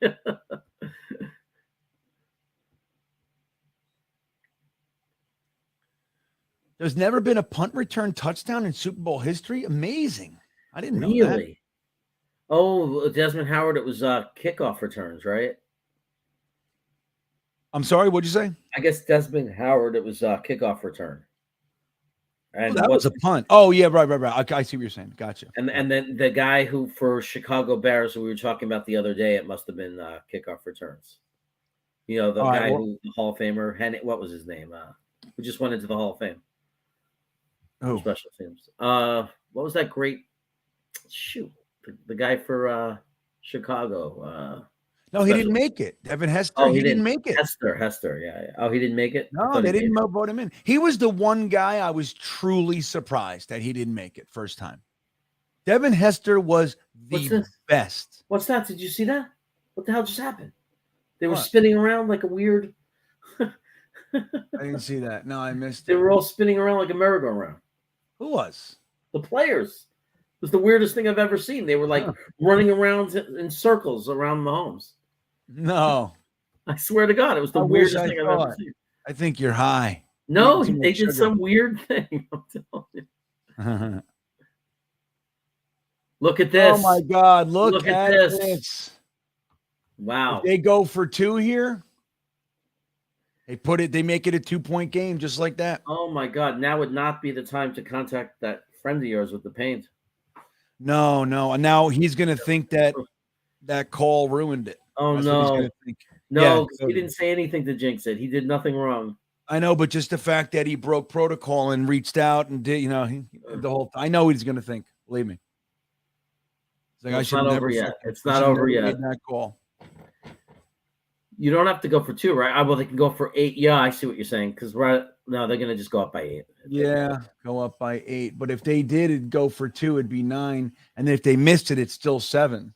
Then the one thing going for the Eagles is like they're very good from like the 2-yard line. They got that offensive line, the running game. They're very good. So I'm going to end the poll because there's still a lot of you that can vote. And you're going to go ahead and say you're going to cheat now and think You're going to. yeah. Harry So, W is running to change his vote. Yeah, well, look, 60% of you said the Eagles will not hold on for the win. 39% said yes. I'll tell you what, I'm still thinking the Eagles pull it out. It's only a touchdown, and I think I'll tell you what, the Chiefs are hot right now. I'll tell you that the Chiefs are hot. Well, they kind of been running the half, I think, right? I mean, most of the half they've been the momentum team. What? Most of the half they've been the momentum team, clearly. Oh, this half. I mean, Kansas City. For I mean, the sure. Eagles only have a field goal, right? I think the Eagles Maybe. only- Yeah, that might be it. Amazing. Yeah. Yeah, this is the Chiefs half for sure. Yeah. Look at this commercial. We got. They're saying Alex- Colonel Kenny is saying calm down on Tony because he has 1 reception. It's a touchdown reception, but didn't he do the whole point was he did the punt return. So he just set up that touchdown. What do you mean calm down? Like that's a pretty big deal. Yeah, it's pretty big. He just created a touchdown for them. Like, Yeah, I don't think he'll be MVP. Like I see some people talking. I don't think he'll be MVP, but that's pretty important stuff, man. That's He pretty. won't important. be MVP, but he cost Kansas City nothing. The Giants just basically gave him away. So it's a big deal to pick up a guy like that for like nothing. And he's so young, and there's so much potential to develop him. Yeah, let me look at the box score of this game right now. I'm really curious, man, what's going on. I want to see who's doing what right now. So, all right, the Chiefs. Patrick Mahomes is. I'll give this to you guys. No, he's not MVP, Chrono. Kenny, I didn't say that. He was talking to the chat who was claiming he was MVP. No, I agree with you there. Yeah, I saw that. I saw at least one comment that said. I mean, they're just questioning. Like that's the thing. Nobody's making the case. It's just questioning. So. All right, here's what we got. Patrick Mahomes, 18 for 24 for $165 and 3 touchdowns. See, like pedestrian, except for the touchdowns, obviously. Isaiah Pacheco is the leading receiver with 59 yards. This is rushing. I'm sorry. 11 carries for 59 yards, 5.4 and a touchdown. Mahomes has 3 rushes for 25 yards. Jerick McKinnon, 3 for 25, and Sky Moore. Look at that. They got Sky Moore in the rushing in this rushing game in the Super Bowl. That's nice. 1 for 4 yards. You know why Mahomes would be my MVP if they win? Because when he went down with that ankle, what's the first thing you thought? It's over. Right. That's Right. why he's the MVP. Yeah, and you see it. He's the architect, dude. I mean, Yeah. he's the one making everything happen. So Travis Kelce is leading the receivers, 5 for 74, followed by Juju Smith-Schuster, Justin Watson, McKinnon, Noah Gray. Kadarius Toney has 1 for 5, but again, like you said, he has that touchdown. Sky Moore also has a touchdown, 1 for 4 yards and a touchdown. We liked Sky Moore, remember? Yeah. We liked Sky Moore. Super fast. Super scary fast. speed. Let's see the defense. I'm real curious here. George Karlaftis has 1 tackle. Leo Chanel, who we liked, at least I did, 3. He was, Chanel was, I believe, if I remember correctly, I was turned on to him from Rusty Spooner early, man. Early in the process. Right. Absolutely. Yep. So he has 3 tackles, 2 assists. I don't know how many. You can't really see how many tackles for a loss and all that kind of shit. I don't know if there's any, but look at this. Here comes the Eagles running game. They got 4. So it's going to be 3rd and 1. They've kind of had an interesting track record in this game with 3rd and short. This is probably the last drive if they don't score a touchdown. This is probably the last drive that they're going to be able to do with a balance of running. If they don't, if they have to punt the ball or something, they're going to now have to be a passing only team, and we have to see if they can handle that. Yeah, it looks like they got it to me. Kadarius Toney, though, also has 2 returns for 77 yards, 38.5 average. Now, a lot of that obviously came on that last one. That last one was huge. Huge. Let's take a look at the Eags. Where are they? Here we go. Jalen Hurts has 24 for 34, 241 and a touchdown. It's looking good. He also has 14 carries for 68 yards and 2 touchdowns. So 3 touchdowns, Jalen Hurts. He's their MVP for sure. Yeah, I mean, look at their rushing attack. 7 rushes. Oh, good block. Ooh. Yeah, he only got back to the line of scrimmage there. Yeah. Miles Sanders, 7 for 16 as well. So interesting. A.J. Brown, 4 receptions for 78 yards and a TD. That beautiful bomb, long pass. That was gorgeous early on. Dallas Goedert, he's starting to pick up now, second half. 6 for 60. Interesting. Devontae Smith, 6 for 55. Kenneth Gainwell, 4 receptions for 20 yards. Okay, here we go. It is 2nd and 11, Jeremy. Here we go. Oh, my God. Unblocked. Wow. You see that? He was so unblocked, he was hesitant. Did you see that? Yeah. He didn't he could have absolutely cleaned Hurts' clock. He was like, I don't know what to do. Is this illegal? Is this legal? The difference in this game right now is like Kansas City, no mistakes, big special team type things. Eagles, horrible mistake with the turnover touchdown, the giving up the punt return to the, it's those things. Totally. Those intangibles. That's the difference in this football game. So absolutely. Send in the blitz. They pick it up. They get the first. Wow. A.J. Brown with an extra 5 or 6 or 7. Okay. 1st and 10, 5:57 left, everybody. This is where it gets really interesting. Now it's really coming down. All right. Bradbury. See, they don't do the pass defense and all that shit. That's okay. But, look. Oh, boy. Oh, my God. Oh, my God. He's wide open. Oh, he fucking stepped out of bounds. He's still going to score. They're going to score. That's not guaranteed. We've seen that shit. Oh, I can't believe. Oh, they Hurts. just let him go. You Hurts. See? The guy took his eyes off the receiver. You see? You know who doesn't do that? Sauce Gardner. Sauce don't do that. Who was that? Was that Darius Slay? Yeah, I think he's in. Wow, that was nice and quick. Let's see if they get the 2. They have to go for 2. This is huge. But if they don't get the 2 and Kansas City doesn't score or do anything and the Eagles get the ball back, they're going to win by a point. I can feel it. I know this is the first time, like in a long time, I'm like sincerely rooting for this team, not because I hate the other team or anything. It's because of my friends. Yeah. I want my friend. I have a couple like really close friends that are Eagles fans. You guys met one tonight, but I really want them to be happy. They're going for 2 points here, Jeremy. Yeah, here we go. Better run it, buddy. Oh my God, he did it! I thought he was in. stopped. He fell in. He's MVP if they win. I'm telling you, no question. I mean, dude, he's got everything. He just has another rushing touchdown plus the 2 points. So as we saw up here, let me see if they refresh it here. All right.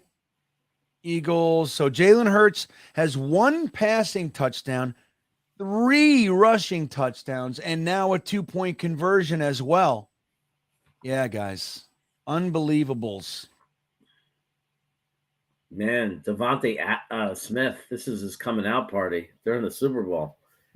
He's really just crushing it.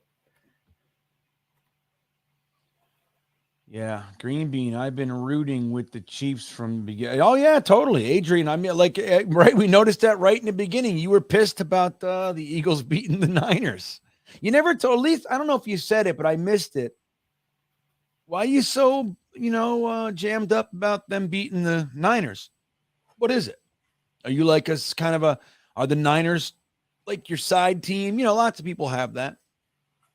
Maybe your family, somebody you're rooting for, Niners fans or something,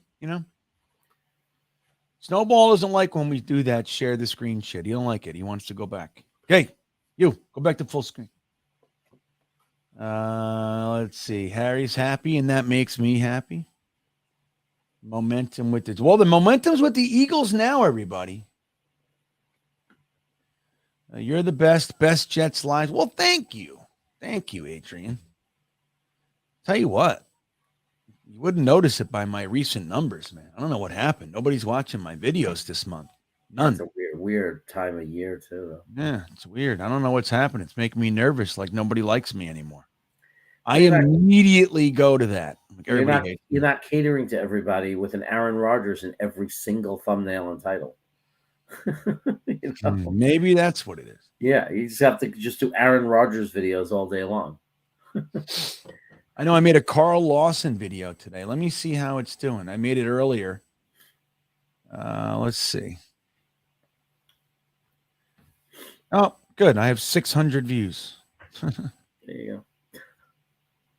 Generally speaking, but like, let's see, 11 hours, I would at the bottom end, I would be at 1,100 views. Bottom end, floor. The last year. Floor would be 1,100. Now it's like, or like generally speaking, I think like my average is probably 2 to 250 an hour. So I'd be at, 2,200, 2,500. Instead, 683. Crazy. Huh. I don't know what's going on. You guys don't love me anymore. Maybe these guys love me. I don't know, but everybody else doesn't love me. Just wait till off season starts. All the big things start happening. Yeah. Rusty. Yeah, he says the strip sack tee. Well, it wasn't even really a strip sack. He just kind of dropped it, Rusty. It was weird. But you're right. That was huge. I mean, that's the difference right now. Without that, different game. Different game. Let's see. Big Al. Who's that coming in here? Let's go, Big Al. I hope people are paying attention. You beat teams from the pocket. Everyone better get Lamar Jackson out of their minds. I'm with you, buddy. Was that Gordon Ramsay? Yep. He's over there. He's like, I'm going to cook this shit right up. The food here is Hollywood. It's something. Paul McCartney, there he is. Why weren't you playing? He's like, I kicked this girl's ass. Yesterday. Give me the bass. Give me a guitar right now. I don't even need to practice. I'll go up there right now. Let's go. All right, 35-35, 5:14 left. Little juke action. Boom, boom. All right, gets what, 3, maybe 4 on that one? Pacheco. Tammy Sounds like McDaniel checking in. What's up, Jeremy? Go ahead. Sounds like a Star Wars character. Pacheco. Yes, Captain. Yeah, he does. Aye, He does. Captain.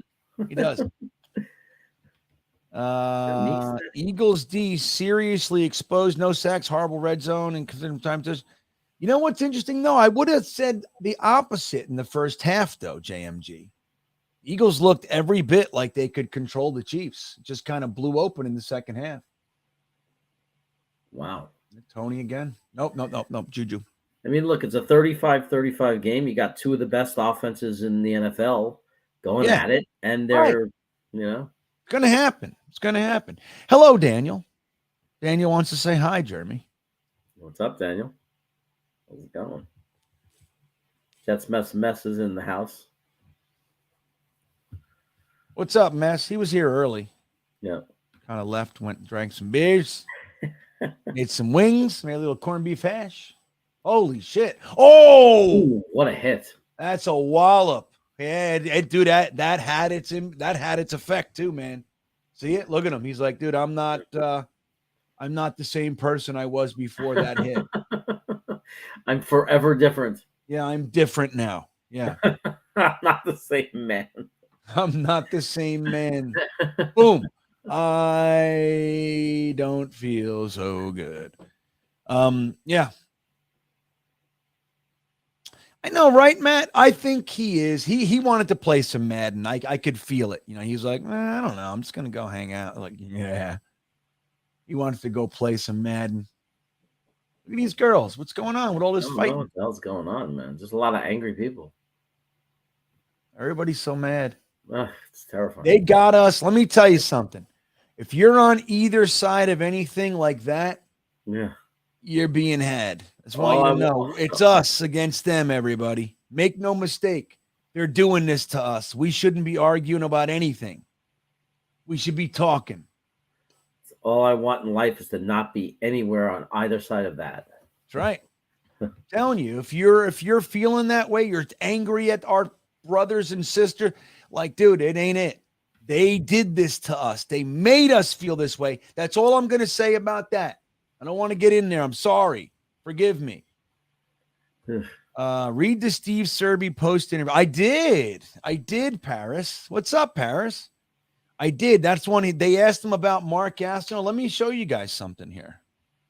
His answer about Mark Gastineau was really interesting, wasn't it? Let me see. They asked him really good questions. I thought they were good. All right, here it is. I'm going to show you guys the Mark Gastineau. Whoops. His answer, they asked Joe Klecko his feelings on Mark Gastineau. Very interesting, Jeremy. So he says, this is Joe Klecko talking, the complete opposite of Joe Klecko. Mark was a tremendous athlete. We all know that. What a great football player. It's funny. We became real good friends like now. I hated his dancing and he knew it. And I let him know about it. He admits it now that maybe he shouldn't have done it. And I said, that's okay. That was then. This is now. It's a different world. And we can't sit around and hold grudges. Well, look at that. Mm-hmm. I hated it. And that was known. But they defended him. When the other teams they didn't matter that Marty Lyons and Joe Klecko were vocally not into the sack dance. They didn't give a shit. He was their teammate. He was a sack exchange guy, and they defended him, man. Yeah. All right, we got 2nd and 8 here, Jeremy. On the Chiefs' own 40, we got some motion action. Throws it right away to Kelsey. First down. Look at that, dude. But that goes to what you were saying. We always say, like, we could put down our team, but the outsiders can't put down our team. Like, it's the same thing. It's like, yeah, we don't like the dance, but if somebody else pushes him or tackles him or attacks him, we'll fight them for him because that's it. It's like, yeah, I can talk about my mother, but you better not. Yep. All right, we got 3rd and 1. Oh, they didn't get the first. 3rd and 1. They're giving it for the end around. Oh my God! Look at this. Oh my God! Oh, what a tackle! What a tackle! What a tackle! Wow. Huge tackle there. Without that. Oh my God, look at that. Yep, they sealed that edge gorgeously. Dude, without that tackle, that's a touchdown. Right. That was a heat-sinking missile. Hey, Jeremy, Marty Goldstein wants to know if you've ever heard of the Tom Grossi podcast. Oh, we were on this very channel doing this very thing. It's funny. We were posse attacked. He sent the posse over here. He did. So Marty, hold on a second. Let me see. They're gonna sack him for once. Nope. Look at this. He's too fast. No. Oh my God. Wow. What's this? 242. There's still plenty of time either way, but Kansas City is going to eat some of that up. Yep, and they're in field goal range, I think now. They want a touchdown. Yeah, but still, you get it down to 30 seconds and you kick a field goal, dude. Yeah. No. Either way, multiple ways they could try to control and win this game, right? Yeah, and let's not forget their field goal kicker missed a field goal too. So even though you had the big Eagles flub with the free points, they also left 3 points on the board too. So it's an interesting game here. Well, Andy Reid is a championship type coach, which means he is not going to get ridiculously conservative. He's going to want no. Right, he's going to do what works. Right. He's not do going what's to be working. Right. He's not going to be like the common Jets type of thing where we're going to now just shut her down and buckle down and play not to lose. Play not to lose. So Marty Goldstein, Ant Jets, is going to answer the question for you. Grossi did a raid on this channel when we first started, right? Now, I had like a year in, but, that first year we were very, very small. And then when we brought Jeremy on to help us out, it's like the first one or two, something like that. Things got really big. I'm waiting for you to say that. You were really small. Oh, no. I brought Jeremy on. And then we exploded. Yeah.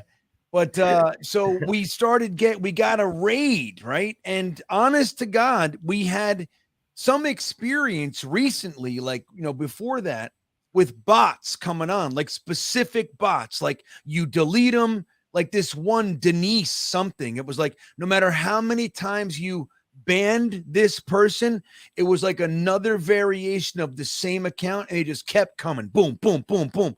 And it was like nothing we could do. It like completely took over the channel.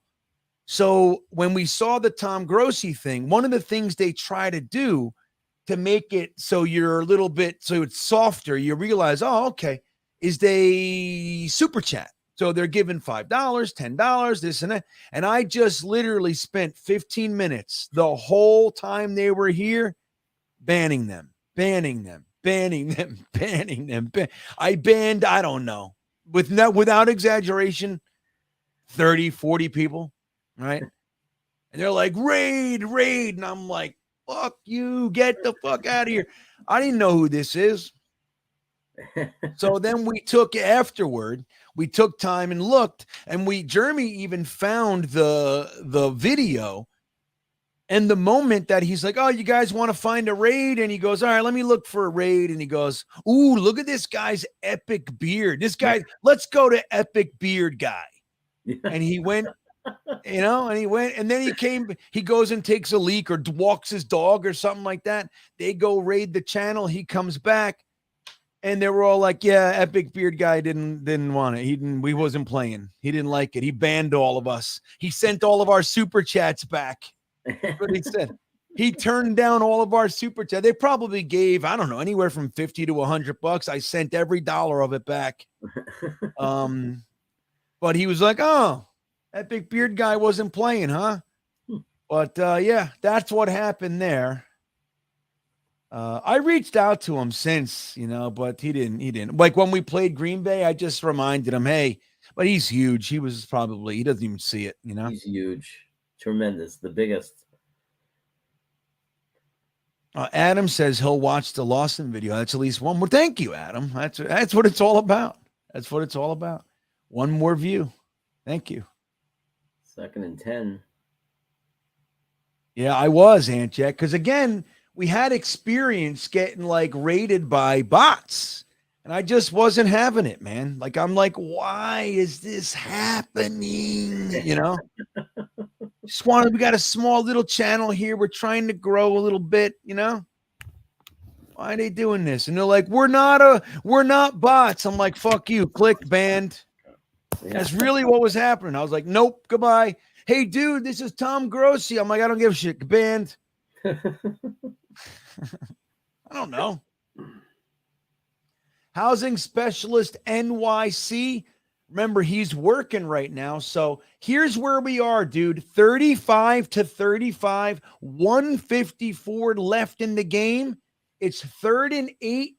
The Chiefs are driving with 19 on the play clock. They are on the Eagles' 16-yard or really 15-yard line. They're well within field goal range, and they're going to eat the clock and they'll try to get in the end zone, of course. Look at this. Up to the end zone. Oh, and it's too long. Flag. It's going to be a late hit on Mahomes. That's You'll a see. hold. Either that or a hold. Nope, it's a late hit for sure. I saw it. I didn't see the action. I just knew it was coming. I felt it. Oh my God! Whoever hit him is going to have hell to pay. You can't touch Mahomes, dude. Not in the pocket. No way. Oh, holding. I told you. You're good. But on the defense. Yeah, they were holding. That's why he wasn't where he was supposed to be to catch the football. Oh, people are not going to like that call. People are not going to like it. That's some bullshit. That's some bullshit. He had his jersey for like a millisecond. It had no there. Yeah, people are not going to like that call. Well, a lot of people remember that Tom Grossi thing. Yeah, a lot of you guys were with us, man. Right? That was when we had grown already. I mean, we weren't, where we are maybe right now. Look at this shit. No. So smart. Slides at the 1. Burn some more Kelsey did this. Kelsey pointed to it like this, like brains. You're super smart. You don't want to, because they're saying, well, don't give the Eagles a chance to tie it up. That's right. It's stupid to do that. Wow. Yeah. So now you lose. I mean, you're using another at least 30 seconds. Yeah, easy. The Eagles only had one timeout before this play, I think. So this is not good for them. They're in a this is tough. Yeah, they're in a bad spot right now. And it sucks that, again, in the NFL, it came down to some penalty that wasn't blatant. I mean, at least I don't think blatant. I mean, he had his jersey, but like that it was for a second and it didn't interfere with the play. It wasn't like an impact, I don't feel like it impacted the play. Yeah. So housing specialist NYC, we're at the 2-yard line, 1:36 left, and they basically take a knee. That's a fumble-oonie. Nope. So it's 3rd down, 1:27, and the clock is ticking. Oh, wow. They're just going to field goal it, huh? On 3rd, yeah, because it's smart to do that. So they burned another 30-something seconds with the 2nd down. They're going to kick it on the 3rd down. This way, if anything happens, if anything goes wrong, I might still use the 3rd down to burn some clock. I know. It's still a minute left. You can't. I mean, the clock is still ticking, though. Oh. You take the delay of game, the whole thing. Oh, they took a timeout. Interesting. I think Mahomes is going to say, what are you doing? We can't just give him the ball back now. The only thing that can screw this is if this guy misses it. Reed's like, you make it. You understand, kid? I say 50. I say you have to run more time off the clock. One more play. And then just do it on 4th down. Because 54 seconds, dude. I mean, that's a lot of time for them to complete a couple of big passes and get into field goal range. Yeah, they're going to run another play. I'm with you, though, Kev. I think it was a little bit iffy to call that right there. Yeah. It's too big of a moment, dude. It's one thing if it's egregious. It's another entirely technically his hand was on him. That's bullshit. I'm with you. Yeah, Billy's SBC's with me. He knew that was coming too. He said they're going to burn 30 more seconds for sure. Yeah, that's right. I think that's smart. I mean, look, they're getting down to 19 seconds. Reed's just like, hey, let me ask you. So how's your mom? And, who's your favorite pizza? He looks like a guy that would appreciate a pizza. Oh, yeah. There's no way he's not appreciating a pizza and a hoagie. And then maybe another pizza for good measure. NFL is rigged now? Come on. This is a questionable call, but I don't know if, like, Well, no, look, man, like we were talking about, I think it's getting more and more that way. Like it is. It's real, guys. It's real. There's a lot of money on the line. They would like it to go certain ways. Now, will they like completely overturn? I don't know if they'll go that, like if it's rigged, but it's certainly leaning. It's tilted, right? And Mahomes is like you said, Brady's gone. Mahomes is the guy. Again, like he's like the bad. I forget who the comment was before. The NFL would love a gimpy Patrick Mahomes to win this. Field goal is good. Housing Authority. So it's 38-35. Chiefs with 8 seconds left. This is going to be tough. Look at the hotties that are in that owner's booth. Well, what do you expect? What are you talking about? Every time they show the owner's booth, there's like these blondes and models with. Yeah, but they're all old. Yeah. I mean, that's just their wives. Look, they got the DraftKings Sportsbook. All advertising there at the Super Bowl. It's funny because I thought they had enough advertising here with me. No, I guess not. I guess they wanted a little bit more exposure. They are their challenges they're like I'm not allowed to use DraftKings legally in California. Like I can't gamble anyway. Like so they're not okay in that state. Yeah, that's their big challenge is that they're not okay everywhere.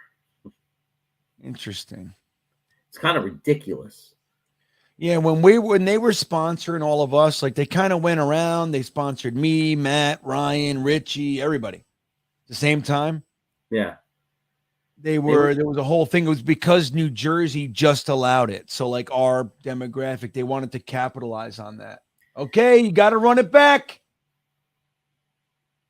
Why is the clock still? Dude, that's 6 seconds. Get the clock back to 6. What is that bullshit? Right. It was already stopped. Yeah. 6 seconds. I would be losing my mind. Well, if they do a Hail Mary, it won't matter, right? 2 plays. Do one fucking 15 yards out. Get me into a place where I can actually hit it.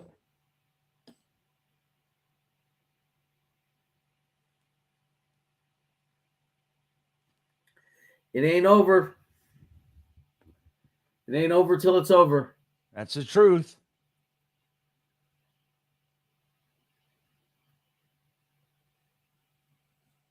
I can't believe. Oh, they did put the 2 seconds on. Okay, I'll take it. Yeah.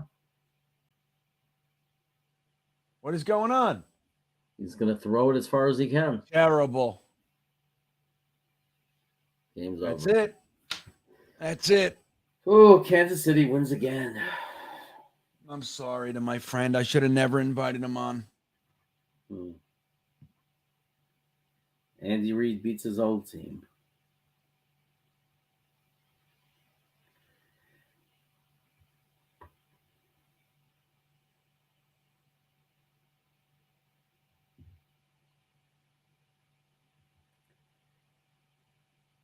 I'm pretty sure you'll have Patrick Mahomes as the MVP. He's the architect, although people can argue Kelsey. But they're going to give it to Mahomes. Oh, no doubt. Yeah. He's the architect. Found different receivers. Didn't let the ankle thing, just taped it up, kept going. Yeah. Exposed. Mr. Terrible. He had fucking 4 touchdowns, dude. Wild Wave is making fun of Hurt's arm. It is pretty funny. Well, at the end, I know. At the end there, he threw it longer all day. I mean, I don't know. Look, I'm no Hurts fan. Like, really. He threw a couple of great bombs. Like, come on, dude. Really. He threw a couple of great bombs. Beautiful bombs today. I mean, again, I'm not a big Hurts guy, trust me. But come on. Really? You know, what are we talking about? He had beautiful bombs down the sideline, the beautiful touchdown to A.J. Brown. He had the bomb to Devontae Smith. Like, really? You know? Oh, Mr. Terrible. Please stop getting fucking political, bro. Please. Like, I like you around. I don't mind how bad your takes are. That's fine. Please stop with that shit. Again, there's a million places that would welcome that. Hey, come on in. Let's talk shit. I don't want it here, buddy. I've asked. Like, I love you. Sincerely enjoy you. But can we please cut the shit with that stuff? I want a respite. I want a bubble. That's what I want. Jeremy wants it too. I don't want any part of that shit. Like, I just it's just like sports is my escape from that. I hate that's that. Right. Good word. That's the word. We want a safe space, man. Like, almost everywhere else you go, it's tainted. Almost everywhere I go, it's tainted somewhat in some tilt. People ruin their lives with it. They can't shut up about it. It's just live your life. It's just crazy. And look, and if that's your gig, that's fine. I don't have any issue, except, that everybody's wrong on every side. But other than that, I don't have any issue with anybody wanting to partake. Just not here. Let's have a safe bubble. Right. It's not all about that shit, Yeah. This is football world. We're just talking about football. Right. And it's like, and even that, it's just, yeah, man, like, again, like, just fucking leave it at the door. It's like somebody says, take your shoes off, I want my shoes. Well, then you can't come in here. And fucking, all right, you take your shoes off and that's it. You pick them up at the door and you go fucking wear your shoes anywhere you want. That's all. That's all. So, guys, here's what we have. We have a Super Bowl victory by the AFC champion Kansas City Chiefs. They are now the Super Bowl champions. I think the main storyline here should be that GreenBean and Jeremy fucking did it. We had a whole stream, and it wasn't even a Jets game. No, Andy Reid, dude, the Philadelphia Eagles gave this guy a shot. He was not even a coordinator. He was a positional coach. They give him a shot to be a head coach. Turns out he's brilliant, right? Remember the McNabb days and Michael Vick. And he takes his team to, I believe, 4 straight NFC championship games. Then they make it to the Super Bowl and they lose, but still, like, among the elite teams in the NFL, almost his entire time as the Eagles coach, they decide to I'm not woke, Mr. Terrible. I'm neither. Oh my God. I just don't want it. That's what I'm asking. It's not a sense of humor, dude. It's not funny. That's what I'm just asking. Can you not respect that? You got to keep it going. You got to beleaguer the point. I'm asking you. I don't want it. It's right. It's just because it destroys, because I've seen it destroy forums and sites. It never goes anywhere fucking fun. It never goes. That's all I'm asking, dude. Please. That's the last I'm going to say on it. Just please. All right. If we have any respect for one, I'm asking you, please, can we cut it out? That's all I'm asking. All right. So the thing is, though, Andy Reid, so they cut him, or not cut him, they fire him. Salud. Salud. They fire this guy. He's clearly a great coach, but they fire him. Kansas City can't believe it. They run to hire him. He takes a minute. He has the Alex Smith trade and everything like that, gets Mahomes and everything. And then now Andy Reid obviously is creating a fantastic team, a juggernaut to some degree up there. And they interestingly gets to play his old team, who was the best team in the NFL. I think, right? They had the best record in the NFL. I think. Yeah. And he gets to play his old team. Great game. Went into the half thinking, dude, if Philly can just keep this up, they have the momentum. But Andy Reid gets his revenge, dude, if you will. Amazing. I mean, I was rooting for the Eagles. And this is what I'll show you guys. This is what I did today. Jeremy, hold on. I'll show you guys right now. Where is it? Here. I'll show you guys what I did. I did this, I don't know, 2 hours before the game here. Let me see. Can you see that, Jeremy? Yeah, I see it. All right, hold on. Sorry, Eagles fans.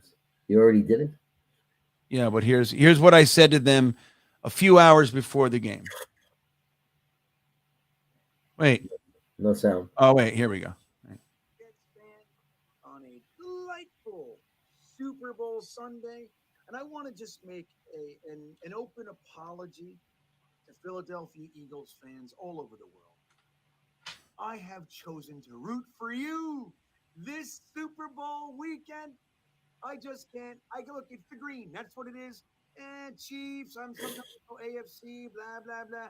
It's the green. I found myself rooting. I'm rooting for the Eagles. I'm terribly sorry. I haven't friggin' won one yet. I'm sorry. There it is. So I've chosen to root for the Eagles, and I'm terribly sorry because that all but ensures a loss. And it did. I'm sorry. Yeah. I'm sorry. So, yeah, Kev Chata says the refs helped Mahomes. Well, I'll tell you what. Like the hit last week or whatever, 2 weeks ago, was it not a late hit? That's the thing you got to look. Yeah, I hear you. It helps him. But, like, if we're being real, it was a late hit. Both of his feet were out of bounds.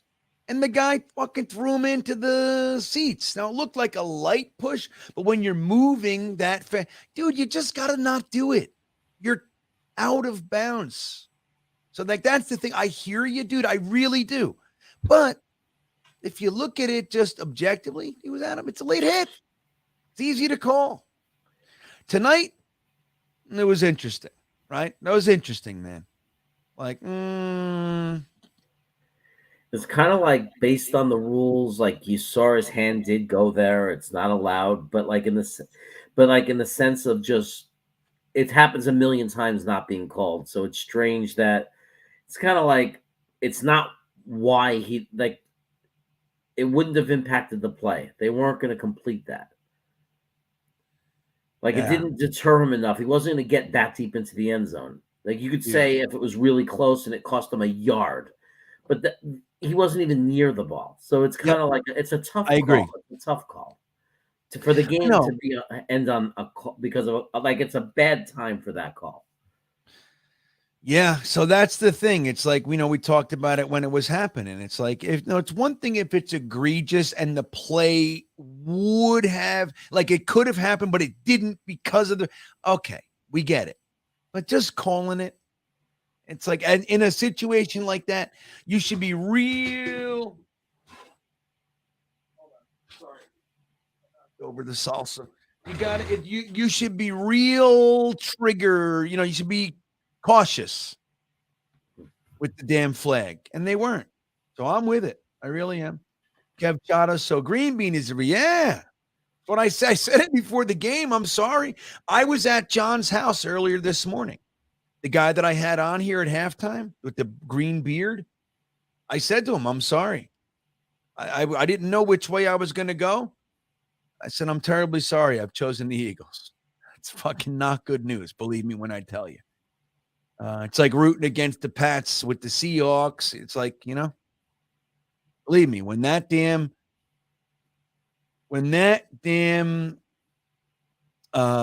pick happened, when they decided to throw the ball on the 1 yard line or whatever they were, I couldn't believe. As soon as I saw Russell Wilson go back to pass, I said, what are they doing? Then he throws it, and it's a pick. I literally involuntarily jumped off of my couch. No! Couldn't believe it. Fucking bullshit. Wait, what'd you say, Big Green? He says, Bean, you can't root for the Jets in the Super Bowl. I know. Hey, dude, I'm sorry. It's happening. Sorry, Big Green. I know. I hear you. Believe me. Scotty Jetpack checking in. Got to script the script. That's it. Telling you, man, it's getting more and more like we just have to put our foot down and say no. But here's the thing. It's like with Disney. Every 2 years or so, Disney raises their prices. Now they have a thing called the Genie Pass where like they raise their prices to get in the damn park, the Magic Kingdom, and they're charging you for each Fast Pass now, up to $15 a person just to skip the line for one ride. So that's like if you got a family of 4, you already paid $140 to get in. So that's what, $480, that's $520 just to get in for one day. And then you want to skip the line because it's fucking 2 hours long. That'll be another $60 just for that one ride. You want another one? That's another $60. It's like, but here's the thing. They can do it because people keep paying for it, Scotty. You know? That's the whole thing. That's the whole thing. They keep paying. We keep paying. So therefore, that's justified. Well, if they're paying this, why won't they pay $5 more? Oh, if they paid that, why won't they pay $8 more? We got to stop tolerating this stuff. That's my thoughts anyway. I don't know. It's a terrible likes Anthony Richardson. He's just raw, man. Like, I don't know. Can we really, like, let's say we whiff on Aaron Rodgers, Derek Carr, and Jimmy G. And then you have the Tannehills, Winstons, and Baker Mayfields of the world. And you have your 13th pick, and Anthony Richardson's there, and maybe Will Levis. Can you justify taking another rookie, Jeremy? It's just really hard because it's such a crapshoot, and it's like 25% it seems hit. It's not even 50-50. It's like it's like 75% it's gonna not work out anyway. Like it's such a like it's like how many times could you do it? But 3 in a row, can we, I mean 2 out of 3, can we hit what you think we're gonna hit one? No. You'd hope, but it just it just doesn't seem to happen for us. I was so like, I thought, that Zach pick, I really thought it was going to work out. Like, I didn't think, okay, if he's not great, but I thought he would be at least a good, solid NFL quarterback. And I'm not saying, again, I mean, we don't know what's going to happen in the future, but I certainly didn't expect it to go this bad. Yeah. I don't know, man. So what's this with O'Leary? O'Leary is on the trailer or something. The trailer for what? I got to go look. How do you get on that? What trailer? For what? Flight 2023 or something? That'd be crazy if he's on. What's the clip, Big Green? Where are we? What is it? Nobody's telling me what it is. They said the trailer. The trailer for what? Talk to me. I want to know. It's my buddy. Disney is like the Dr. Seuss Sneetches, indeed. So, all right, the Jets channel. What's the Jets channel for what? What is it? Must have been a trailer or a video or something. Yeah, I'm gonna have to go fishing. Nobody's telling me what it is. Wonder if O'Leary's all happy and excited. Should be. If he made it on there, it's awesome. Yeah. Let's see. Go for him. Aaron Rodgers, a golden ticket. All right. Well, listen, we're gonna wrap this up. We've been on with you for a long time on YouTube, the Jets channel. I don't know, but what is it? Trailer for what? Is it a show? Is it what is it? I'm just asking. The Jets channel? Just a channel trailer? All right. I'm gonna check it out. I'll go to the Jets YouTube channel. Big Green's had it. He's gonna say, he's saying YouTube, damn it. Yeah, but what video? The Jet channel has a lot of videos, but maybe it's the most recent one. Yeah. He says it's a hype video. Okay, there it is. Shane McGorry. Thank you. That's what McGarry. That's what I'm looking for. All right, guys. Well, listen.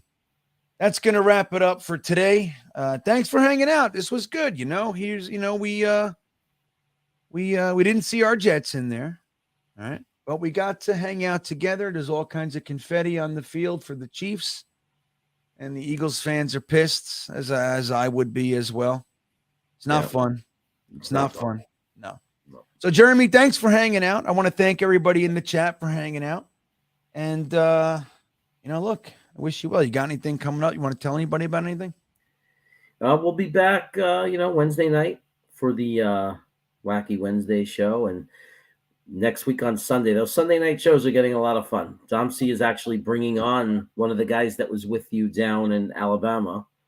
I forget what from Jetnation or something. He's bringing in somebody he was hanging out with, and it was going to help go over the wide receivers. So we're going to go over the top 10 wide receivers coming out of this year's, draft class with Dom C on Sunday night. So we have our 2 live shows, and then, of course, I always sprinkle some videos in during the week. Yeah, that's Dylan Terman. We've had him on a few times. So he's good stuff, man. Young kid, knows his stuff. So I think that'll be a great show. Dom C and Dylan Terman over there at Jets Chaos, man. So again, don't forget to hit that like button on your way out, everybody. And if you haven't subscribed, it's greatly appreciated. With that all said, why don't you guys go and have yourself a great rest of the night, huh? Take care. We'll see you next time.